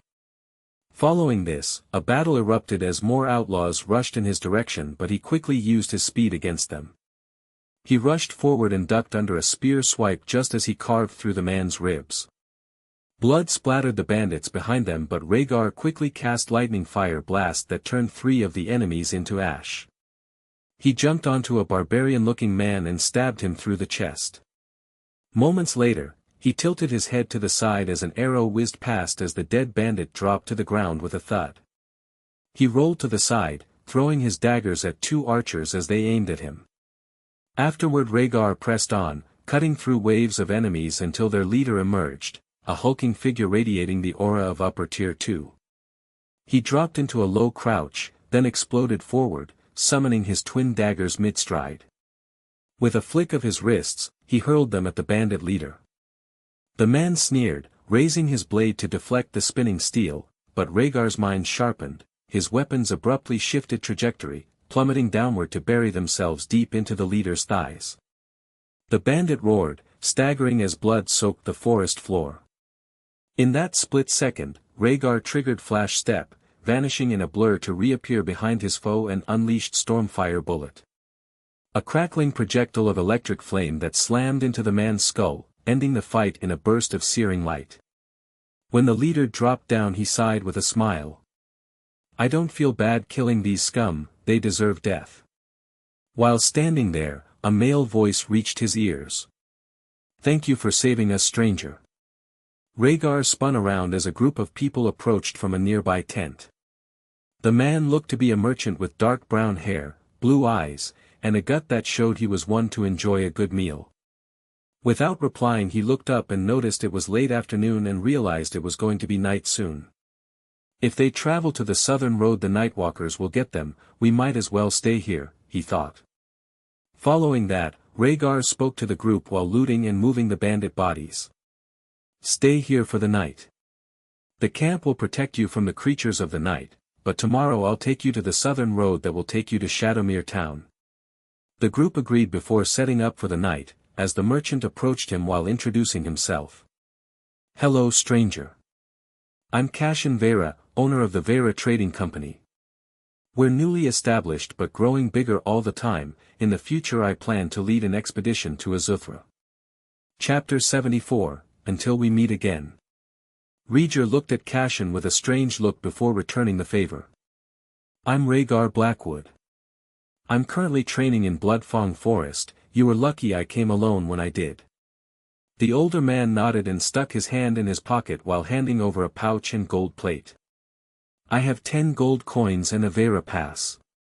If you show this at any of my stores, you will receive anything at 95% off, and all our services are offered for free." "Services?" he asked with a raised eyebrow. Cashin smiled when ushering him over to the fire pit the others set up as he answered. "Yes, my boy. The Vera Company runs a dozen bathhouses, we have stores in most cities in the Empire, and we also run the trade route to the Kayashara continent." "They sail the Silk Route," he thought with wide eyes. "I've read about the Eastern Sea, it's dangerous, full of pirates and giant sea monsters." As he daydreamed, Cashin brought him back to reality while introducing his wife and children with a cheerful voice. "This beautiful mountain beauty is Jade Vera, she manages the shops across Kedora. The pretty girl is Myri and my son is Maxwell." Raegar looked at the mature woman with strawberry blonde hair, big green eyes, and reminded him of a business lady as she wore a suit. The girl was a mix of Jade and Cashin, but the boy was a chubby boy who looked at him like he was dirt. He shook his head before replying. "Raegar Blackwood. It's a pleasure to meet you all." "Why are you wearing a mask?" the fat boy named Maxwell questioned with narrowed eyes.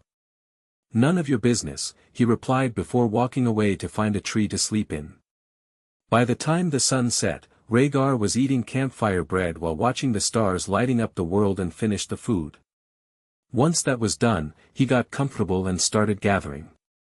Moments later, his body sank into a state of relaxation. He focused on his inner world and watched the pools slowly fill as the world ether poured into his pores.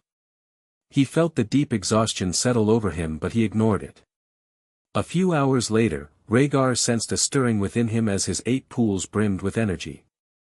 What startled him most, however, was the largest pool, which began to surge and expand beyond its normal bounds. Energy surged into it, rising steadily until it crested a foot above its prior mark, then stopped, leaving him both intrigued and wary of the untapped force now simmering inside. "Maybe the Academy can help with this," he mused. Following that, Raegar opened his eyes just as he sensed dozens of Nightwalkers circling the camp, forcing him to sigh while muttering. "Damn creatures, always bothering me." He jumped off the branch and landed with a thud before he rushed through the monsters and cut them down with ease, thanks to being weak Tier 2 creatures. His blades sliced through their necks. Raegar ducked and weaved around the attacks while countering until every Nightwalker dropped dead, littering the ground with glowing green cores prompting him to go around collecting them. While doing that, a soft voice spoke from behind him while he put the last core into his magic bag. "Thank you for saving us and sorry for my younger brother." He turned around and spotted the strawberry-haired Myri standing there fiddling with her ponytail. Raegar smiled behind the mask before replying. Don't worry about, some random spoiled brat isn't going to bother me. Myri nodded with a smile as a curious expression appeared on her face, causing him to ask. I'm guessing you're interested in the mask. The young woman looked guilty, making him laugh as he answered. I was injured during a fight and my face is scarred. But enough of that, go get some rest, the journey to the southern road is a tiring one.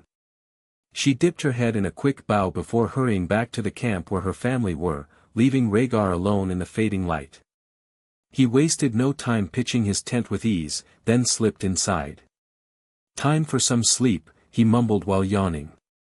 Settling into the familiar confines, he arranged his gear and eased back while taking off his mark to let the fresh air brush against the scar tissue, which relieved the constant itch that had become annoying after a while.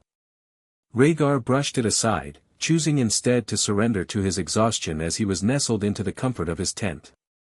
Moments later, sleep claimed him while the sounds of the night beasts rang out from the surrounding forest. The following morning, he woke up to the people he rescued going about their business, forcing him out of the tent after putting on his mask and stepping outside while stretching his limbs only to feel several pops. As he did that, he thought with a smile. That feels so much better, now let's get them to the road and head north. Raegar gathered everyone up and started leading them east toward the southern road where he took them to Shadowmere where they were met by the Nitherians who were shocked to see the group. They thanked him for saving the merchants and as he went to leave, Cashin appeared with a grateful smile. If you're ever in Erinder City come to my headquarters and I'd be happy to reward you even more, he revealed. Thank you, he replied to the older man. Cashin nodded before concluding. Remember what I said about the Vera Plate young man and we won't forget what you did for us. Raegar waved him away. Until we meet again, he said before vanishing back into the tree line using flash step. Once away from Shadowmere he continued hunting and looting stuff while slowly heading north. He searched for the forest widows, but found nothing, which annoyed him after a few weeks of searching. The winter-battered Bloodfang forest, prompting Raegar to create a cloak from several snow wolf pelts that kept him warm most nights, unless it got extremely cold, forcing him to use ether to heat himself. By the time he reached the spot his grandfather had dropped him, the weather was getting worse, and in one particular snowstorm, he got turned around, only to bump into an old foe, which earned an instant reaction. Oh, here they come, he muttered with an excited smile while sending fire ether into the blade. The daggers came to life with blazing flames just as dozens of forest widows charged at him, but this time he was ready and started dodging their lunge before using their bodies to kill them. Raegar leapt from one spider to the next, a blur of motion as he drove his magic-infused blades into their ranks. Arcane flames licked along the edges of his weapons, searing through their thick carapaces. The monstrous creatures hissed in agony, their pain shrieks echoing through the air, but he silenced them by hurling his daggers into their grotesque faces. One by one, they crumpled to the ground, lifeless husks collapsing beneath his onslaught. This is easier than ever before, he mused while flipping off a rushing spider. Before Raegar could hand, he cast Stormfire Bullet into the monster's body just as he started killing the remaining beasts. By the time the last spider dropped dead, the forest floor was covered with corpses. He was breathing heavily while wiping away the sweat and cleaning off his daggers that dripped with monster blood. As Raegar did that, a familiar aura slammed into his body prompting him to spin around. That's when he spotted the ant that knocked him into the river months ago, making his smile to grow wide. It's time to get revenge, he thought with glowing red eyes. The Tier 2 monster loomed before him, its mandibles gleamed with fresh blood. Yet Raegar stood undaunted, blades in his steady grip as the monstrous ant barreled toward him with earth-shaking fury. With a roar, Raegar charged forward, meeting the creature in a clash of titans. His movements were so fast that it shocked the opponent, effortlessly parrying each vicious strike the beast unleashed. In a single, breathtaking moment, he deflected a sweeping claw, then hurled himself skyward. With the force of a falling star, he drove his head into the creature's skull, stunning it in a resounding crack that split the air. As he landed with a ground-shaking thud, Raegar whirled. With one masterful stroke, he severed the monster's head, its lifeless form collapsing in a heap as silence reclaimed the battlefield. "That was easier than I expected," he muttered with a smirk. Raegar flicked his blades free of blood before putting them away as he started tracking the forest widow back to their nest while sitting on a branch just outside the forest widow's nest, readying to put their grudge to rest. Chapter 75, You'll Die in a Moment. Raegar watched as the forest widows rushed around in a panic as one of the scouts returned. Moments later, a loud chittering was heard as a guardian appeared and started guarding the entrance. His eyes narrowed as these beasts were upper tier 3, causing him to think. "I can take it out if I surprise attack the thing, but the other spiders will react." Following that, he jumped to the ground and cast Titanfall that sucked half of his ether as a massive metal rod appeared beside him. Without waiting, Raegar sent it flying into the air just as a few creatures burst from the underbrush. Their eyes locked onto him as they lunged. He sidestepped one as he cut off the left row of legs before throwing his dagger into the eyes of the second while hitting it with a stormfire bullet that burned through its exoskeleton.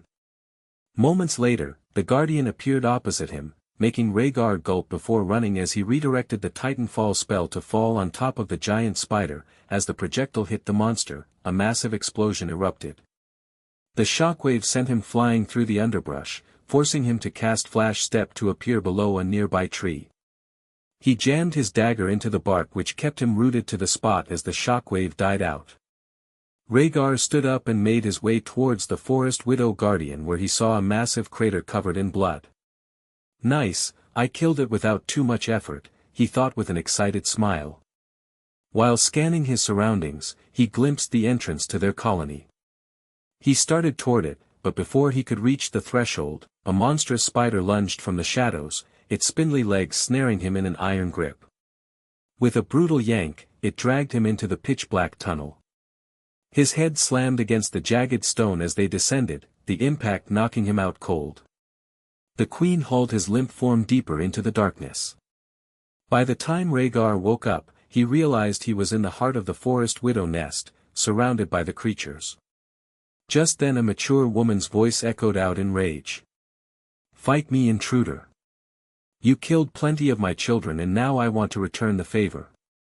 He leaped back just as the queen widow emerged, her monstrous form dwarfing the guardians, twice their size and perched at the top of tier 3. Her oppressive power pressed down on him. Raegar shrugged off the pressure, unleashing his aura in a bold act of defiance.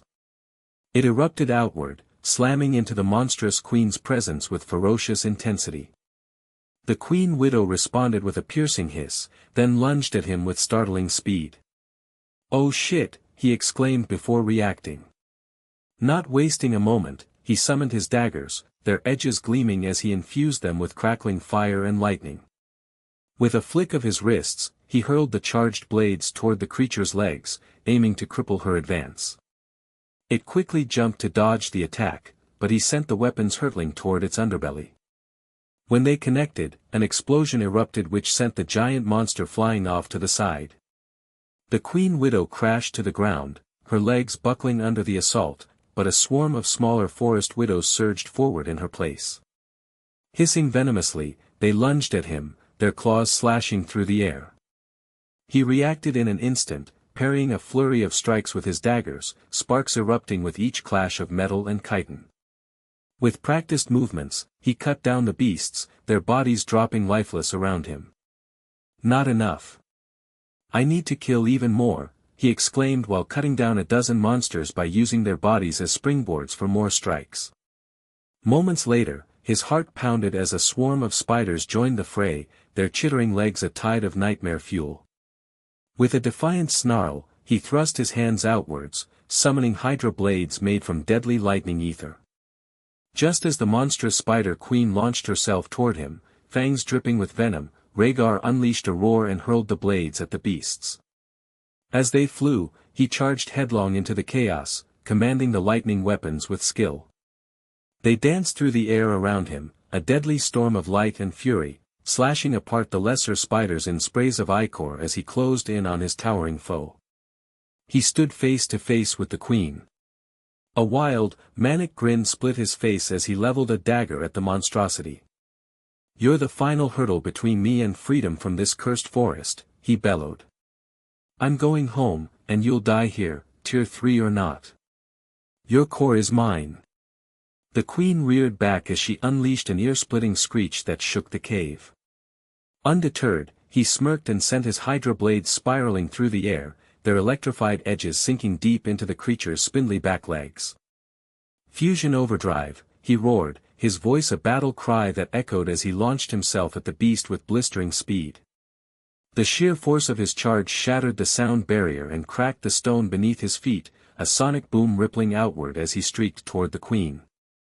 With ease, he slid beneath her massive bulk, driving his daggers deep into her vulnerable underbelly.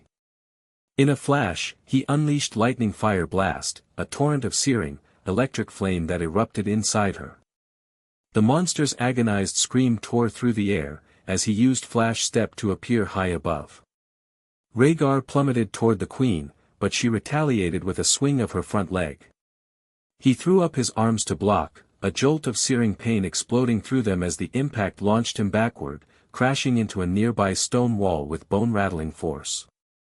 Lucky hit bitch, he spat with a bloodied smile as the ether around him went wild.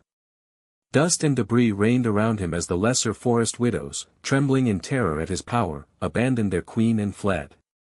Unfazed, Raegar clawed his way out of the wall, his eyes blazing an unearthly red. With a guttural growl, he hurled himself back into the fray, his speed surging to blinding heights. He became a streak of vengeance, too fast for the queen to track. His daggers flashed like lightning as he tore into her. The monstrous queen flailed helplessly, her body unraveling under the relentless onslaught as he carved her apart piece by screeching piece. While doing this, she screeched in rage, but he answered her. Don't worry. You'll die in a moment. Raegar jumped back as blood poured from his mouth, his arms trembling as fractures spiderwebbed through his bones, but he didn't care, victory was near. He dashed forward and blocked several attacks causing sparks to fly. But he was too quickly as moments later his daggers, infused with crackling lightning fire, sang as he drove them into her head with a sickening crunch. The monster shrieked, her massive body shuddering, but he was relentless. He zipped around her in a whirlwind of motion, too fast for her to counter, his blades slicing through chitin and flesh. Each strike cost him, his vision blurred with red as capillaries burst in his eyes, and his lungs burned, but he pressed on. With a final, earth-shaking roar, he leaped onto the queen's back, plunging both daggers into the base of her skull. A surge of lightning fire blast erupted from the wounds, frying her insides in a blaze of fire. The queen forest widow convulsed, her death throes shaking the ground, before collapsing in a heap of smoldering ruin. Raegar stumbled off her corpse, his body a wreck, arms hanging limp, breath ragged, and skin bruised black from the strain. Yet, as he stood over her, clutching her glowing blue ether core in his bloodied hand, his red eyes shone with unyielding triumph. Moments later, he used flash step to appear by the cave woman and slumped down. Raegar pulled out a health potion and downed it before wrapping himself in a blanket and falling asleep as the exhaustion was too much. Hours later, he woke up feeling much better but took off his mask to feel the air against his skin. Now to collect the loot from this place, head to Dreadshade and sell it all, he muttered to himself while standing up. Following that, he collected several plates of chitin that came from the queen along with its fangs and silk. He picked up the tier 1 cores that littered the chamber thanks to the smaller widows. Once Raegar collected everything, he climbed out of the colony and appeared in a devastated landscape thanks to Titanfall. He quickly went to find a spot to camp as the sun was setting and he didn't want to fight the Nightwalkers. Chapter 76, Tier 5 Healer. Raegar was sitting high above Bloodfang Forest on an ancient tree and its big branch. He was cooking some campfire bread while recovering from using fusion overdrive, but he was happy that it didn't knock him out this time. Looks like my body is getting used to the strain, he muttered while flipping the bread. But still, I can't wait to join the academy to improve my pools and ether control. A sizzle sounded as food was done, prompting him to take it out and douse it with melted honey butter. He started eating as several roars from below echoed out as night creatures battled. Raegar paid them no mind, savoring his meal in silence. While doing that, he began cooking a slab of monster meat, the rich aroma intensifying his hunger and making his stomach growl louder. Following that, he continued eating as the monster roared below, lulling him into a relaxed mood as he waited for the meat to cook. Leaning back and watching the stars light up the world beyond the forest. While enjoying the sight, Raegar worried about the enemy armies plaguing the southern part of the Dawnfire Empire and planned to avoid them if he could as he made his way to the Blackwood County. Foot soldiers are usually tier 2, which isn't a problem for me unless I get swarmed by them, he muttered before checking on his meat. The meat was perfectly cooked, its mouth-watering aroma filling the air, and as Raegar tore into it, the tender flesh pulled effortlessly from the bone. Between bites, he uncorked a bottle of sake and took a swig, the warm burn complementing the meal. Still ravenous, he set to work cooking more meat and a batch of bread to go with it. An hour later he was inside his tent with a small feast while tipsy thanks to the sake that he had been downing. Raegar ate his food before falling into a sake-induced sleep after curling up once he took off his mask and let the air brush against his destroyed face. While in a deep slumber, the forest monsters battled it out, which would leave him a pleasant surprise. He woke up the next morning with a raging hangover but shrugged and climbed out of the tent while chewing on the leftover bread. Following that, he put the tent away before jumping off the branch until he reached the ground. Moments later, he hit the ground with a heavy thud, a jolt of pain ripping through his body and drawing a sharp. As he began to walk, his steps faltered when he caught sight of hundreds of monster corpses strewn across the forest floor. "What the fuck happened here?" he mumbled while icking his head until his eyes widened. "Was this from the roaring last night?" Raegar shrugged before harvesting all the ether cores and monster materials that would earn him a nice amount of gold. Following that, he continued heading north while filling up his magic bag. After hours of relentless work, his pack was stuffed to bursting, a fact that irritated him endlessly. He made his way toward the bridge, and as he emerged from the tree lean, the sight of him in a mask, drenched in blood, startled the merchants into stunned silence. He chuckled at their panicked faces and walked toward the bridge where he spotted the vampire guards lingering around only to come alive when he came close as one of the younger ones stepped forward. "Who are you and why are you wearing a mask, stranger?" the man shouted in a wary voice. Raegar took out the plate that Vlad gave him before answering. "I'm Raegar, Caius knows me and he can verify my words." Just then the older man appeared with a big smile, he rushed up to him and suddenly hugged him.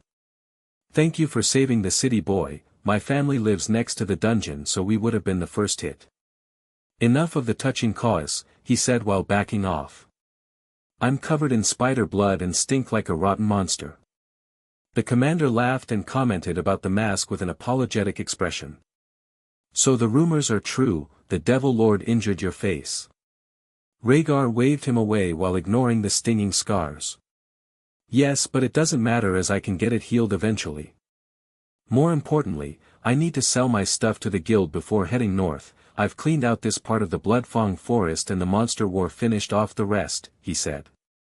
Following that, the two of them walked the short distance to the city gate as Caius spoke up. "I'm sure your girl won't be bothered by it, what you've told me is that she's an honest lass who cares for you." He shot the older man a confused look before the memory clicked. He mentioned Yuki to him months ago during one of his trading runs. A small smile tugged at his lips as he nodded. "Yes, I just hope she's not affected by it. It's horrible." Caius glanced around cautiously before meeting his gaze. "Do you mind showing me?" Raegar grimaced but gave a slow nod before reaching up to remove the white mask as he spoke.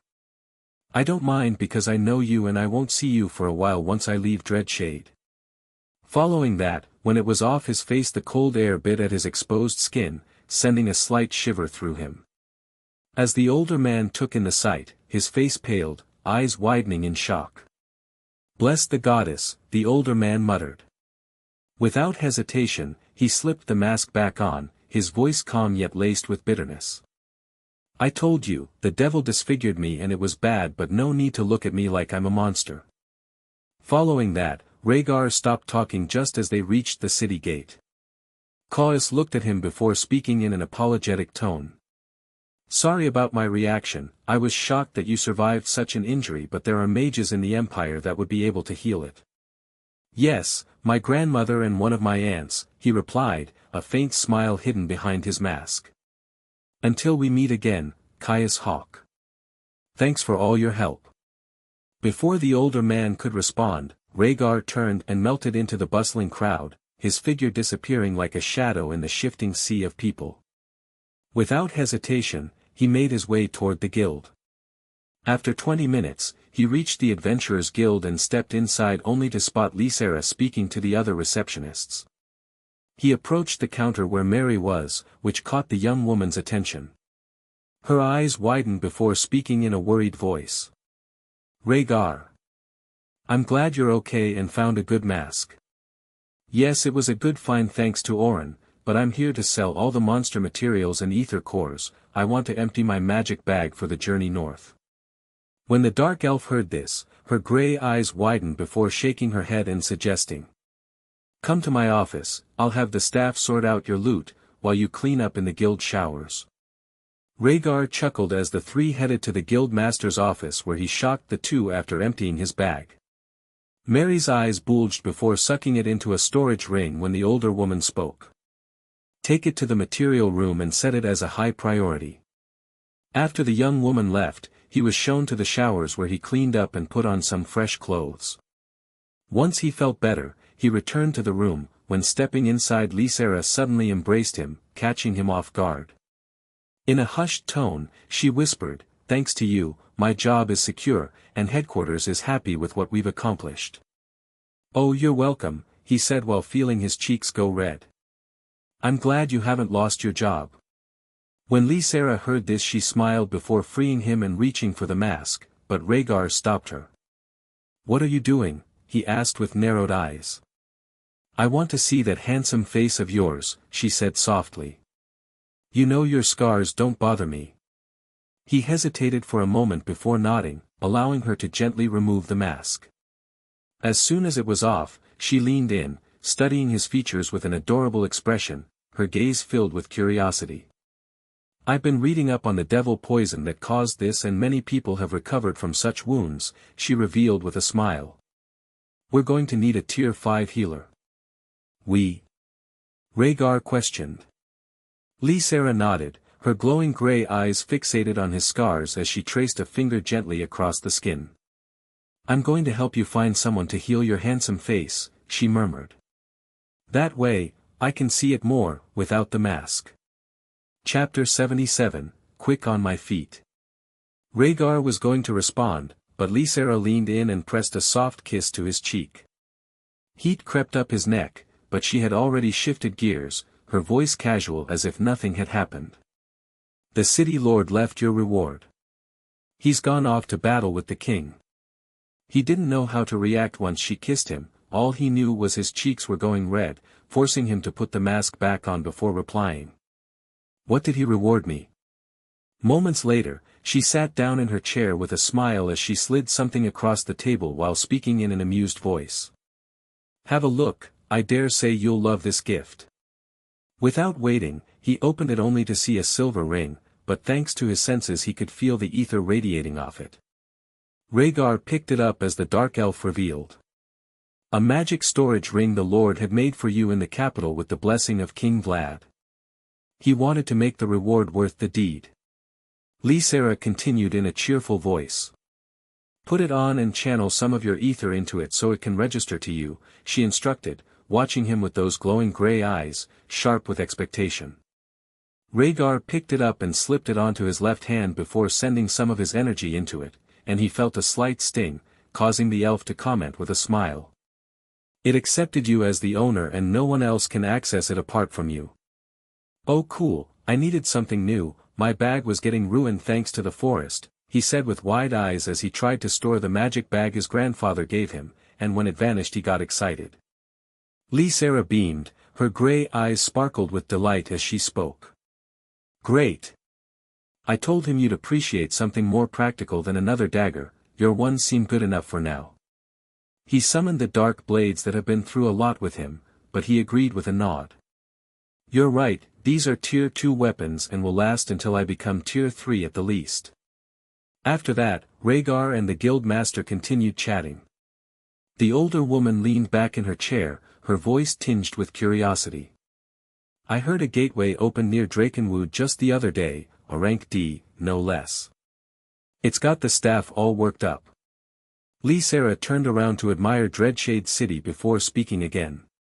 From what I gather, they're planning to let the promising students explore it once the gatewalkers have cleared it and deemed it safe. A gate? Going to that academy will be fun, he said with glowing red eyes. This made the older woman giggle. I love seeing your excitement, maybe one day we can explore a gateway together. It's been a while since I've used my magic. A heavy silence hung in the air until Sylvara casually waved her hand toward a wilted plant nearby.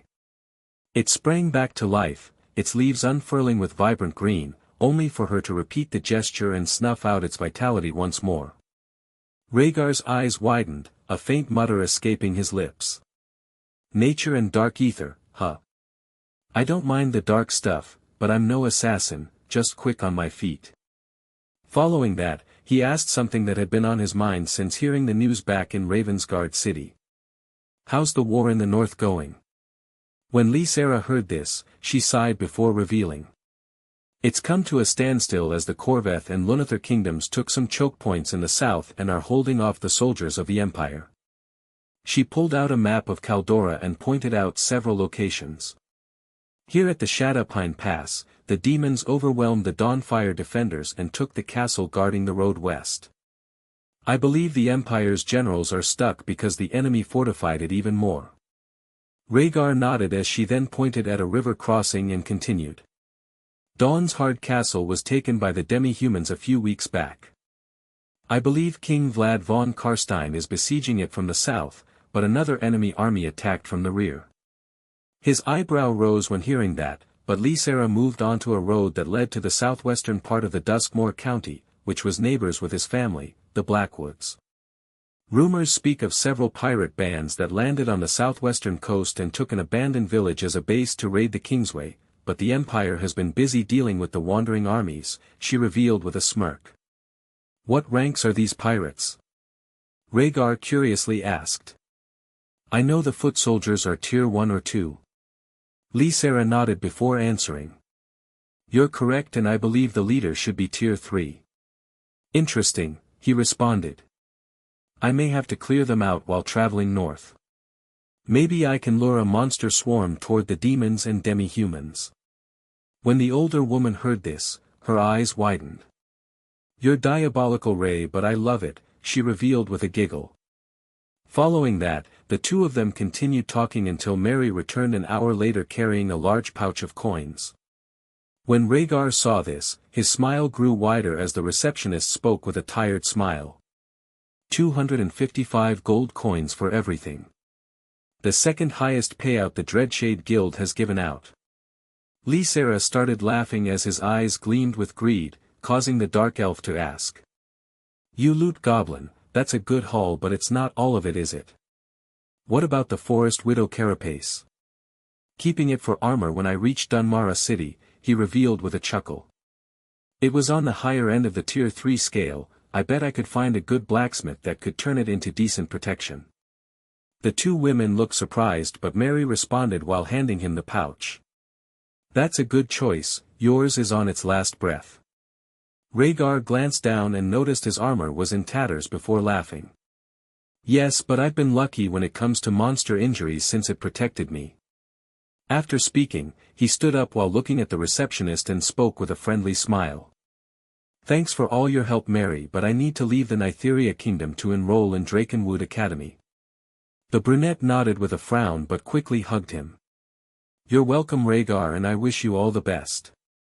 I do hope you pass through again, it would be nice to see how you grow.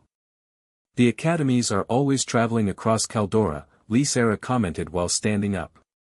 And once a certain someone causes havoc behind the enemy's back, the Empire will break through. Rhaegar chuckled before an ether device blared, forcing Mary to run out of the room as she was being summoned by another receptionist. The guild master watched the woman leave before moving.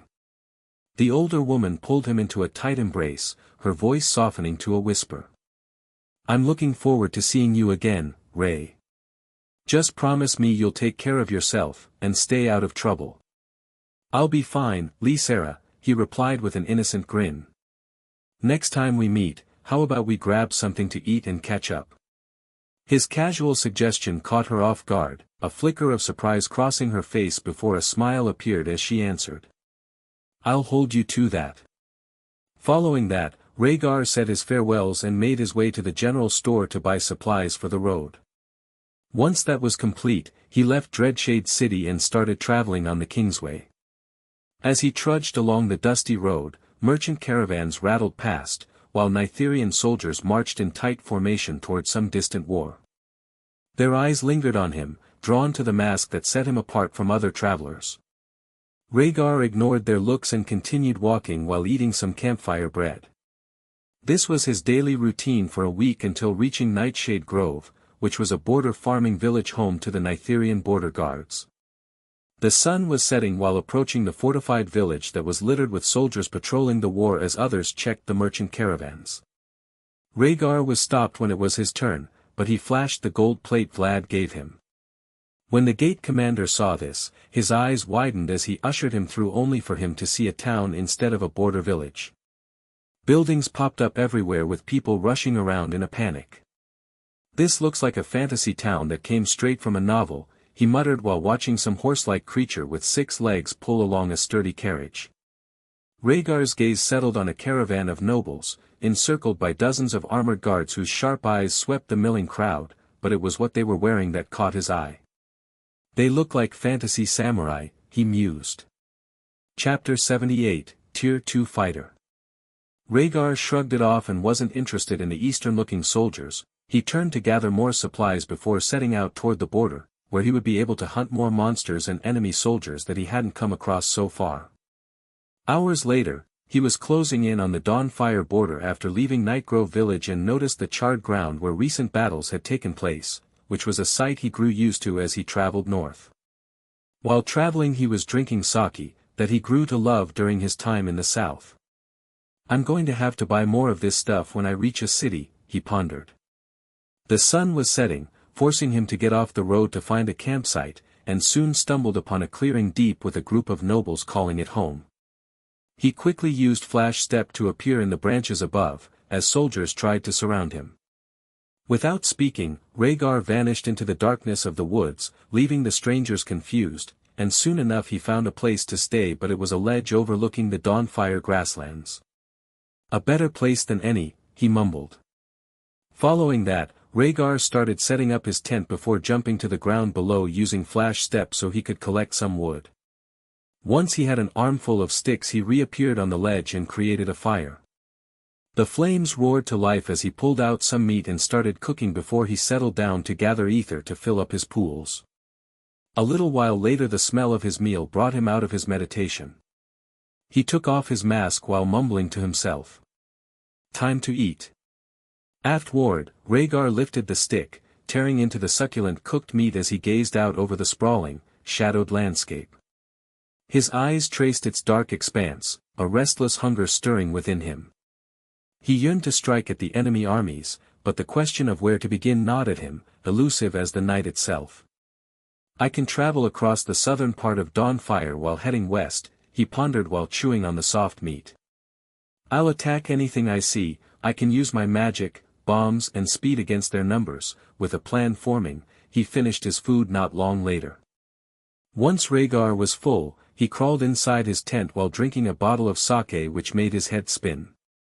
He crawled under a bunch of sheets and curled up before falling asleep as the sounds of monsters echoed out across the woods. The following morning, he woke up and felt hungover but ignored it while cooking some campfire bread. He smelled the dough slowly sizzling in the pan that was sitting on the boiling coals. Soon enough it was cooked on both sides, prompting Raegar to start eating while watching the sun rise on the horizon. It lit up the world below only for it to reveal a plume of black smoke drifting into the air. What's that? He thought while glancing north.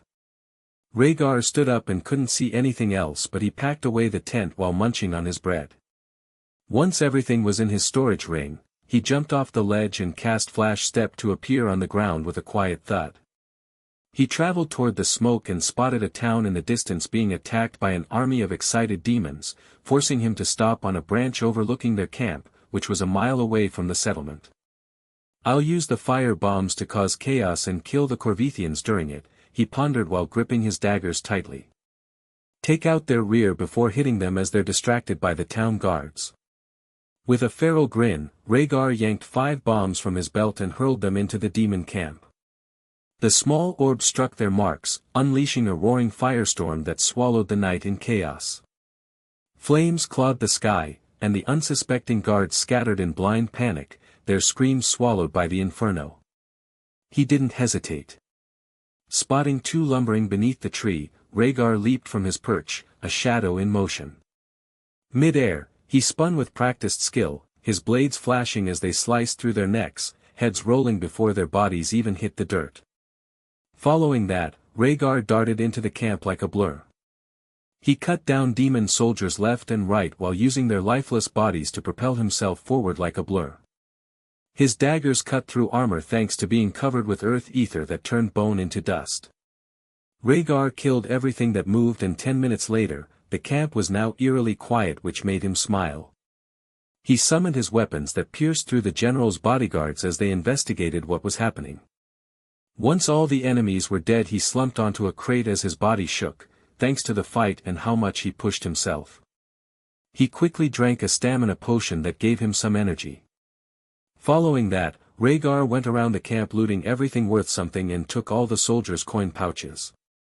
Afterward, he approached the general's tent only to be shocked as a demon woman lunged at him while holding a knife. "What the fuck?" he muttered. Without thinking, his instincts led him to jump back while deflecting the surprise attack before casting a stormfire bullet through the stranger's skull, prompting it to explode. He was breathing heavily as sweat poured down his back. Raegar shook his head and looted a chest full of coins and other treasures before leaving the camp. He headed straight toward the town as explosions echoed out, shaking the ground, but that didn't bother him. 20 minutes later, he was stopped at a checkpoint guarded by a dozen demon soldiers who were mingling around.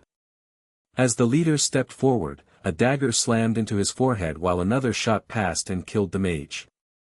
The shocked enemies tried to react, but Raegar grinned as he used his ether to control the blades to take out any soldiers that got close. Blood rained down just before he summoned the daggers when the survivors reached him. Several demon soldiers moved in and one big man swung a long sword at him. He jumped over the blade before hitting it with a lightning fire blast that killed the enemy instantly just as more attacks came his way. Raegar started ducking and weaving around the attacks as he jumped onto a soldier's back while stabbing the man through the neck. He leaped off the dead body and threw his dagger into the back of the foe's knee. Blood exploded outward as he controlled the weapon to block a spear thrust, forcing sparks to fly everywhere. He continued fighting until the last demon warrior dropped dead after being sliced all across his body. Afterward, Raegar slumped onto the grass while breathing heavily. He was covered in blood and his muscles ached, causing him to think. "I need some rest." That commander was a higher tier 2 fighter with decent skills. While recovering, he heard more soldiers heading in his direction, forcing him to escape into the surrounding tall grass. Raegar crouched low before casting Tidalfall and sending the metal rod into the sky using wind ether. It happened so fast that the Corvethians didn't see it as they arrived at the checkpoint and started searching the area.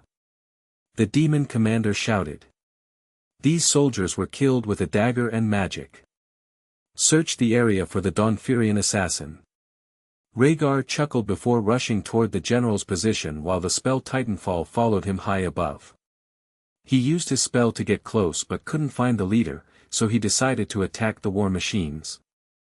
"Fuck this, let's disrupt the attack and kill as many soldiers as possible," he muttered as his excitement exploded. He stopped behind them only to be noticed by the surrounding soldiers, but it was too late as his hand dropped. Raegar turned on his heels and used Flash Step to get away from the incoming shockwave. Moments later, a loud noise could be heard just as the metal rod slammed into the ground, causing an explosion, as a large portion of the demon army was wiped out thanks to the force. Raegar was flung away but he spun in the air before landing with a smile. "Got you motherfuckers. Now for the rest," he exclaimed. He cast enhancement on his entire body and exploded forward while taking out any soldiers with swift slices and savage stabs to their heads. As Raegar battled his way toward the Dawnfire town, something flew at him. Without thinking, he crossed his blades as a great sword slammed into him, forcing him to let out a roar as his muscles strained against the attack, but he sent it into the ground beside him. Raegar reacted and cast lightning fire blast at the opponent who stumbled back as the shocking flames washed over him.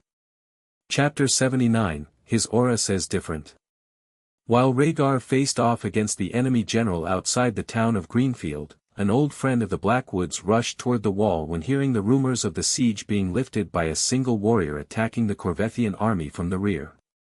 "What madness is happening?" Elara Crowhust muttered as she arrived at the wall and saw a scene that amazed her.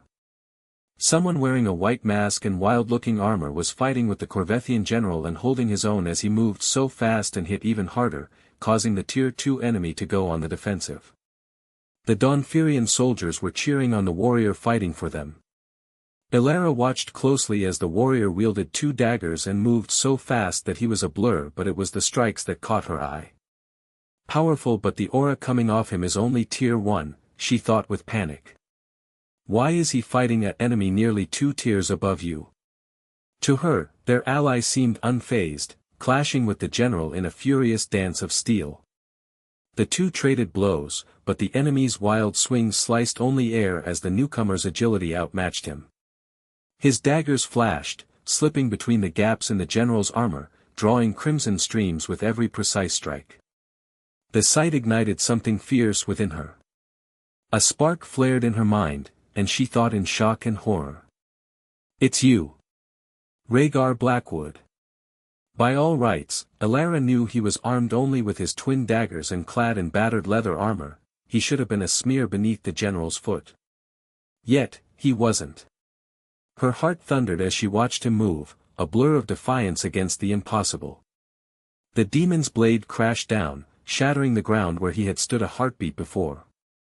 He rolled aside, dust exploding around him, then sprang up, daggers flashing like fangs of starlight. With a daring leap, he latched onto the general's leg as it swiped at him with claws that could rend mountains. The air crackled with heat and fury, but Raegar's blades found the enemy's joints, sinking deep into the gaps where fire met flesh. The demon howled, staggering as she watched him vault higher, clinging to its spiked shoulder. Its massive arms swung wildly, missing him by inches as he twisted midair, landing a vicious slash across its red eye. Elara got excited as the beast reeled, blinded on one side, and her pulse surged with a wild, electric thrill while muttering in pure shock. He shouldn't have a chance, yet here he was, not just surviving, but winning. "Who's winning, little sis?" Ranthor asked from behind as the Silver Spear Guild was hired by the Empire to guard Greenfield from bandits and the Corvethian raids. She looked at the giant tiger man before replying in a worried voice. "Raegar's fighting the enemy general, but he's getting surrounded by the surviving demons." When Ranthor heard this, his head snapped toward the fight, only for his green eyes to go wide. "Little Blackwood? How has he changed in what? Half a year?" he questioned.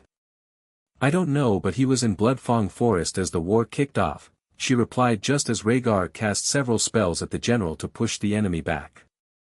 "Maybe he reached Tier 2, but his aura says different."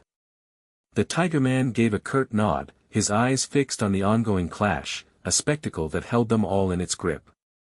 But Elara's mind raced beyond the moment, snapping to a bold plan as the demons closed in around him. Her tail straightened as her ears perked up before she spoke with unshakable resolve. "We need to rally volunteers to head out there and back Raegar up before the enemy overwhelms him."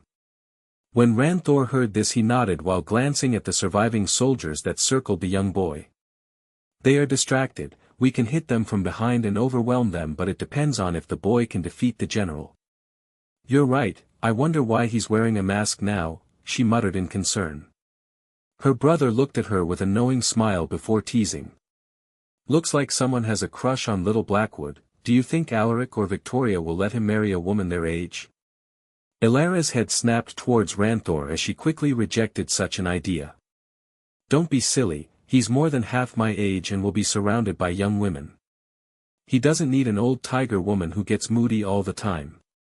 Following that, she rushed off to prepare to join the battle as Raegar was fighting the demon general who started getting angry. He gripped his blades tighter as the enemy's power surged to tier 3 thanks to a skill. What the hell, he mused as he crouched low. Let's hit the man's legs to bring it down.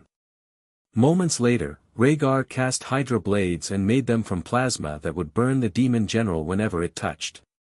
He looked up just in time to see the opponent rushing toward him. Without waiting, he threw the blades that sliced through the air, forcing the enemy to raise his greatsword to defend, but they quickly changed course and sliced through the man's calf muscle. Blood soaked the earth, pooling beneath the general as he unleashed a guttural, pain-laced roar. The ether weapons sliced through his armor like it was parchment, their edges slowing his hulking frame. A fierce grin split his face at the sight of his successful attacks. Moments later, he channeled his energy into his feet and surged forward in a blinding dash, a streak of raw power that left the enemy reeling in shock, too slow to counter the storm bearing down on him. Raegar darted in low, his blade slashing at the demon general's sinewy legs, weaving through its frenzied counterstrikes with feral grace. A wild chuckle escaped him as he skidded beneath a vicious swing, the air hissing in its wake. Seconds later, he unleashed a dozen stormfire bullets that slammed into the demon's form, scorching its flesh. The damage mounted fast, each hit stacking. The enemy faltered, its movement sluggish thanks to all the injuries. When seeing this, he thought with a tired smile. This fight is nearly over. He backed off as the greatsword slammed into the ground, sending a dust cloud shooting into the air. Before the enemy could react, he went to attack, but sudden fatigue hit his entire body, forcing him to check on his pools. Raegar sighed when realizing he was running on fumes as his ether was low, but he clenched his jaw and pressed on, resolve burning hotter than the exhaustion. With a surge of will, he commanded the Hydra blades to strike the demon general again and again. Sparks flew as they tore the general's armor apart, causing sparks to fly everywhere, allowing him to move in close and strike, but anything he did was useless as the enemy started blocking every attack. Following this, he gritted his teeth and cast his special ability. Fusion Overdrive.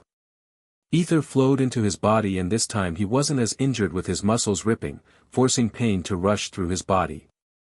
He ignored this before dashing forward so fast it caused a boom to echo out. Raegar moved in close after dismissing the Hydra blades as he started attacking the demon general and tore it apart as earth ether covered his daggers, helping him to carve through the enemy's body. The general couldn't do anything to react and only defended what attacks it could as he quickly used Flash Step to appear above the demon before falling and impaling his dagger through the man's eyes.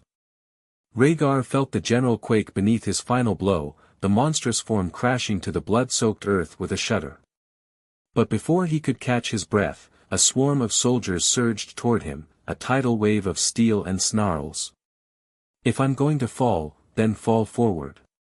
Keep moving, no matter what, he urged himself on as he became a whirlwind of death. He met them head-on, blades flashing as he parried dozens of strikes and cut down even more, bodies piling at his feet. Yet their numbers swelled beyond reason, an endless tide wearing him down. Fusion Overdrive roared through his veins, but the relentless swarm of demons clawed at him from every angle, their blades etching fresh scars across his battered frame. His speed, once an advantage, faltered under the onslaught. The world tilted, his vision spinning, when a horns-piercing wail cleaved through the chaos, a lifeline in the storm threatening to swallow him whole. Moments later, Raegar spotted a familiar face fight through the crowd heading in his direction. Ranthor, he exclaimed before using the last of his ether to cast lightning fire blast into the enemies. Chapter 80, Do You Want Some Breakfast? Raegar watched as Ilara appeared in front of him with a relieved expression as she screamed toward her soldiers. Silver spears. Form up, we're returning to town. Moments later, dozens of heavily armored warriors circled them while Ranthor led them with a fierce gleam in his eyes, just after crushing a demon captain that tried to challenge, but it was useless. He gripped his daggers as his arms shook, but he dashed into the fray. Without a care he leaped over the shield wall and cleared the way for the soldiers by cutting down the demons while throwing fire and thunder bombs into the enemy ranks, which erupted and killed dozens. When Alara saw this, she charged forward and killed several enemies after blocking their attacks. 10 minutes later, they reached the town and were let inside just as cheers erupted, but he ignored that as his head spun. He pulled out a stamina potion and downed it, which allowed him to stay on his feet. As he recovered, Alara appeared and suddenly hugged him while speaking cheerfully. "It's good to see you, Ray. When I spotted those daggers I knew it was you." The older woman started dragging him into the town. When they got away from the crowd she turned to him with a smile. "Come to my quarters and rest, you look like you're about to collapse." Raegar chuckled before returning the hug before replying in an exhausting tone. I used an ability that zaps me of energy, but the more I use it the better it gets." Following that, Alara led him through the town until reaching a quiet square and ushered him into a quaint-looking home. She pushed him onto the sofa while speaking. "Get some rest, I'll make some tea for us." "Okay," he replied before yawning. Raegar felt the exhaustion creeping over his body, prompting him to pull out a bottle of sake and took a swig, which caught the tiger woman's attention. Her eyebrow rose as she questioned. "What are you doing?" The sweet liquids burnt his throat, making him cough. Once he calmed down, he replied. "Waking up or I'll collapse on your sofa, it's the softest thing I've felt for months." When Alara heard this, her smile grew wider as she finished making the tea before approaching and sitting beside him while handing him a cup. "Drink this, it will make you feel better."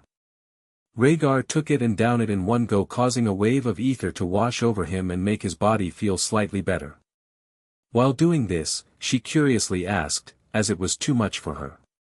"Why are you wearing a mask now?" "I was mutilated by a devil lord while trapped in a rank D dungeon with a strike squad," he revealed before taking a sip of the hot tea, which gave him some energy to continue. "It destroyed my face during the fight and now I'm either waiting for my grandmother or finding a tier 5 healer." Alara's heart dropped when she heard this and noticed the mask's expression changed slightly as if he was nervous. She grabbed his arm before asking. "Let me see, please." Raegar was perplexed as he questioned with a raised eyebrow. "Why?" "I'd rather not see a disgusted expression on your face." "I'd never do that," the tiger woman exclaimed. He let out a soft chuckle before giving a slight nod. His hand moved to the mask, lifting it away, and a rush of cold air grazed his exposed skin. As he set the mask aside, Alara's eyes widened in disbelief. Instinctively, she reached out, her fingers trembling as they gently traced the scars across his face. While doing that, she spoke in a low voice. "There's nothing wrong with you, Ray, you're still handsome and they make you look good to me." When Raegar heard this, his cheeks went red, which put a smile on the older woman's face. "You honestly thought I'd be revolted by this?" she said while massaging his temples. "Yes," he answered honestly. This made Alara frown once again before she flicked his forward and rejected such a thought. "Never, you idiot. Now hurry up and finish your tea." Raegar chuckled before downing the hot liquid that gave him a boost of energy. After putting the cup down, the tiger woman suddenly grabbed his head before dragging it onto her soft thigh. "Rest, my little warrior," she said in a soft voice while playing with his hair. "Your parents will be proud to have a son like you, especially Alaric." Moments later, his eyes started closing as they got heavy and the last thing he saw was Alara's tail brushing against his cheek before falling asleep. While Raegar rested, the older woman watched over him with a smile. After some time, a knock rang out, prompting her to speak as she put his mask back on to respect his privacy. "Come in." Ranthor stepped into the room only to stop short when seeing Raegar sleeping on her lap, which made him chuckle.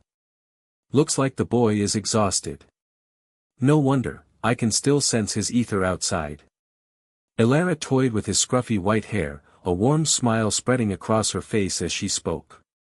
Yes, he burned through so much energy, even my tea couldn't keep him going, and he just drifted off to sleep. The tiger man laughed before a knowing expression appeared as he teased. You know Victoria and Alaric will be hesitant about you both, he's their youngest son after all. Her head snapped toward him with narrowed eyes. I don't like him like that, brother. I find him adorable and admire his dedication to getting stronger, not many humans have that kind of drive. Ranthor chuckled before pointing at the mask. What's with the new style? I'll let him tell you, Elara answered with a smile. It's not for me to say, it's personal to him. When her brother heard this he shook his head and began to leave to warn. I'll leave you and your little lover alone, baby sis, just remember to ask his parents for their blessing, knowing Alaric he'll have a heart attack. The tiger man ducked with a low chuckle as Elara hurled a shoe his way, then slipped out of the room, leaving her alone. She glanced down with a gentle smile, ensuring he was comfortable as she ran her fingers playfully through his hair. Following that, Raegar recovered from using fusion overdrive and opened his eyes only to see Elara's head tilted to the side while sleeping. He sat up with a yawn and noticed it was still night outside. It dawned on him then that he'd been resting on the older woman's soft thigh, a surprisingly comforting spot, and he jolted upright. The tiger woman beside him toppled to the side with the sudden movement, then leaned against him for support. Raegar stiffened when feeling this, but didn't move her and ended up gathering to refill his ether pools. By the time they were full, it was morning and Elara was gone when he opened his eyes. Do you want some breakfast, Ray? Her voice came from behind him. He turned around and noticed Elara standing there with a smile before he nodded. Yes please, but more importantly, are the demons still outside? When the tiger woman heard this she nodded. Yes, but thanks to you, their numbers have been halved, giving us a chance to fight back. Raegar jumped to his feet, stretching his limbs with a grin stretching across his face. You handle breakfast, he declared cheerfully, and I'll take out the rest of them. I'll be back before it's ready.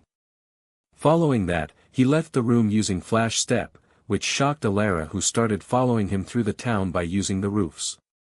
As he got close to the wall he summoned his daggers before using lightning fire blast to send himself flying over the wall.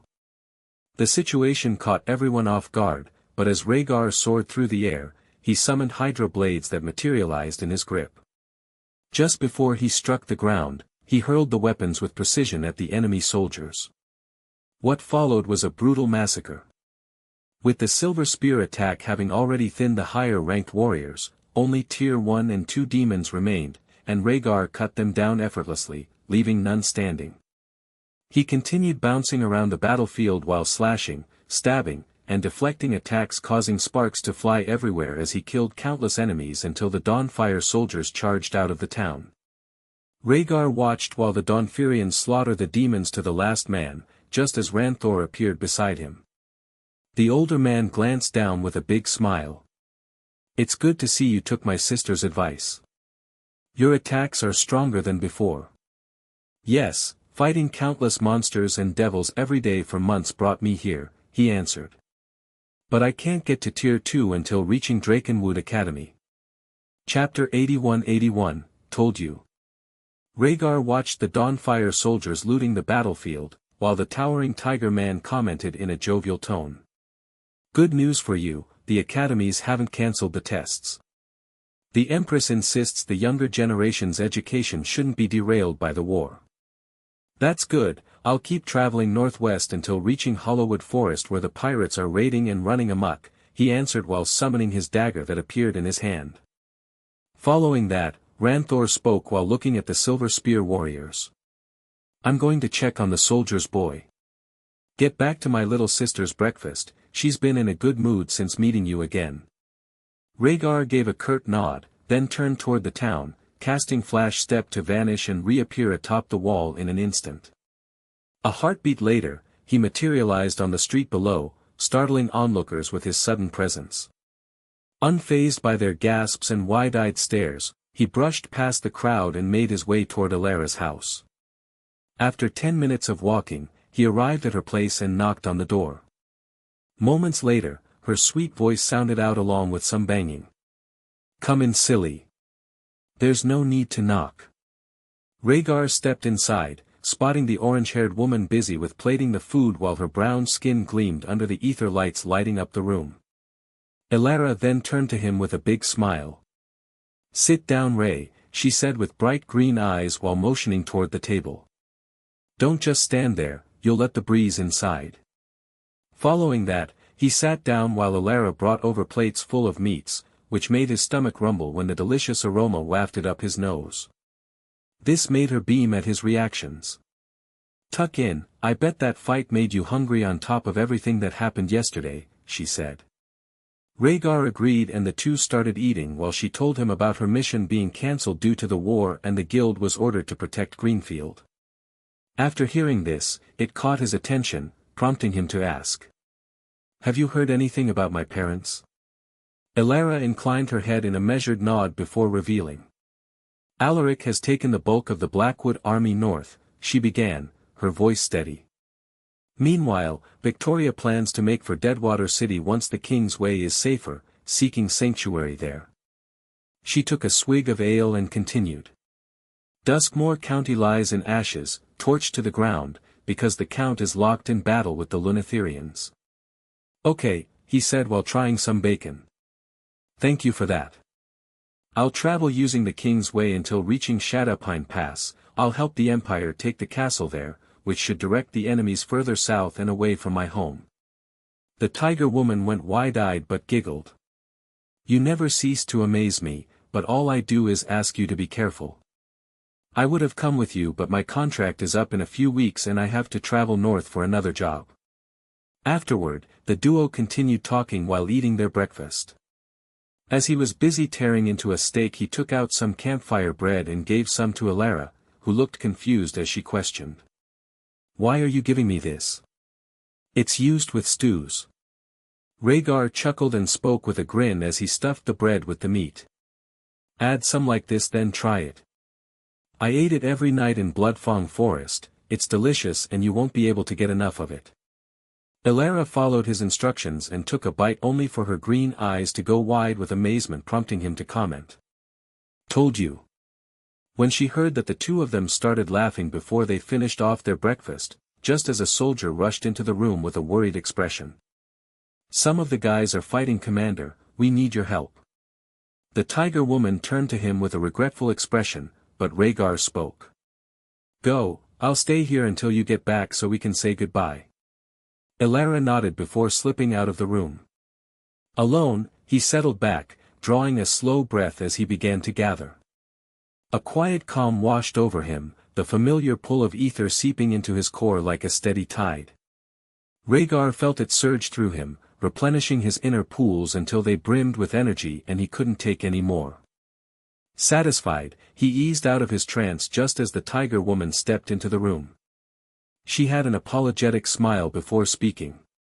"Problems with the guild need my attention, this is where we say goodbye for now, Ray. I wish we could relax for a while longer, but the commander will deduct my pay if I ignore another situation."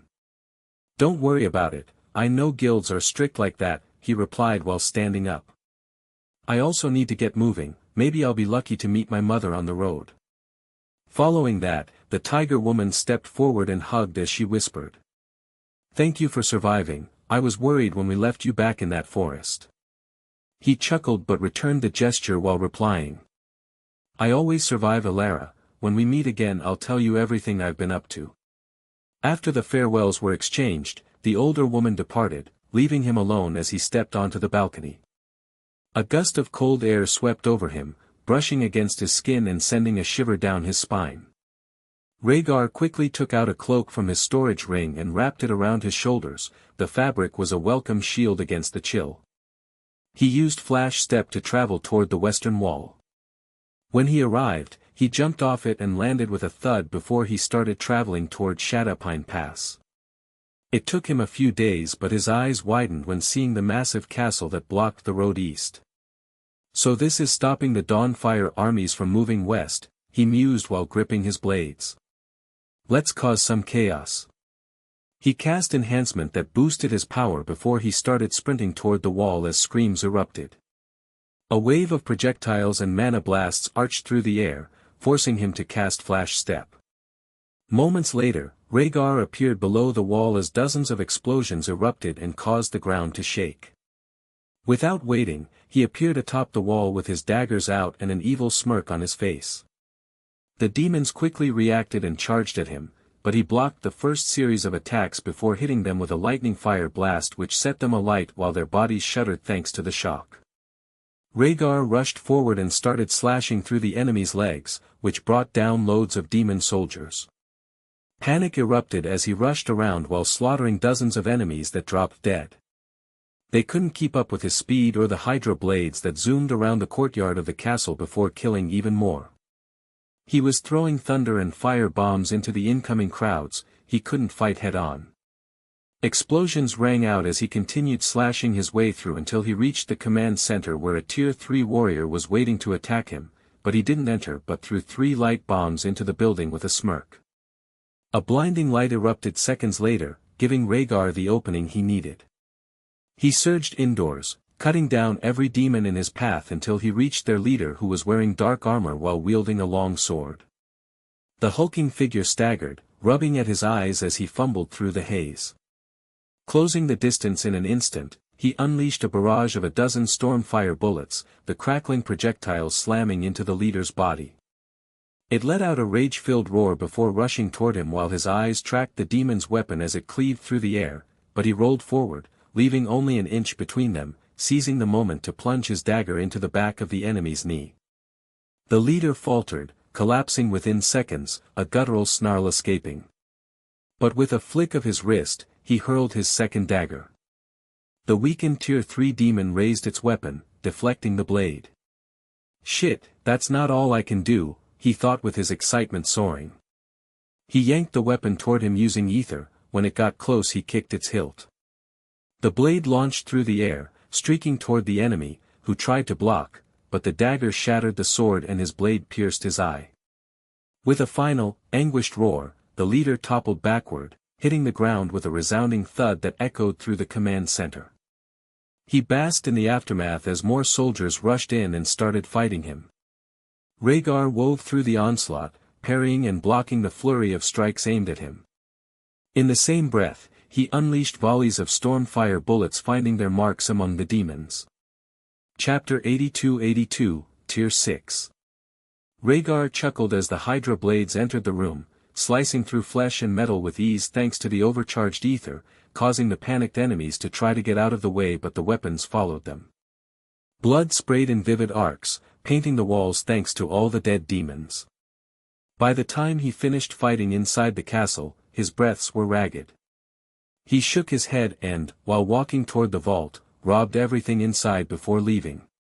"This is earning me so much gold," he celebrated after fleeing the fortress.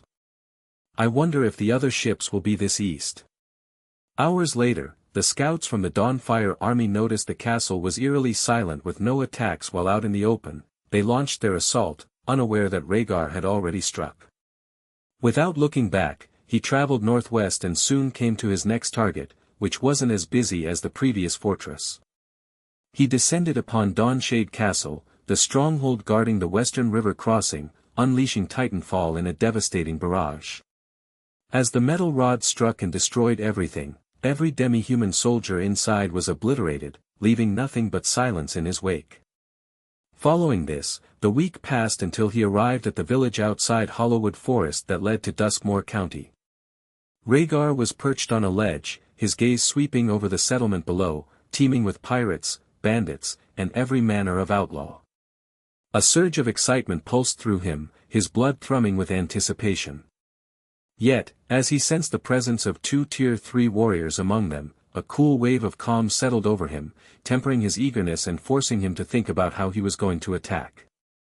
Stealth for the Tier 1 and 2s before using a strong monster to weaken the leaders, he pondered while counting the number of enemies. 137 with another 150 on the ships, he muttered while staring at 6 vessels anchored offshore. They reminded him of your typical pirate ships from Earth but with a fantasy twist that amused him. He decided to attack them first to cut off any reinforcements and steal their treasures like the little loot goblin he'd become. Moments later, Raegar traversed the jagged mountain peak, his steps quick and sure until he reached the ocean's edge.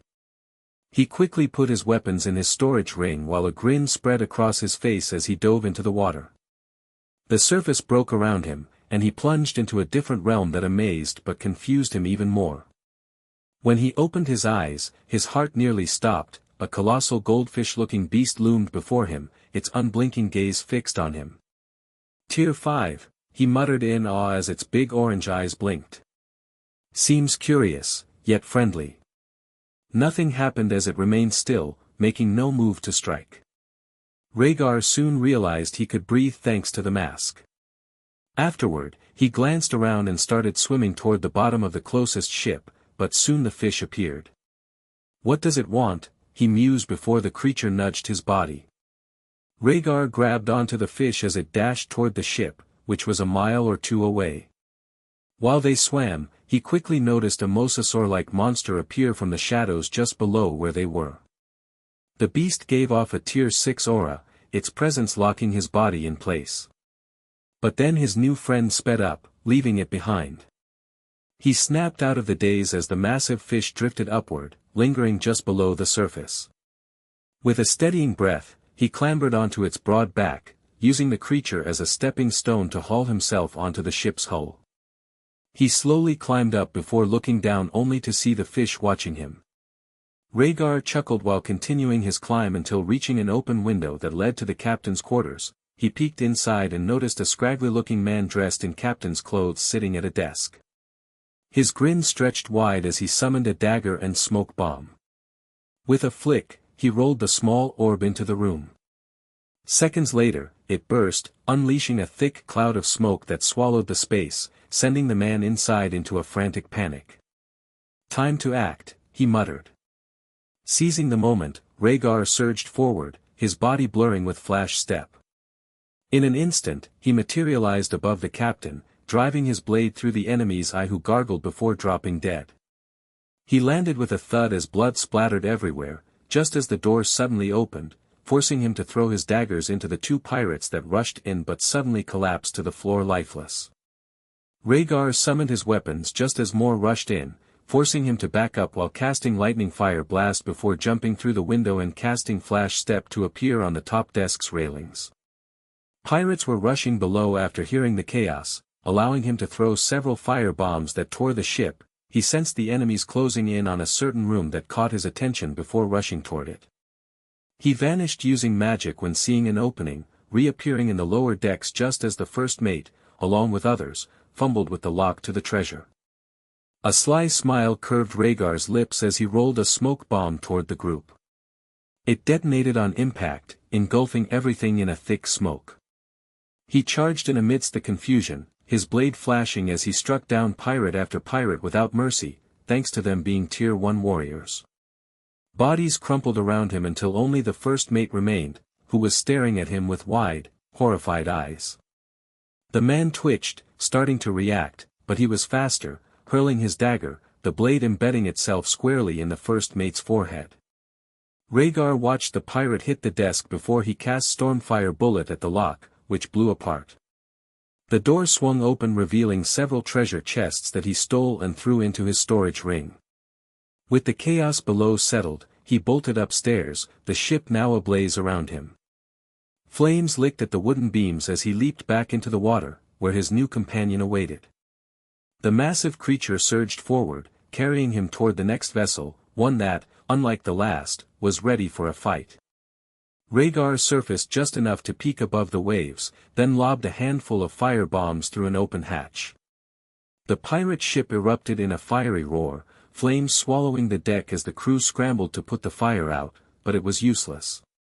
Once the enemies panicked, he snuck on board and made his way to the treasure room just as the ship was hit by something. A dreaded aura washed over the vessel, making him think with wide eyes. The Tier 6 monster is here. Raegar robbed the pirates before sticking his head out of a nearby cannon porthole. He spotted his fish friend darting around as the mosasaur creature tried attacking it. The beast shot into the open sea, forcing the monster to turn on the ship. He didn't waste time and rushed up the stairs. Seconds later, he made it to the top deck where the pirates were panicking as dog-sized crabs were climbing on board. What the fuck are these things? He mused before using lightning fire blast on his feet. Once the ether was charged enough, Raegar shot into the air, thanks to the force, while heading toward the nearest ship and cast flash step to appear on the deck, which shocked the surrounding pirates, but they quickly attacked. He threw several smoke bombs that erupted across the deck of the ship, hiding his sprint to the entrance to the lower levels while slaughtering any pirates who saw him. Raegar used his speed and size against the bigger men by using their bodies as springboards. By the time Raegar reached the staircase, the smoke had cleared, leaving him exposed. Without hesitation, he hurled several fire bombs, igniting a ferocious blaze that roared to life, scattering the enemies in a frenzy of distraction. He pressed onward, weaving through the chaos until he reached the treasure room. Without waiting, Raegar raised his hand to shatter the lock when a sharp, resounding crack split the air, sending a chill racing down his spine and making the hairs on his neck bristle. Water started pouring in, forcing him to speed up and take all the treasure before doing the same on 2 more ships, leaving one left, but he didn't fail to notice the mosasaur monster was sinking the vessels in a rage. "Is it chasing me?" he mused while slamming into the deck after a mage hit him with a firebolt. Raegar tried to block the attack, but more came which caught him off guard, but it didn't hurt thanks to enhancement. He got to his feet as a group of pirates rushed in his direction, forcing him on the defensive.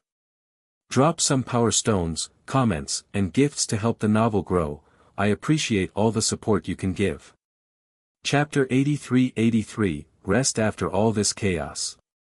Raegar watched the last pirate drop dead while his chest started to hurt thanks to the exertion and ether use.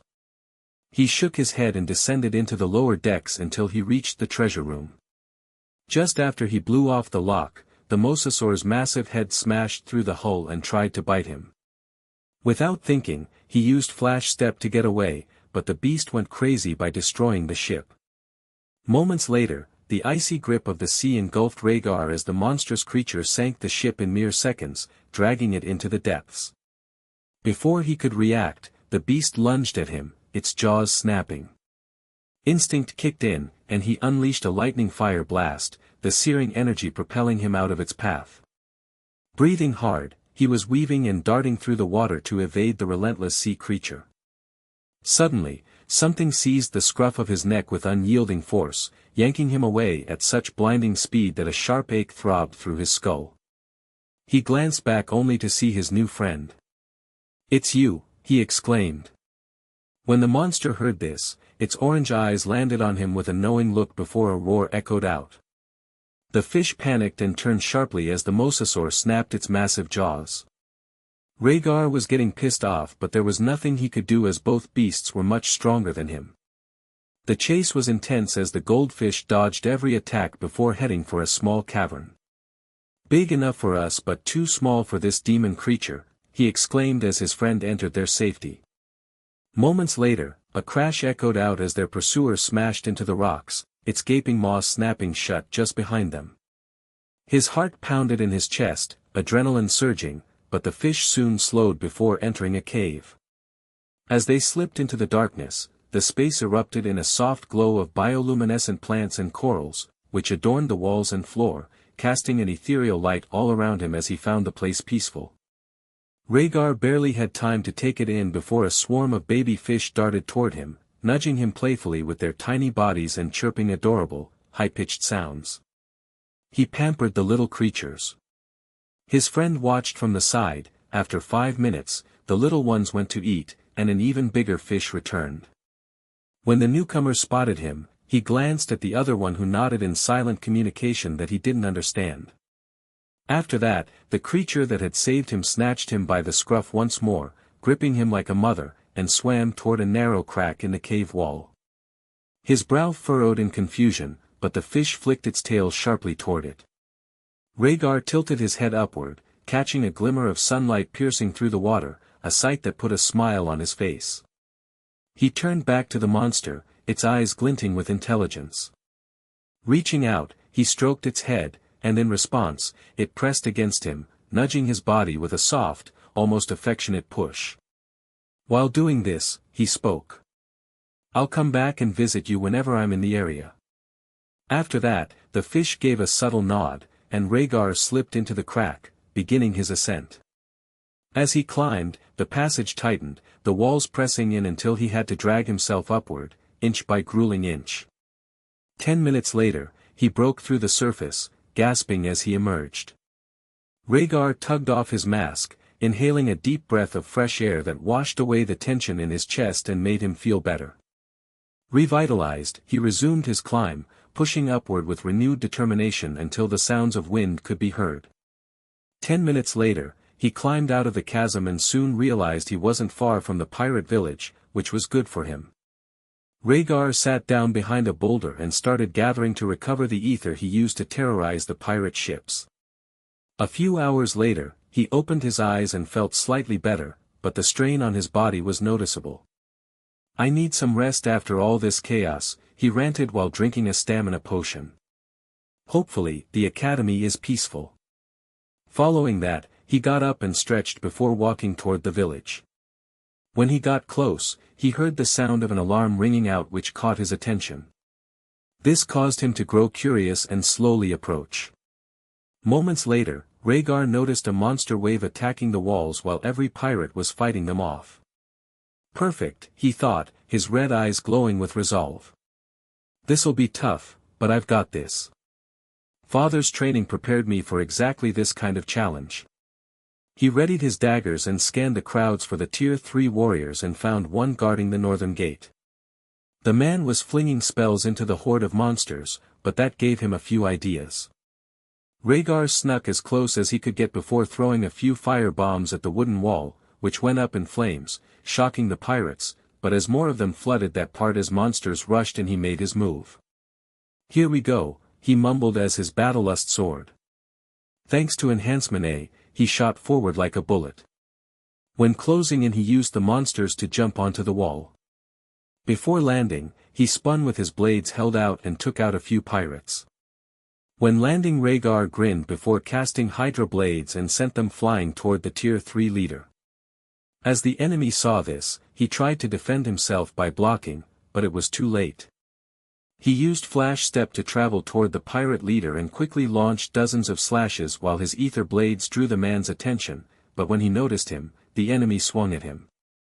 Raegar gulped before spinning over the blade just as he threw the daggers that buried themselves in the pirate's chest. When seeing this, he backed off and summoned them back as enemies swarmed him. Without waiting, he used the Hydra blades to kill the weaker pirates while readying for the leader's counter that came seconds later. A massive axe swung toward his neck, forcing him to lean back just as the wind passed by. He reacted in a heartbeat, vanishing with Flash Step to materialize behind the man. His blade sliced through muscle with precision, drawing a scream of agony from his target, who tried attacking him. Leaping back, Raegar flung a smoke bomb that burst on impact, flooding the air with a dense shroud. The wall was soon cloaked in a thick, choking layer, tilting the fight in the monster's favor. Seizing the chaos, they surged over the barrier like a relentless tide and started attacking the surrounding pirates. The leader roared in anger but soon his senses warned him to move, which he did. Lightning fire blast exploded from his feet as he was sent flying just as a great sword shattered the spot he was just at and spells flew at him which he blocked with stormfire bullets. Raegar soon realized the second Tier 3 warrior appeared to help out the first. "Fuck. This is bad," he thought before landing with a thud. After that, Raegar swept his gaze around his surroundings. He lobbed a handful of smoke bombs in every direction, their explosions cloaking him in. With those precious seconds, he summoned Titanfall, hurling it skyward. This slipped past the notice of the pirate leaders, their fury blinding them to the looming threat. He chuckled before spamming stormfire bullets at them and quickly fled from the village as the metal rod hung overhead. As Raegar got far enough away, he dropped his hand and moments later, a whistling noise rang out only to slam into the ground, killing everything in the village while he rode the shockwave toward Hollowwood Forest. Before crashing he cast Flash Step to land on a branch as it washed past him. Following that, he quickly jumped to the ground while approaching the now destroyed village that lay in ruins with no signs of life. He let out a soft chuckle before pressing northwest, bound for Duskmore County to reunite with his family. After days of travel, he settled into a clearing as he set up camp for the night, the crackle of a small fire lighting the stillness around him.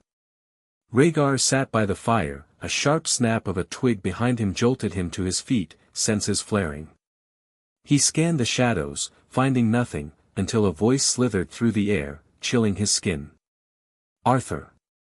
Come over here and help me." It was his older brother's voice, but something twisted and unnatural laced the tone, setting his nerves on edge. Before he could process it, another voice cut through, this time a woman's, familiar yet wrong. "Big brother!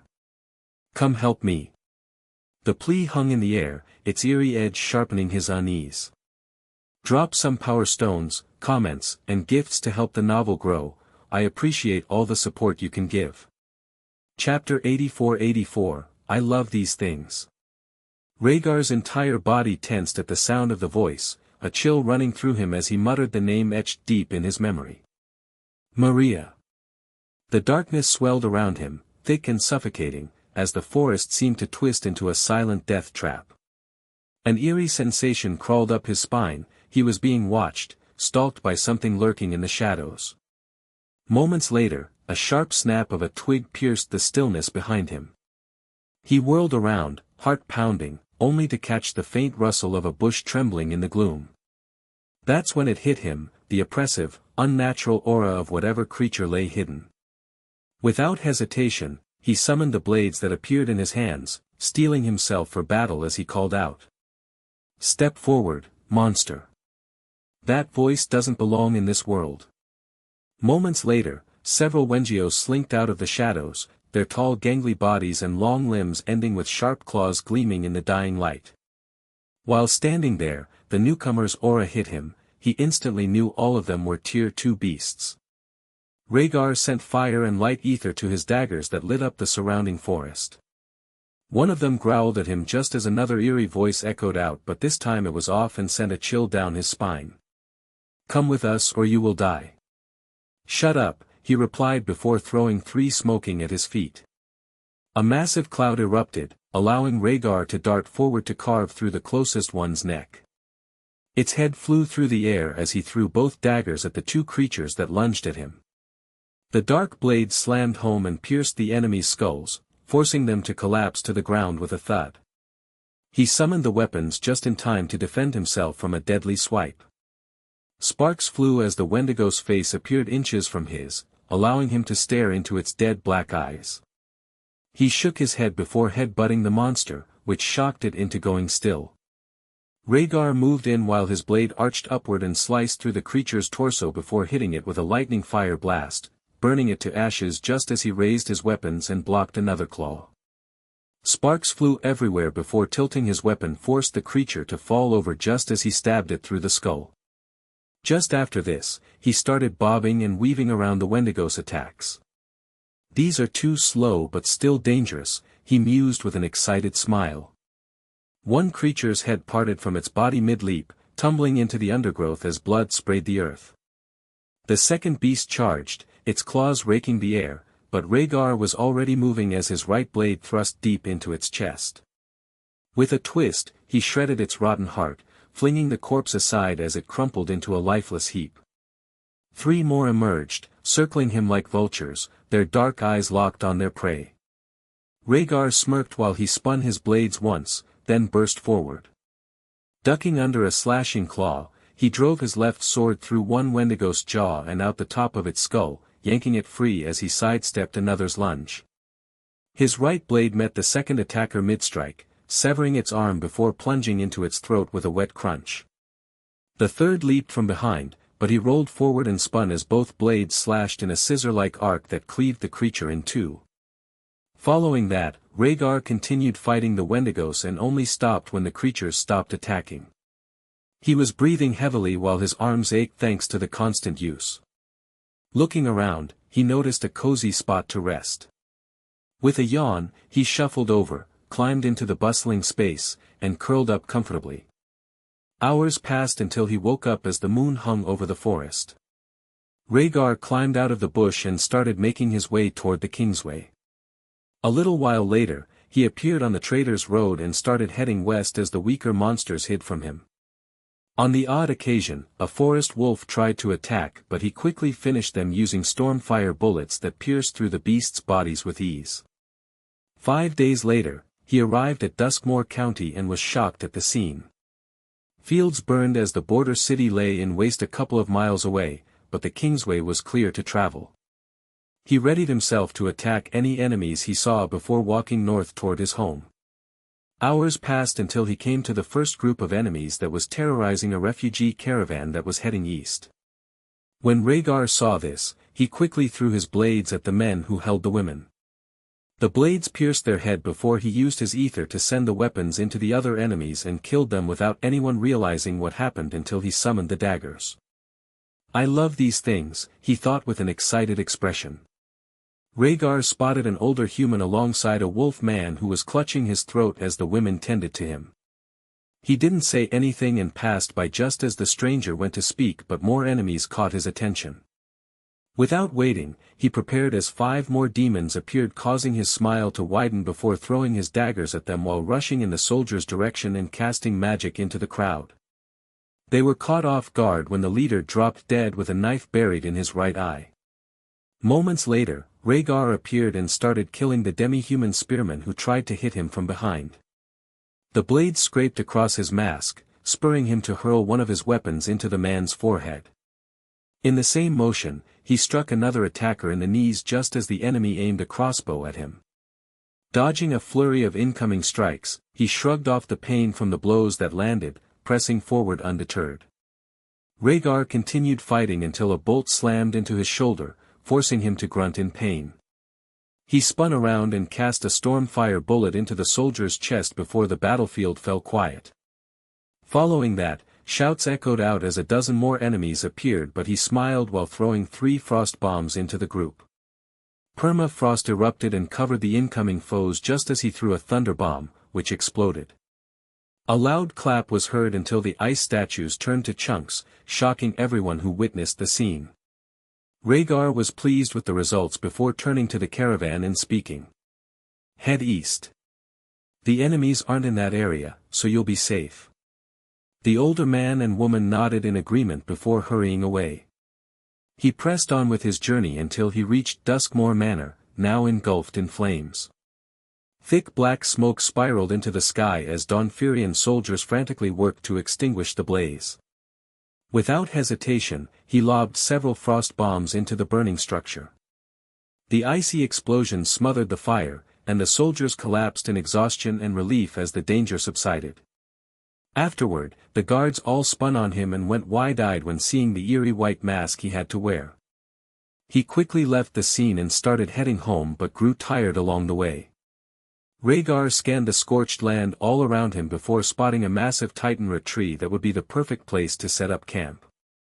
10 minutes later, he used Flash Step to appear on the highest branch. This spot offered him an excellent vantage point in nearly every direction, filling him with satisfaction. He pitched his tent and then set about preparing his meal over the fire that he set up using firewood from his storage ring. Raegar threw it on the fire before taking out a pan, putting some bread dough onto it while using a stick to cook some monster meat over the open flames. As he did this, he laid down and watched the stars above. "This place is beautiful," he murmured, his glowing red eyes taking in the scenery. "I just hope home hasn't met the same fate as the Duskmoors, reduced to ashes." Following that, he took off his mask before flipping the bread only to see it was a golden brown, making his stomach rumble. 5 minutes later, it was down, forcing him to grab it and douse it with melted honey. Raegar started eating, which was delicious, and he closed his eyes while enjoying the crunchy sweet bread that he came to love. After a little time, the cooked meat's aroma wafted into his nose, making his mouth water. He quickly took the food and started eating as the stars lit up the world around him. It looked like hell on Sylvana, causing him to think with a wicked chuckle. "Wait until I attack them from the rear, they won't know what happened." After that, he grabbed the stick with meat and started eating before growing tired once he was finished. Chapter 85 Must be Uncle's Army. Raegar continued eating his bread and meat while admiring the colorful sky above, putting a smile on his face. After 10 minutes, he finished with his food and crawled into his tent before falling asleep. The night slipped by until distant roars and chirps of monsters reverberated across the grasslands as herds of plains deer passed by. None of it stirred him, he'd long grown used to the wilderness's noises.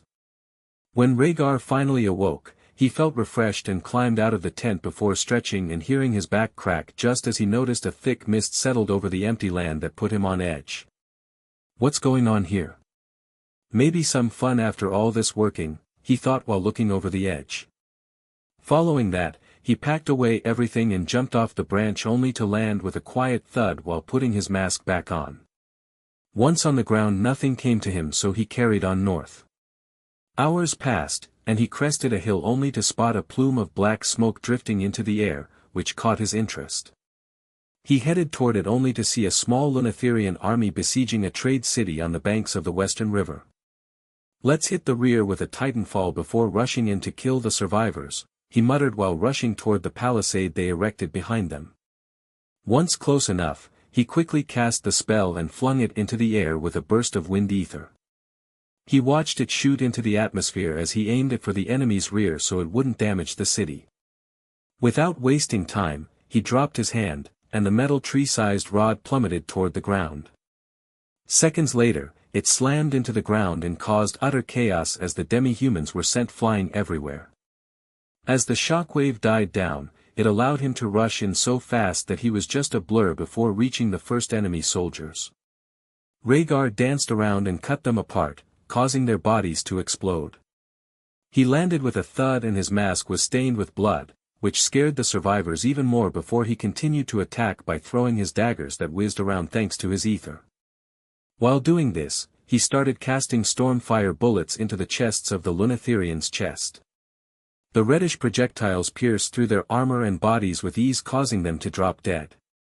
When the Dawnfirians saw this, they cheered and rushed in to finish off the attackers. He watched as a group of heavily armored soldiers in silver armor with a black sun emblem on their chests approached while killing any demi-human who charged them. The Dawnfire army, he thought while cleaning his blades. "I wonder is Jasper is down this way, I know father is in the north." "Thank you, stranger," the oldest man said with a friendly smile. "We were trying to figure out what to do when that star rock slammed into those dogs." "Was that your spell, young man?" Raegar looked at the commander and nodded. "Yes, I've been causing the enemies problems on my journey to the Blackwood Duchy. I want to see if my family is still there." The man yanked off his helmet, exposing a bald scalp crisscrossed with scars that carved down one side of his weathered face, lending him a battle-hardened air. His brown eyes narrowed. "You a Veilthorn? That white hair of yours isn't exactly common." "Great, just what I don't need, prying eyes," he thought, stifling a grimace before offering a curt goodbye. "Anyway, Commander, I've got to head north before sundown. Nightwalkers are spilling out of Bloodfang Forest thanks to all this chaos." Following that, Raegar left the battlefield as the man went to speak, but he wanted no part of the attention and just wanted to find his family. He continued along the Kingsway and noticed hundreds of refugees traveling toward Deadwater City. Hours passed and he spotted a camp in the distance with the Dawnfire army protecting civilians. When the people reached it, they were ushered into the protection of the wooden wall. Raegar didn't follow them, instead looked for the commander who was giving orders to the soldiers before turning to him. "What do you want, young man?" "Where is the enemy?" he questioned. When the man heard this he sighed before pointing west.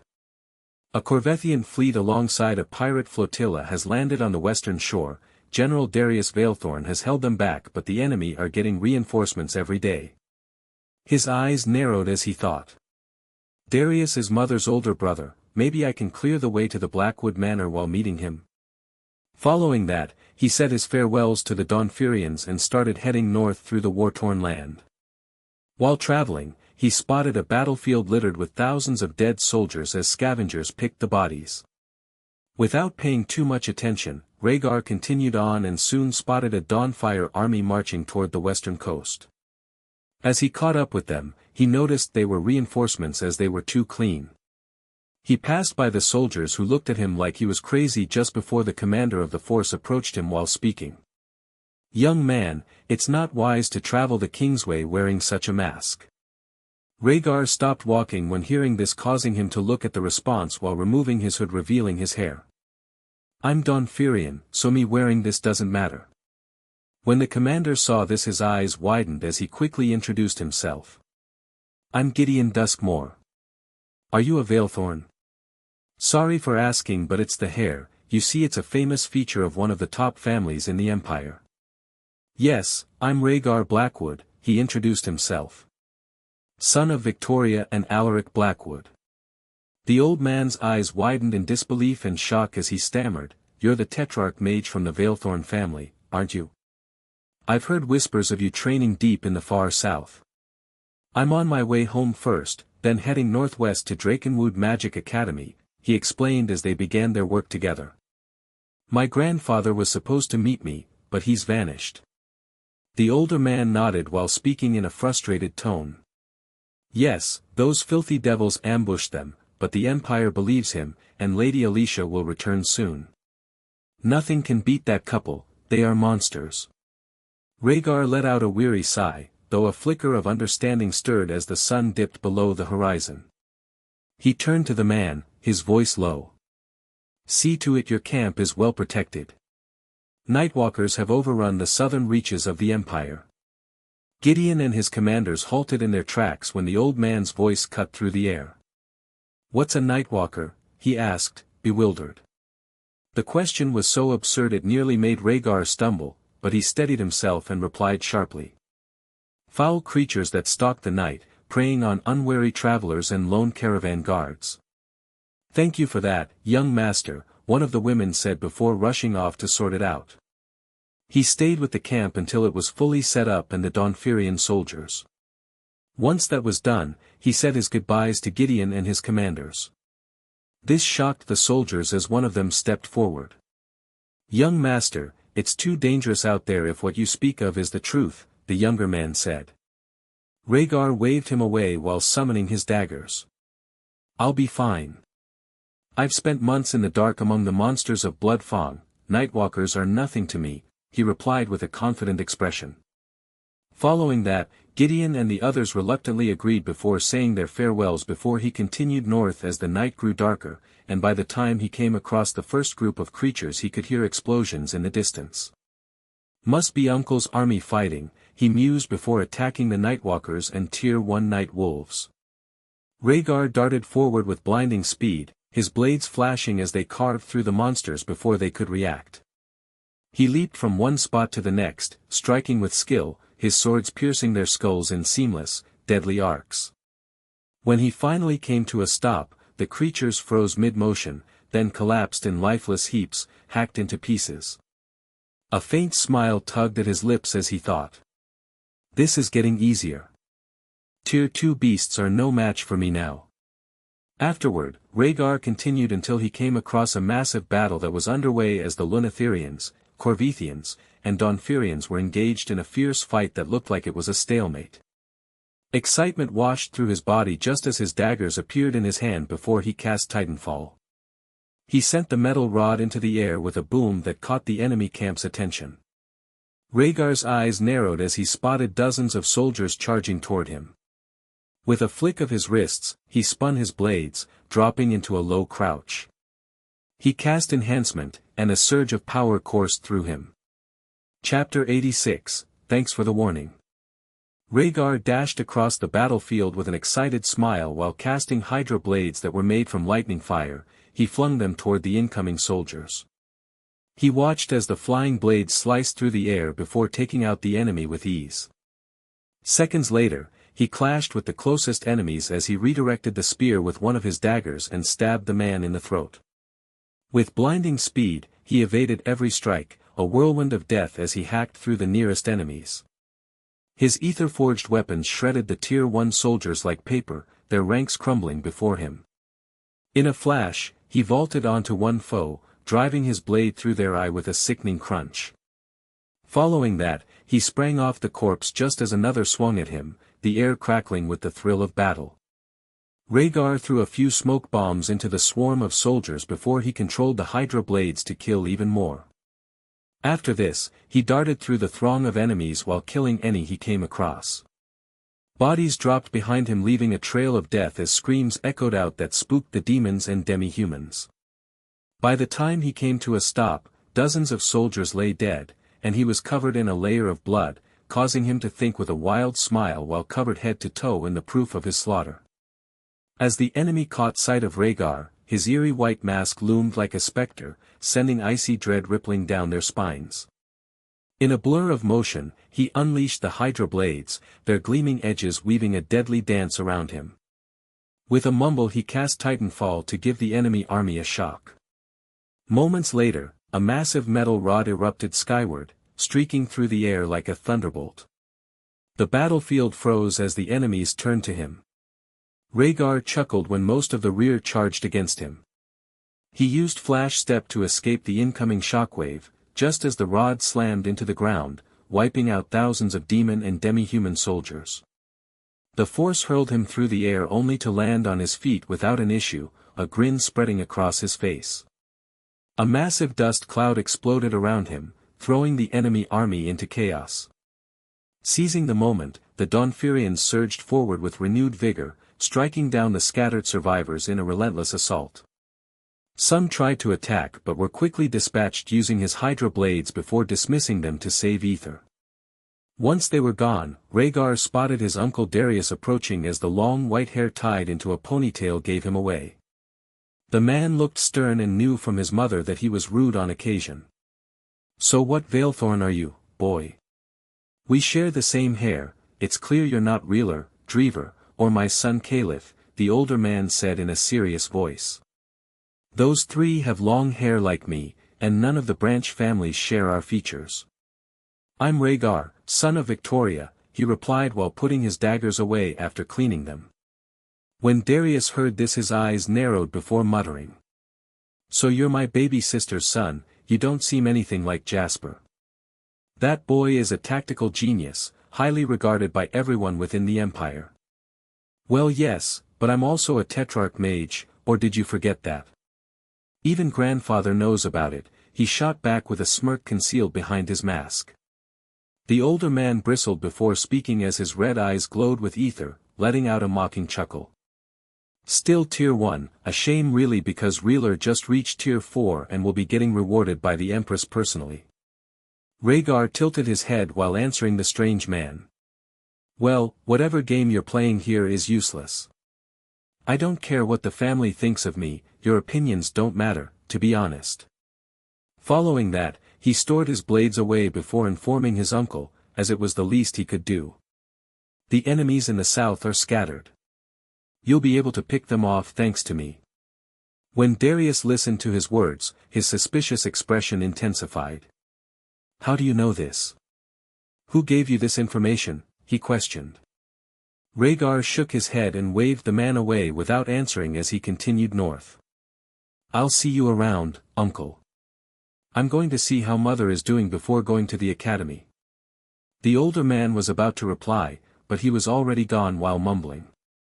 "It's true what father said, the Veilthorns aren't as united as the outside world thinks, Darius is a judgmental dick."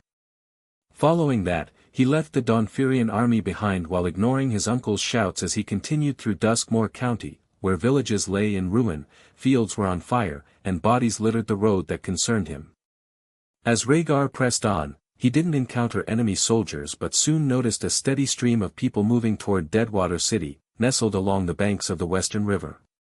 Not long after, the familiar sight of Dawnfire soldiers came into view. They were helping people into massive tent cities, which was better than nothing as the end of winter was still cold. While he was busy people watching, a group of soldiers approached him with wary expressions and hands on their weapons. An older woman with a pair of wolf ears stepped forward and spoke in a serious tone. "Young man, is everything okay? You know it's dangerous to be out here as bandits have taken advantage of the terrible situation." Raegar was surprised, he nodded. "I'm fine, thank you, and I'm fully aware of what this land is like. I've traveled from Nytheria, where the demons and demi-humans are running rampant. It seems like someone spooked them, allowing our forces to break through. When the soldiers heard this, their eyes widened as he warned them. If I were you, I'd lock down the tent cities. Nightwalkers have left Bloodfang Forest thanks to the war. Thanks for the warning, she said in a thankful tone. I hope you don't mind me asking, but why are you wearing the mask?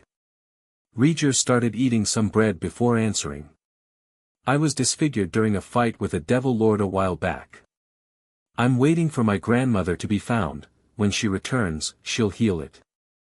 Following that, the older woman informed him about the monsters roaming the kingways toward Deadwater City, which is heavily guarded thanks to the ongoing war. He thanked the soldiers before continuing. 2 days later, Raegar arrived at the crossroads that led toward the Blackwood Manor and quickly made his way toward it only for a horrible feeling to wash over him which made his hand shake. What is this? He muttered while glancing around. A dense forest swallowed the road leading to his home, leaving him no choice other than to venture into its depths. 20 minutes later, he froze, his eyes widening at the sight of a Blackwood carriage engulfed in flames, a few guards strewn lifeless across the ground. While searching the area he spotted a trail leading into the forest. Scream rang out causing him to dash toward the sound while readying his daggers and casting enhancement that caused a boom to echo out as he rushed through the underbrush. Sometime before Raegar reached the road to the Blackwood County, a carriage barreled toward the forest on the opposite side. Yuki was leading the staff of the manor to Deadwater City for protection with the remaining guards. The maid was leaning out of the window while speaking to the commander in a concerned tone. Edmund, are you sure the Valewood is the quickest way to the city? Yes, we've traveled through here many times with the Count, my lady, the grizzled veteran replied in a respectful tone. Yuki smiled when hearing that but waved him away. No need to talk to me like I'm a member of the family. I'm just a maid. The older man burst into laughter, joined by the other soldiers, as one of them chimed in with a playful tease. Yuki, young Master Raegar is your future husband. It's no secret, everyone knows and backs it. That boy's head over heels for you. Haven't you caught the way he looked at you before he left? Hearing this, the young woman's cheeks flushed a vivid red as she slipped back into the carriage. Yet, despite her embarrassment, a soft smile crept onto her face as thoughts of her boy filled her mind. I hope you're okay, young master. You have to come back. While daydreaming, Saki spoke in a worried tone. Daughter, are you sure this is the best road to take? I'm getting a bad feeling. The other staff members nodded in agreement, and Yuki nodded. It is. The other roads are littered with Corvethian and Lunatherian patrols causing havoc all across the county, she replied. Following that, they continued traveling until the air changed just as explosions rang out from the front of the carriage which threw them everywhere. Chapter 87, Raegar. Is that you? Yuki was thrown forward as her ears were ringing. By the time the sound vanished the sound of fighting echoed out. She stood up and shook her head before speaking. Stay here mother and protect the others, I'll go help the guards. The cat maid stepped outside only to realize that they were surrounded by an untold amount of bandits that slammed against the Blackwood shield wall, but it wasn't enough as some broke through. When she saw this she quickly cast enhancement magic before rushing into the group of enemies while throwing several knives into the bandits that tried attacking the soldiers from behind. The projectiles found their targets, allowing Edmund to rally everyone, but the older man turned to her with a concerned expression. We need to get out of here, my lady. Get the others ready to move. Yuki did as he said and rushed over to the carriage just as several fire arrows slammed into the wood beside her head. She yelped before pulling everyone out as 3 guards shielded them. She quickly used her daggers to kill several enemies while moving fast using her enhancement magic. The Blackwood staff saw the young woman moving so fast that she was creating a pink blur. They're so alike, Saki remarked while remembering watching the young master training when he was still in the manor. Moments later, Alfred, the family's butler, stepped into view. The older man sprang into action, aiding Yuki.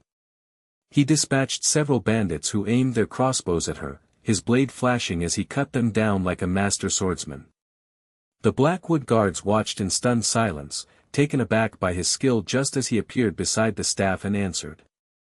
Yes, they are, but she's only one person facing a horde of outlaws, my dear. Following that, Yuki continued killing the bandits, but there were too many, forcing Edmund to shout. Surround the house staff. We will flee into the forest for safety. As the cat woman parried a man's sword with her daggers, her breath came in heavy gasps. Blocking another strike, which was making her tired, she thought desperately. I wish the young master were here. Just after that, the Blackwood guards escorted them into the trees while others held back the horde of enemies. They rushed through the Valewood forest, looking for safety, but found nothing but death.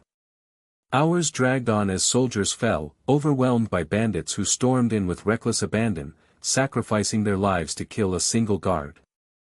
When the group reached a clearing, they were hemmed in on all sides, with Edmund standing alone as the last soldier still on his feet.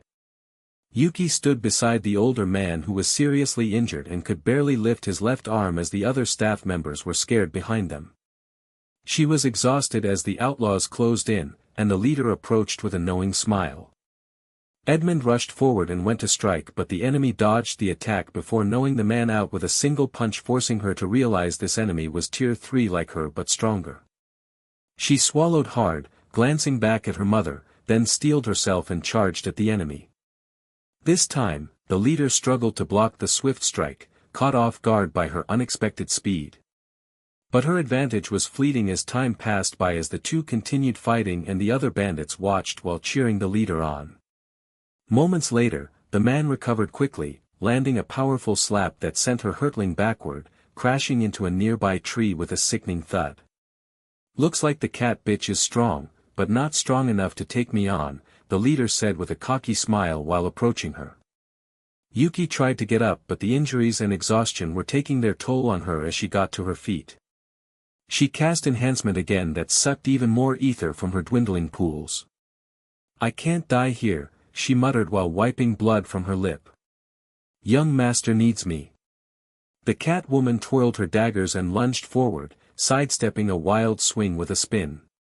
She struck swiftly, landing several blows, but only managed to nick the bandit leader's cheek, a shallow cut that fueled his rage.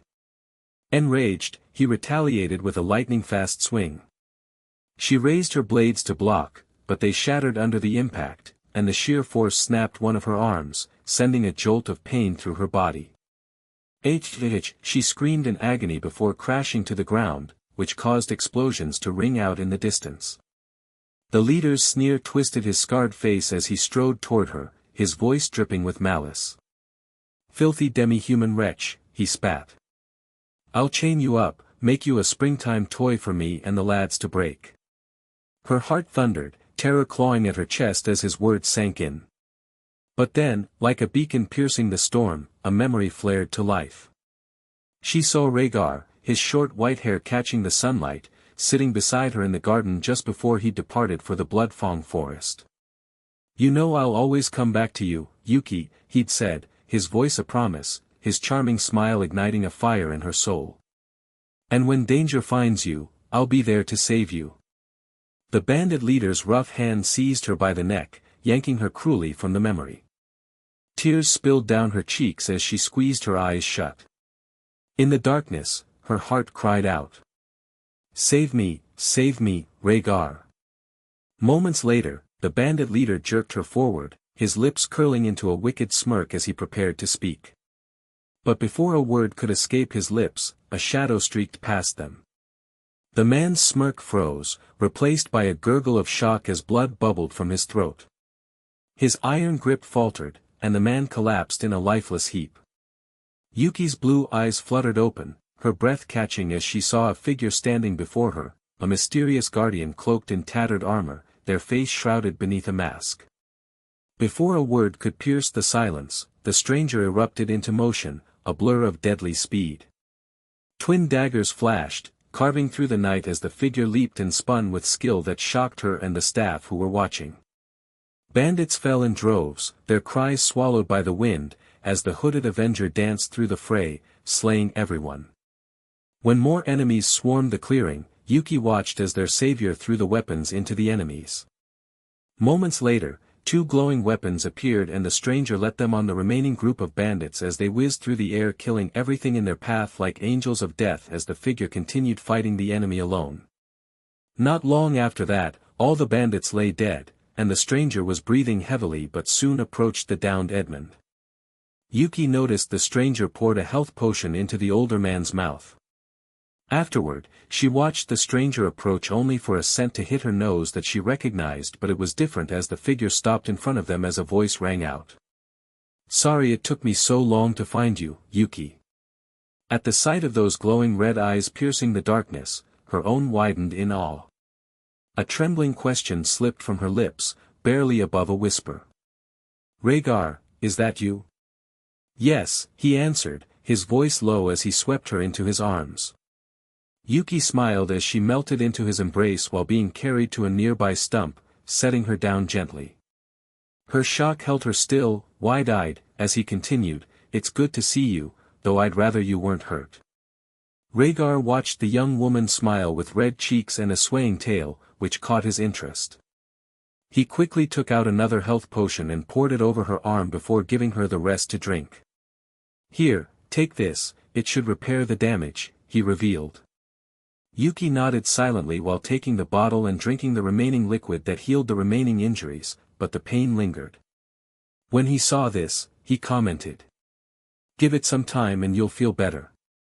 Following that, he checked on the remaining Blackwood staff who were shocked when they saw him, but as he arrived back to the cat woman she asked in a curious voice, "Why are you wearing a mask, young master? Has something happened to your face?"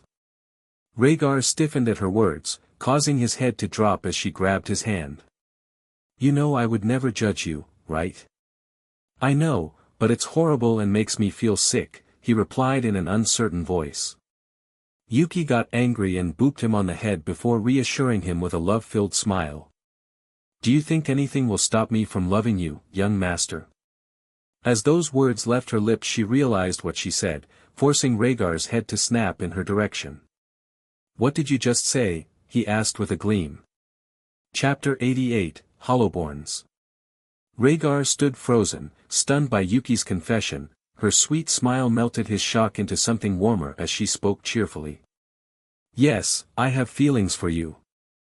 I'd like to see where things go when you come of age, just under a year now that you're 16. His heart pounded, words forming on his tongue, but before he could respond, the cat woman pressed on. "Now show me your face and let me prove you wrong." Afterward, he slowly peeled off the mask, the cool air grazing his exposed skin as he turned. Yuki caught sight of the scars, and she lunged forward, cradling his face in her hands, her voice trembling with concern. "What happened to you? Who did this, young master?" Raegar froze, startled by her touch as she gently traced the scar running down the side of his face. He shook his head and revealed. "Months ago, I joined a strike squad. We were dispatched to a dungeon and faced a devil lord. I killed it, but not before it left its mark on me." Upon hearing his story, Yuki suddenly leaned in, pressing a kiss to his scar before stepping in front of him, her face beaming with a wide smile. She leaned forward again, showering his face with soft kisses. "Huh? What's happening?" he thought, but he didn't stop as he enjoyed her affection. Raegar went completely still and didn't know how to react until the young woman stopped attacking him. She stepped back with bright red cheeks and quickly changed the subject. "Now that's over with. Once Mistress Alicia returns, she'll be able to heal this handsome face of yours, young master." Following that, Saki and Edmund approached, forcing him to put the mask back on as the older man spoke with an exhausted smile. "Thanks for the help, young master, those bandits took us by surprise. They were from the Roguehold lands in the far south," he revealed while taking out several necklaces. "I believe the Outlaw King is taking advantage of the war and raiding the southern part of the empire." When the three heard this, their eyes widened in surprise. Yuki glanced at him before asking, "How do you know this, young master?" Wiped out a gang of heavily armed outlaws just down the road, banners and all, he said with a chuckle, rising to his feet and surveying the clearing. As the sunset cast a warm glow, his expression turned grave. We'll make camp here tonight. You'll sleep in the tents I've prepared, but once night falls, stay inside, no exceptions, he warned. Following that, Raegar set up all the tents he took off to the enemy soldiers for this very purpose. While setting up the tent, Saki approached with a worried smile. Young master. You seem different compared to the young man I knew a year ago. It's good to see you too, Saki, he responded. And to answer your question, when you survive against all kinds of horrors and end up injured like I was, it changes you. The older woman nodded as she informed him. Your mother has traveled north to help your father. Rumors speak of strange humanoids giving the border guards trouble alongside the war. Strange humans. Are there any descriptions? He questioned with a raised eyebrow. Saki took out a letter before handing it over. I think you should read this, young master, it's your father's account of the first battle. This prompted the lady to fly north even after I warned against it. Thank you, Raegar responded while taking it. I'll read it shortly. I need to get you inside before the Nightwalkers or other creatures appear. The older woman trembled and looked around, causing him to reassure his mother's friend. Just stay inside the tents, ignore any voices you hear, and do not reply to anyone calling to you. Saki looked scared before she said her farewells and rushed toward the closest tent as Yuki approached with a warm smile.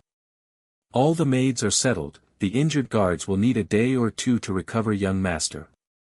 That shouldn't be a problem, he replied while scanning the tree-line surrounding the clearing. I'll stay guard after drawing the protection runes around the camp, but that will only keep the Hollowborns back. When the young woman heard, her eyes widened in shock, but Raegar reassured her. I've been fighting them for the last few weeks, they are more annoying than anything. Also, I did see them slaughter a small Lunatherian camp. Yuki sat down next to him with a smile as she spoke. It seems like you've learned a lot being out here, it's an impressive young master.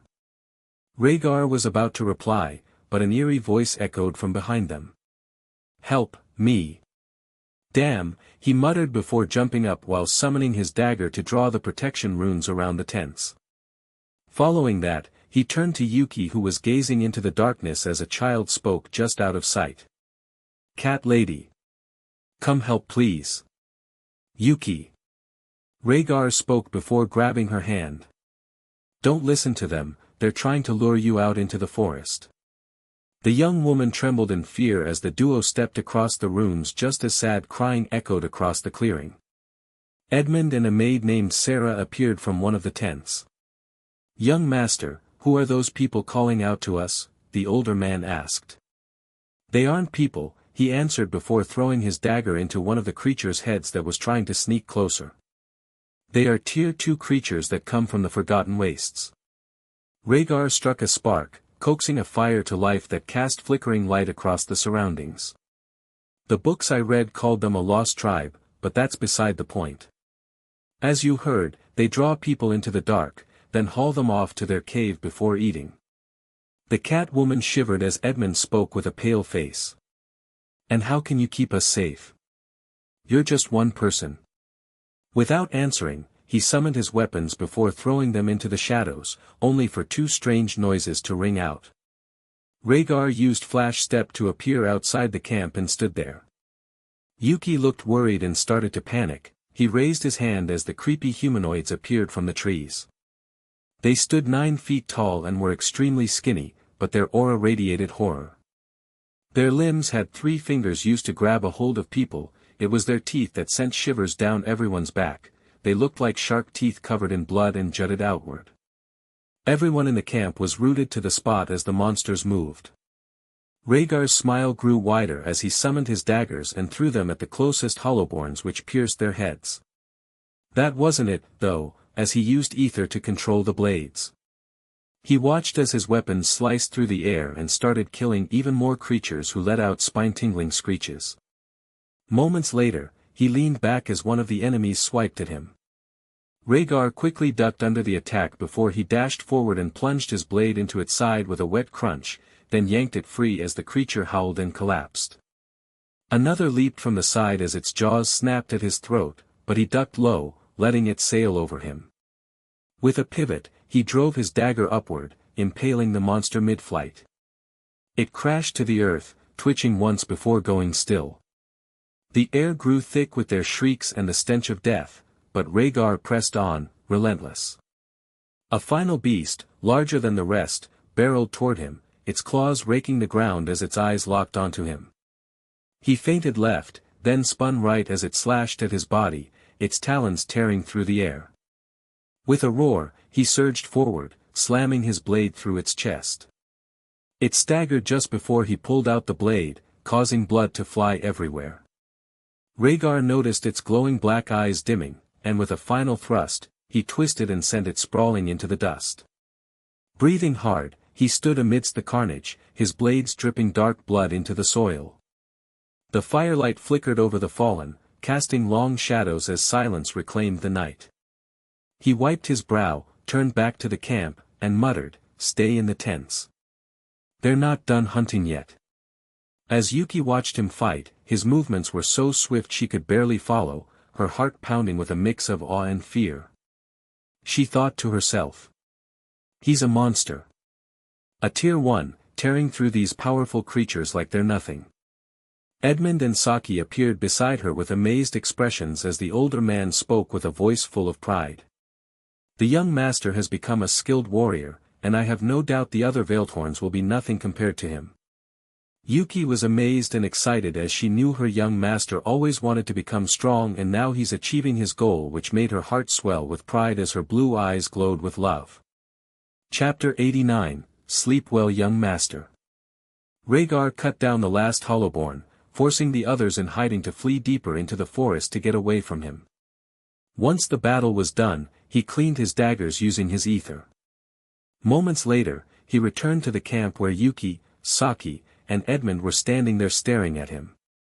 While walking, he upped out some cold water before taking a big gulp, which made him feel better. "Get some rest. We'll be leaving for Deadwater City in 2 days," he said to the trio. "This place should be safe since I killed the creatures." With nods, they returned to their tents to prepare for the night ahead. Raegar set up his tent and started a fire, the flames crackling as he began to cook some bread. As the warm aroma wafted through the air, Yuki drew near, her face lit with a gentle smile. "What are you cooking, young master?" she sweetly asked. Raegar looked up with glowing red eyes as he answered while not taking his eyes off the food. "Campfire bread, would you like some?" The cat woman nodded and sat down next to him. They sat in silence as the sound of crackling flames and the sizzling of bread echoed throughout the clearing, prompting Yuki to question. "When did you start making this?" "Nearly a year now. I first started when I bought the ingredients from Dreadshade City down south," he responded before flipping the bread. "It's delicious after adding honey butter that I harvested from the forest." Following that, the duo sat there chatting as Raegar inquired, "What do you know about these creatures in the north?" Yuki was just about to speak, but the Hollowborn's voices sounded from the darkness. "Boy! Come with us, we want to eat you." "You murdered us, now come here," another said from behind them. Raegar sighed before speaking to the cat woman. "Ignore it.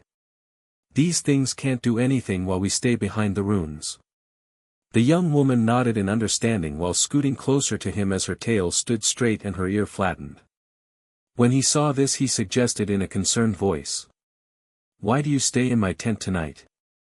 It'll block out the noise." Her cheeks went red before replying with a small smile. "Yes, please." Following that, Raegar continued cooking just as the first piece of bread was down, prompting him to take it out. He soon doused it with melted butter mixed with honey and gave it to the cat woman. "Here you go, make sure to eat it while it's hot," he said as she took the bread. "It's better that way." Yuki settled in to eat, and as she sank her teeth into the steaming bread, her blue eyes flared wide with delight before she savored the bite. Raegar's lips curved into a grin at her reaction as he turned to prepare his meal. this time pulling out a slab of monster meat. He retrieved the sturdy stick he used for cooking, skewered the thick chunk of meat onto it, and suspended it over the fire. The flames licked at it, sending up a hiss and sizzle that made his stomach growl in anticipation. When Yuki saw this, her eyes widened, prompting her to ask, "What creature is that?" Raegar glanced at her before thinking briefly as he answered with a smile. "Forest boar, there were thousands of the damn things that decided to chase me up a tree because I ran out of ether." "What happened?" she asked in a curious tone. "Well, I had just escaped a Tier 3 swamp crocodile that tried to ambush me," he said while spinning the meat before continuing. "As I got away, I stumbled into an empty clearing, but all of a sudden, I was surrounded by massive boars." Yuki's eyes sparkled with fascination when hearing the first part, and she quickly urged, "Then what? Don't stop there, young master." Raegar let out a low chuckle as he indulged her curiosity. "Well, I was running low on ether but managed to take down 3 of them. The rest of those stubborn creatures hounded me up a tree. Trapped up there, I figured I might as well gather while the boars snorted and paced below, waiting me out." After speaking, he checked on his meat and realized it was near, but soon he heard the sweet sound of Yuki's laughter. This made his heart race, but she spoke with a smile. "What happened next?" Raegar turned his attention back to the sizzling meat, sprinkling it with a blend of spices that sent a savory aroma curling into the air which made his stomach rumble, causing the cat woman to giggle. Once he was done seasoning, he eased back into his spot, a contented smile crossing his face as he finished his tale. "I stayed up there gathering for a bit, waiting it out. Then, when the moment was right, I unleashed my hydra blades. They cut through those forest boars like they were nothing." "It seems like you've been through a lot, but I'm glad you're alive," Yuki said after he finished speaking. "I worried about you every day. It only got worse when Master Griffin and Mistress Alicia vanished thanks to the devil's attack." Raegar let out a soft sigh at her words, his gaze drifting to the fire just as he noticed the meat was ready. He snatched it from the flames before it could char, blowing on it gently to cool it down before responding. "Yeah, I'm sure it did," he said with a reassuring nod. "But no need to worry anymore, I'm perfectly fine." "I guess so," Yuki replied as he offered her some of the meat after cutting it in half. This surprised her. "Thank you, young master." After that, the two carried on their conversation while eating the freshly cooked monster meat, which was delicious, tuning out the eerie whispers of the hollowborn that reverberated through the surrounding darkness. 20 minutes passed, and Raegar let out a wide yawn, rising to his feet and stretching his arms overhead. "I'm going to get some sleep," he said, glancing at the cat woman with a casual tilt of his head. "Care to join me?" Yuki's cheeks flushed a deep red, but she gave a shy nod. The pair slipped into his tent, and once inside, the older woman gently took his head in her hands, drawing it down to rest against her chest, soft and warm, a surprising comfort. She began to toy with his hair, her fingers threading through it as they both settled in. His eyes closed as the pink-haired beauty spoke quietly.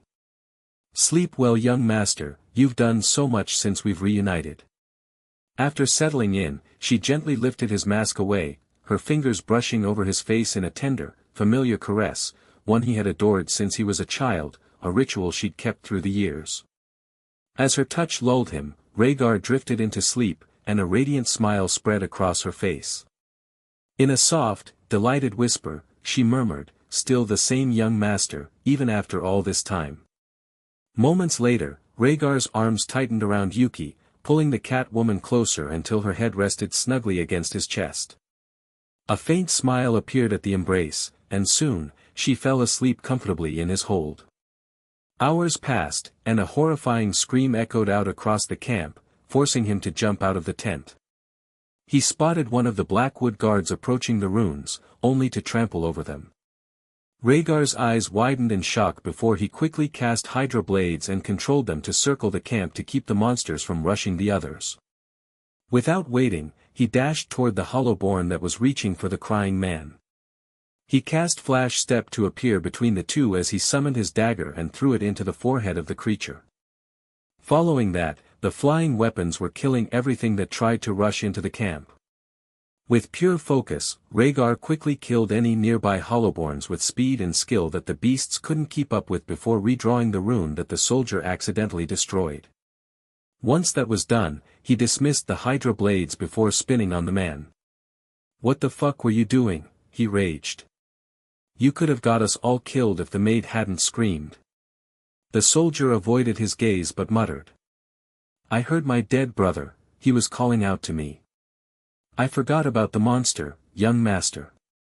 Raegar sighed before cleaning off his blades before speaking. "It's the hollowborns. They read some of your thoughts and used them against you. Now get some rest, this will get worse now their prey got away." Following that, Saki was standing near Edmund, which made him laugh, causing him to ask Yuki when he approached the cat woman. "Are they a thing now? I noticed the old man was protecting her." Chapter 90, Could it be a werewolf? Raegar watched Yuki giggle as she shrugged before answering. "No, Master Alaric and Mother have a thing going on with your mother's permission. It surprised me, but they have been friends for years now." "What the fuck? Father and Saki are a thing?" he thought in shock. "Mother is letting him have a harem?" After that, the two slipped back into the tent, and he pulled Yuki into a warm cuddle, making her smile as she melted into his embrace. Time passed quietly, and they fell into a comfortable sleep, lulled by the birds chirping overhead. Moments later, the sound of roars of monsters echoed through the night while others circled their camp but couldn't approach thanks to the runes he set up. The next morning, Raegar awoke to the soft snores of the cat woman, still peacefully asleep beside him. A warm smile spread across his face as he quietly slipped out of the tent, the crisp, cool air brushing gently against his skin. He glanced around only to notice a fog descending on the clearing that blocked his view. "Damn winter weather, hopefully, it ends soon," he muttered in annoyance. Following that, Raegar sat down and got comfortable before starting a fire thanks to the stockpile of wood in his storage ring. Once the flames roared to life, it beat the cold weather back and heated him while he wrapped a cloak around him. "Morning, young master," Edmund spoke up from his right, catching him off guard. "The weather is getting worse." Raegar turned to the older man with a startled expression before replying with an amused smile. "Hello Edmund, what are you doing up so early?" And yes, the end of winter is always the worst, especially out on the road. The Blackwood commander settled down with a weary sigh, stretching his hands toward the fire's warmth as he spoke. "Too cold to sleep, and those roars were getting on my nerves until they finally stopped." No sooner had Edmund finished speaking than a chilling howl sliced through the air, reverberating from the north. The older man's eyebrow arched in suspicion as he turned toward the sound, a flicker of unease crossing his face. "That's no ordinary monster," Raegar muttered with narrowed eyes.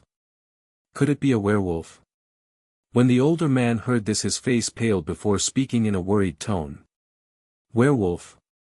They are here in the south. Aren't they hunted whenever they step foot in the Empire?" Raegar shrugged. "Normally you'd be right, but many monsters are following the armies so they can feed on the dead. I'm honestly surprised we haven't come across any ghouls or blood fiends." Edmund shivered when hearing his words, as the creatures were notorious for raiding caravans and rest stops in the far north. Raegar chuckled at the man's reaction before reassuring him. "We should be fine, though. There's a town in between us and Darkwater City, we'll rest there before continuing on the Kingsway," he revealed. "I'll fight off the werewolves, but I may need the guards' help." "Sounds good to me, young master. We will help you without needing to ask, it's the least we can do," the older man replied with a friendly smile. Following that, the two of them spoke for a while before Edmund decided to patrol the camp, which left him alone just as his stomach growled with hunger. He pulled out some flour and started making his campfire bread for breakfast. A while later, Raegar reclined lazily, savoring the warm, freshly baked bread as he watched the sun spill golden light across the awakening world. The camp stirred to life around him, and just then, Yuki emerged from the tent. He glanced at the cat woman, her hair a chaotic, tousled tangle, and a grin tugged at his lips despite himself. Spotting him, she beamed back, her voice lilting with a sweet warmth. "Morning, master. That bread smells delicious." Raegar let out a soft chuckle as he noticed her tail swishing eagerly behind her. With a nod of agreement, he gestured to the spot beside him. "Come sit with me," he said warmly. "I'll get started on cooking some for you now." Following that, the two of them sat in silence until Yuki turned to him. "How long will it take us to get to Deadwater City?" she questioned with a curious expression. "2 days," he responded while focusing on her breakfast. "Depends on how far we travel. There's a town called Ravenhollow where we can stock up on supplies and rest." "I heard of that place," she revealed. "It's where merchants and travelers pass through on their way north for trade."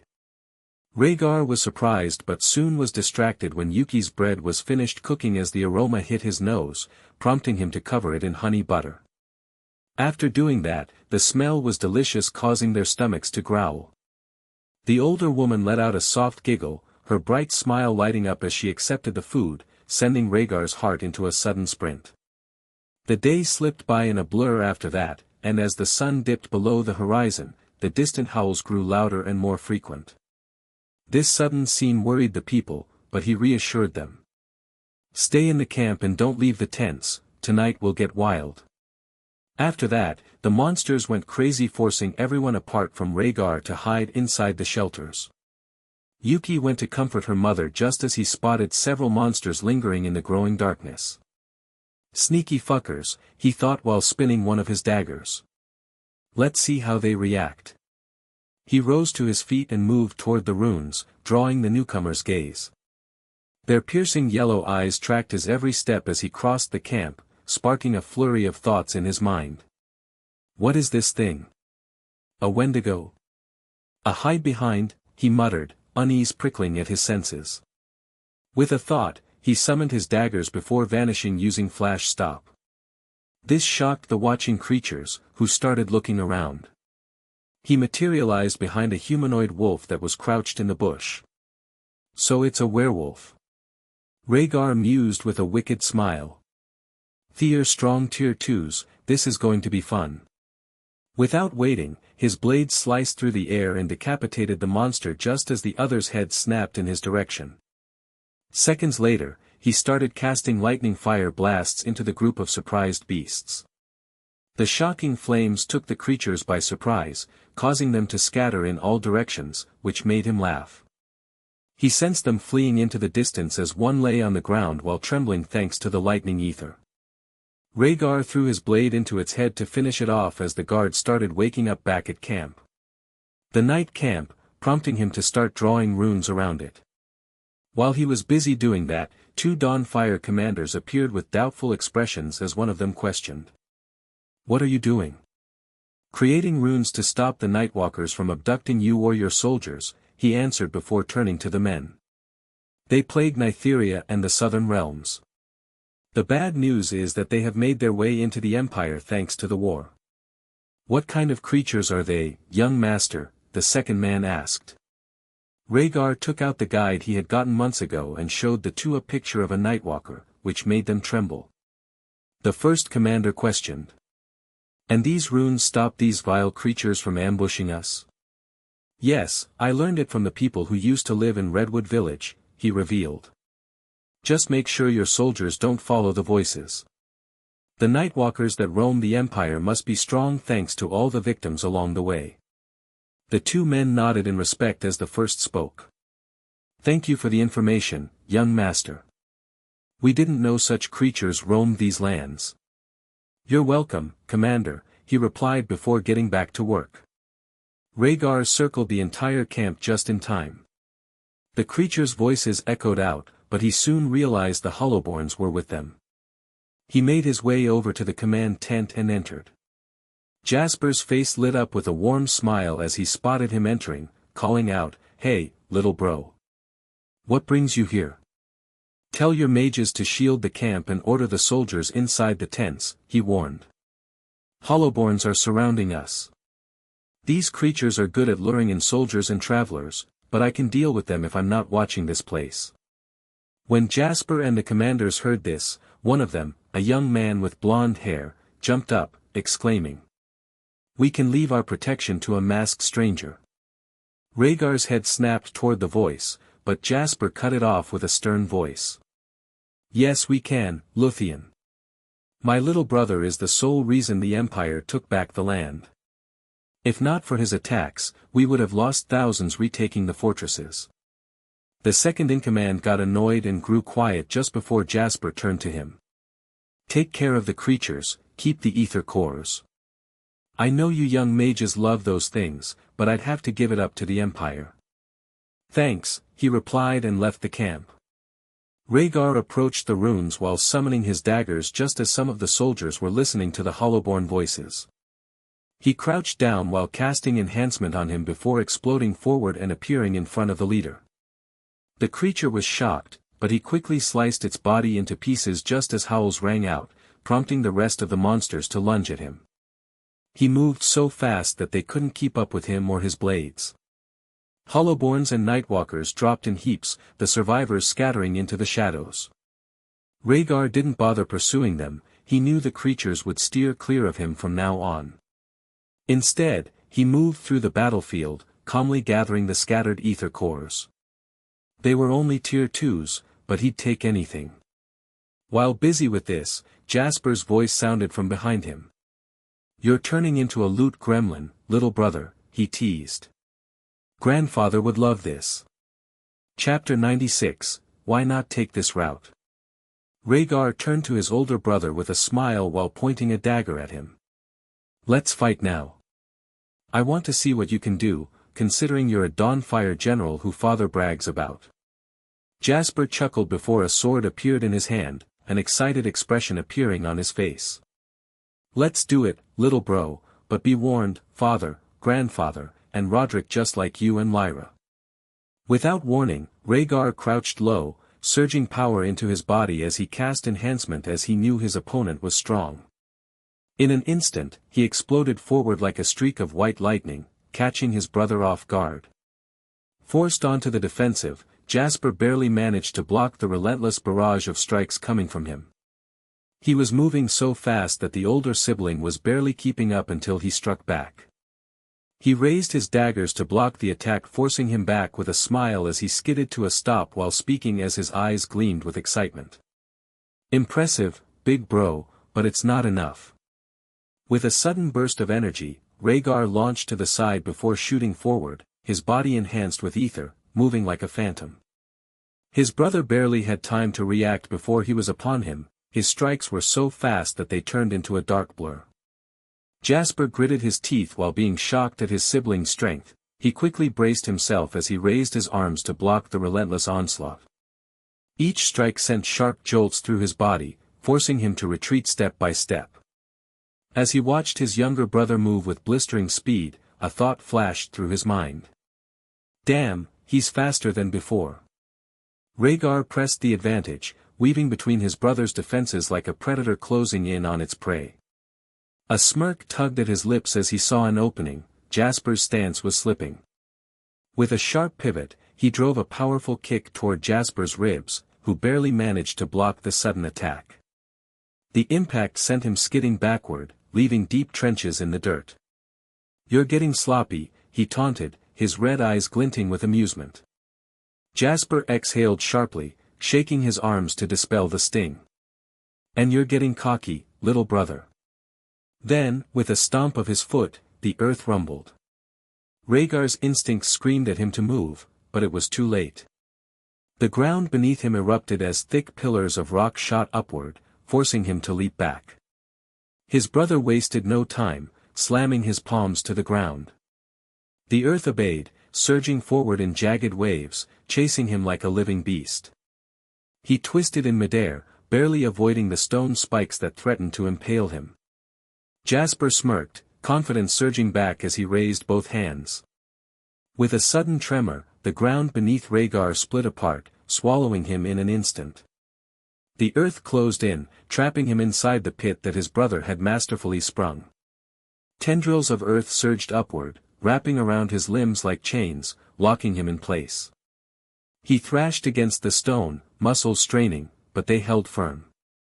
Above him, Jasper stood with a smug grin, arms crossed as he watched his younger brother struggle. "Remember, my cocky little brother," he said, his voice laced with confidence. "I'm a tier 5 warrior mage. But I've got to admit, you're impressive and will be able to beat me one because I know you'll go far once you reach the higher tiers." "Alright, but let me out of here now," he said while struggling to free himself from the rock chains that held him in place. "This stuff feels like it's ripping into my skin." After that, Jasper raised his body with a chuckle before dropping him on the ground while speaking.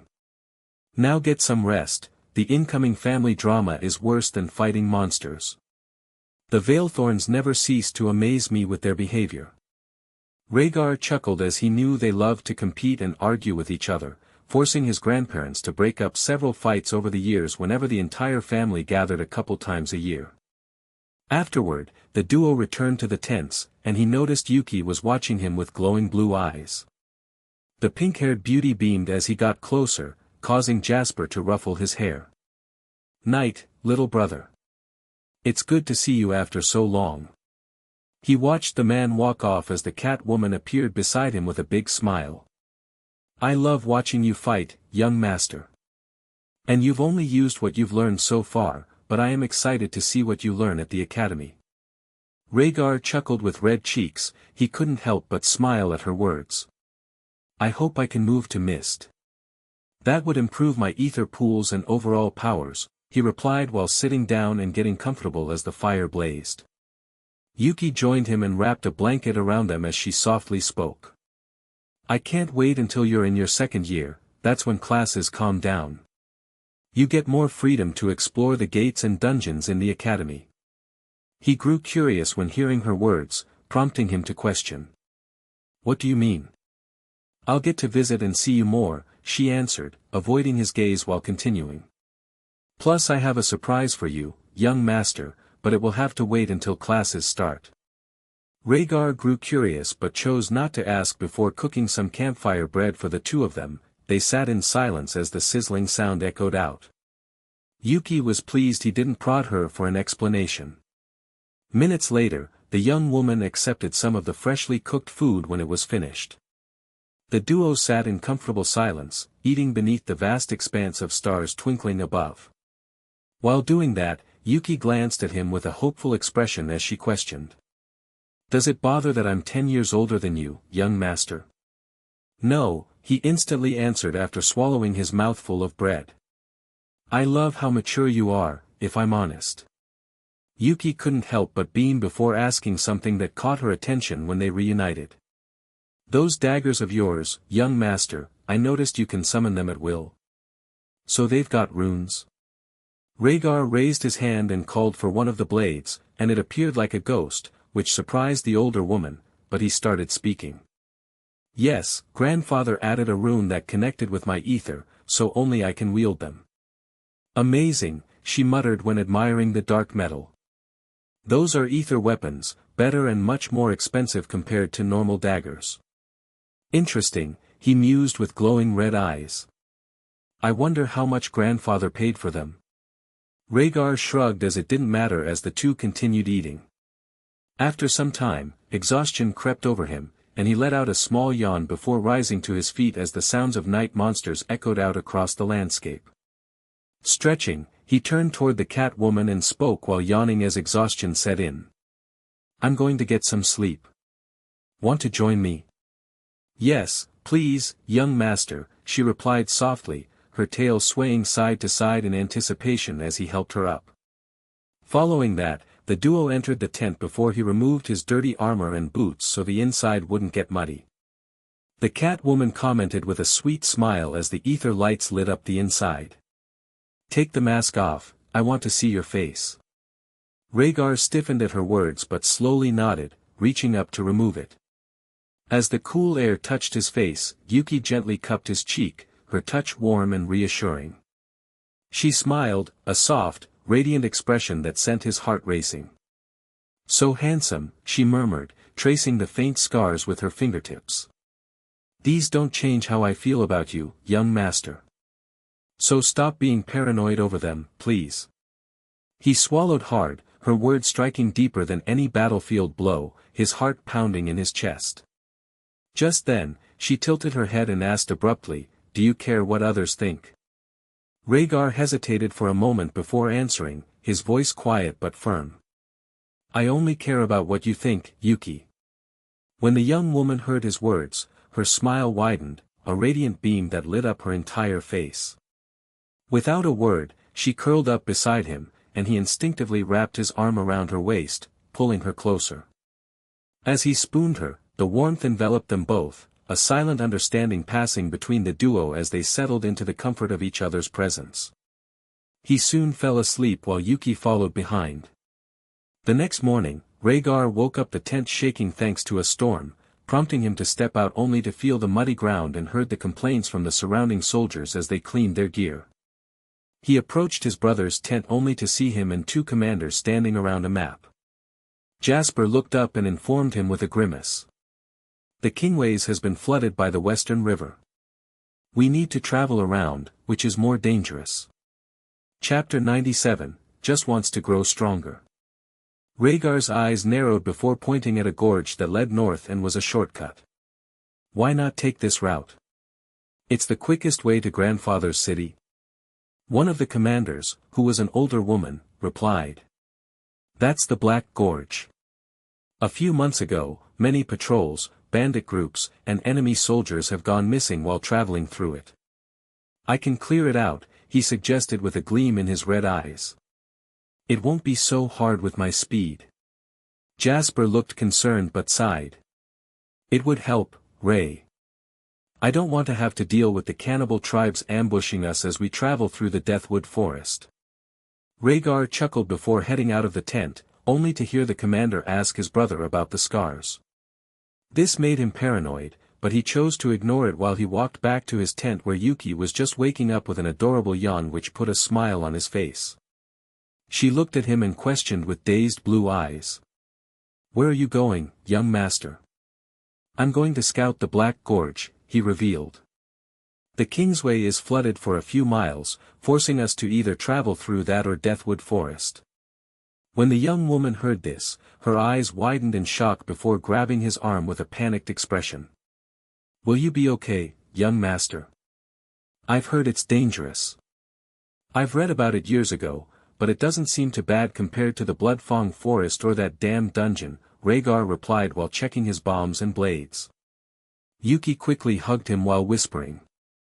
"Promise you'll come back to me, Rhaegar?" "I promise," he replied with a confident smile. "I'll return in no time. If there are any monsters above Tier 3, I'll retreat to get Jasper. I won't risk missing the academy tests that's happening in a few weeks." Rhaegar said his goodbyes to Yuki and Saki who appeared outside their tent. The older woman beamed while looking at them. "I see you two are getting only well. It makes me happy to see my daughter smile like that. The last time I saw it was the day you were born, young master." His cheeks got hot at the older woman's works before he quickly changed the subject and said his farewells. "Anyway, ladies, I have to go clear the path so we can get to my grandparents' place." Yuki suddenly hugged him tightly with a big smile as she warned in a concerned voice. "Be careful out there, young master." "I will be," he replied while sensing some newcomers approaching them. Moments later, a Donfirian commander appeared alongside a soldier.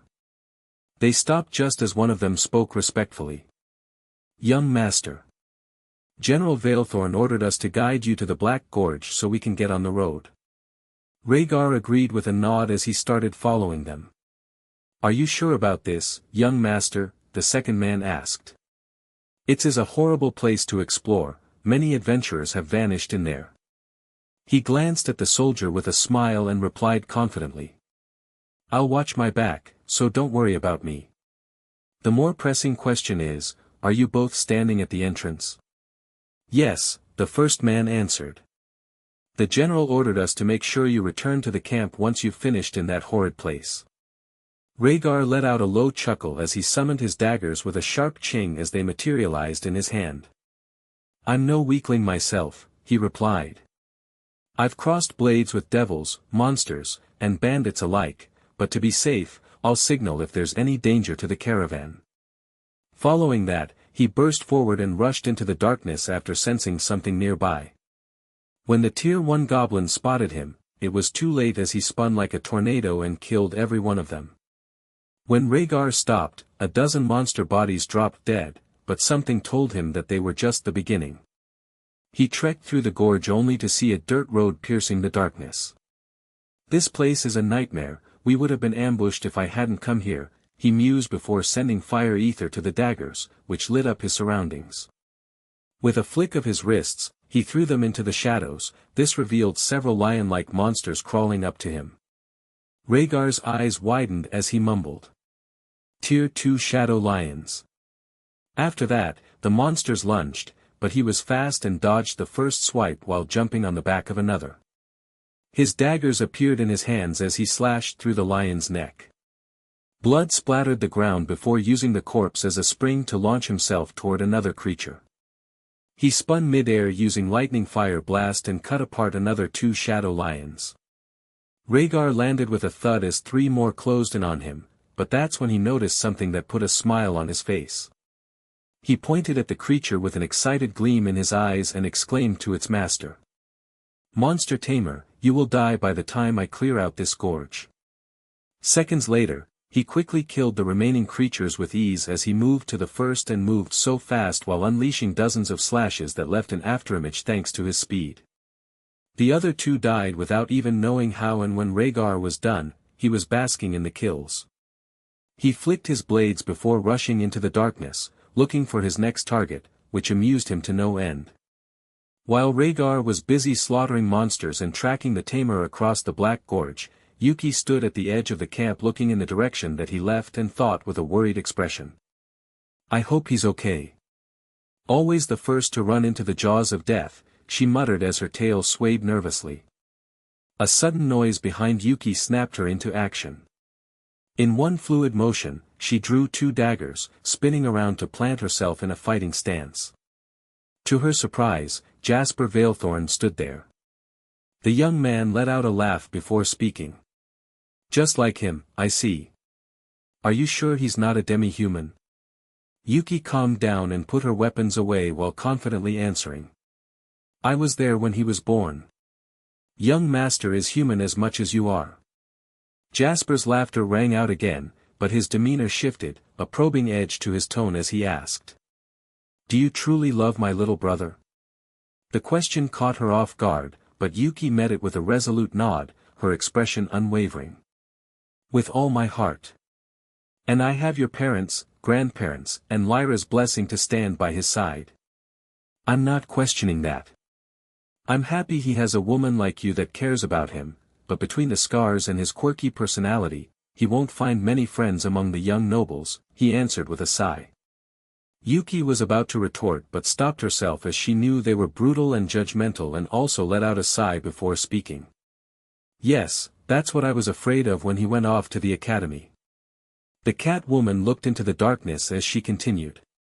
"Rhaegar is an unusual young man as he doesn't care about rank or prestige, he just wants to grow stronger." Jasper chuckled at her words but nodded. "Yes, he's determined. Even when I fought him, I was worried as his strikes were powerful for his size. My arms were shaking after the battle," he revealed. Yuki giggled. "He fights like the tiger demi-humans in the south, they use similar techniques, but I have no idea where he learned them from," she said with an amused expression. Following that, explosions rocked the gorge, causing the 2 of them to look worried as roar, howls, and other monster noises echoed out. She went to move forward but Jasper stopped her. "Don't go down there. He can survive in such a place, but I doubt we'll be able to deal with the swarm of creatures," the young man revealed. Yuki's heart sank, but she placed her trust in her young master. Steeling herself, she stepped toward the entrance, prompting Jasper and the Dawnfire soldiers to follow. Together, they moved forward until they reached the 2 guards. While the cat woman, Jasper, and the soldiers waited outside, Rhaegar was fighting with more shadow lions. He was jumping around like a rabbit, which angered the monsters, but his blade sliced across two of their throats. Blood poured out like a waterfall just as he threw the daggers into the heads of two lunging lions, which were the last creatures. They crashed to the ground with sickening thuds as he summoned his weapons. Once the fight was over, he collected everything just before sensing nearby ether. Raegar cut out the glowing brown and green ether cores alongside the lion claws, which would sell for a lot once he reached Deadwater City. Chapter 98, It was hiding its strength. While standing there, Raegar felt his senses scream, causing him to cast Flash Step. Without waiting, he vanished just as a powerful jungle tiger slammed into the spot he was just in, letting out a growl. He landed atop a boulder moments later as the Tier 2 beast spun, letting out a fierce growl that he shrugged off. "Seems like your master is getting desperate, bandit tamer maybe," he muttered with an excited gleam in his red eyes. It lunged toward him, but he jumped off the stone and threw the blades at the incoming monster. He watched as it dodged to the side. This caused him to grin before sending his ether into the weapons. When Raegar hit the ground, they slammed into the tiger's rear end, slowing the big cat down as it let out a pain-filled roar that echoed through the gorge. The beast somehow lunged, and he ducked under its sharp claws while hitting it with a powerful punch. The force sent the tiger flying into the air thanks to the enhancement magic that boosted his strength and speed.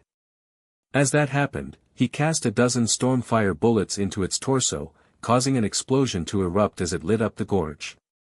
Just as the monster's dead body slammed down, dozens of men and women surrounded him from all over the gorge as a robed figure stood on an overhang as a command rang out. "Kill the Veilthorn while I deal with the others." Upon hearing that, Raegar wasted no time. He raised his hand and sent a stormfire bullet skyward. The moment it detonated in a dazzling explosion, he thought. Jasper better have the defenses ready before the bandits strike. Then, the enemy's war cries shattered the air as they rushed toward him. With a burst of ether, he became a blur, tearing through the battlefield. He weaved between foes, his blade flashing as he slashed, stabbed, and cut down any who dared come close. Each strike was lethal, each movement a dance of destruction as chaos erupted. Raegar was bouncing all over the place, using the enemy bodies to jump from one bandit to another while killing them. Panic swept over them as dozens died within a few minutes, prompting the enemies to back off. Just then, he spotted the robed figure, causing him to cast several stormfire bullets at the stranger. He followed that up by throwing his daggers behind the magic, but the enemy tamer vanished when a massive eagle picked them up. His eyebrow rose at this scene until a man screamed while rushing at him. The bandit's sword slashed through the air, but Raegar raised his blades, blocking the strike in a shower of sparks. The force of the blow reverberated through his arms, the enemy's strength marking him as a high-end Tier 2 fighter. Even so, he killed the man with ease, redirecting the sword with a twist. In a flash, his dagger plunged into the bandit's throat, silencing him. Without missing a beat, Raegar threw his second blade, the steel whistling as it buried itself in the chest of another foe. Following this, he started using stormfire bullets that slammed into the remaining outlaws who were shocked when seeing the strongest among them drop dead with a couple of moves. Raegar noticed they weren't moving and rushed into the crowd while slashing, stabbing, and casting magic. Lightning fire blast slammed into the closest ones, turning the bandits into ash before floating away on the breeze. 10 minutes later, the last enemy dropped dead when she was decapitated after he threw his daggers at her. Once the gorge had gone quiet, he heard explosions in the distance but decided against going back. "Let's clear out the Black Gorge so we can keep moving," he thought before looting the bandit camp. By the time Raegar was done, he ended up with a few hundred gold coins, 1,000 silver and a chest full of copper. This wealth shocked him, but he sent it all into his storage ring while checking on the pile of ether cores. "These will be useful if I ever run out of energy," he muttered while holding a Tier 4 core that glowed a beautiful red. Just then, an eerie voice echoed from around him. "Come here, human child." Raegar whirled around, blades ready for action, but the gorge around him lay silent and empty. A chill prickled the hairs on the back of his neck as his instincts screamed of unseen danger. His eyes swept the shadows between the trees, finding nothing, before he reluctantly pressed onward down the winding path. As he distanced himself from the ravaged bandit camp, a new unease settled over him. He could sense multiple presences stalking just beyond his line of sight. This unnerved him more than any attack would have. They were steering clear of him as if wary of his lethal prowess. Why are they hiding? He mused while spotting the road out of the gorge. A concerned expression crept across Raegar's face, but as he turned, the expression shattered. Standing before him was a hideous mockery of a child, a humanoid abomination that froze his blood. His eyes raked over it, an icy dread coiling in his gut as every instinct screamed that this thing was wrong. Its hairless skin was a sickly, ashen gray, stretched taut over its body. Sunken black eyes, lifeless yet glinting with a horrifying fascination, bored into him. Then it smiled, a slow, unnatural stretch of its lips revealing jagged, blood-streaked teeth that glistened wetly in the dim light of the gorge. A shudder ripped down Raegar's spine, his breath catching in his throat. "What the fuck?" he rasped, voice trembling as he summoned his daggers with a sharp ching. Not a nightwalker or hollowborn. Neither Wendigo nor wild people. The creature's grin widened, splitting its face into a nightmare, and his senses flared, prompting him to act. He whirled, casting lightning fire blast in a searing arc behind him, causing screeches to echo out. Older, more withered versions of the monstrosity had been slinking through the shadows, their gnarled limbs and hollow stares closing. Raegar instantly reacted and started attacking the creatures. When his daggers flew toward one of the adult's neck, as this happened it smiled at him before blocking the swing. The creature let out a strange clicking sound before vanishing into the shadows, leaving him shaking. Tier 5, he thought with wide eyes. It was hiding its strength. Raegar was worried but decided to head back to the caravan while using enhancement magic to sprint across the gorge. He killed any monsters he could until he reached a few feet from the exit. A shrill, eerie whistle sliced through the air behind him, yanking Raegar's attention around. His gaze locked onto the Tier 5 humanoid standing there alongside dozens of its kin, its hollow eyes piercing straight through him as if stripping his soul bare. A creeping, primal fear slithered into his bones, rooting him to the spot, his breath shallow and heart pounding against the cage of his ribs. This caused a thought to run through his mind. They're waiting to ambush us. When coming to this conclusion, Raegar rushed toward the entrance only to see Yuki, Jasper, and a dozen soldiers standing there looking concerned. When the group saw him, they smiled in relief. "Young master," the cat woman exclaimed with a big smile. "Did you get to the other side?" "Yes, but there are creatures in there that are smart and waiting for us to pass through," he revealed while storing away his daggers. Jasper and his second-in-command, Luthian, stepped forward as his brother questioned. "What type of monsters?" Raegar glanced at the older man before telling everyone everything he came across, including the bandits, tamer and creepy humanoids. By the time he finished explaining, his brother's friend disputed it. "I don't believe such a story, General," the man said. "There aren't smart creatures,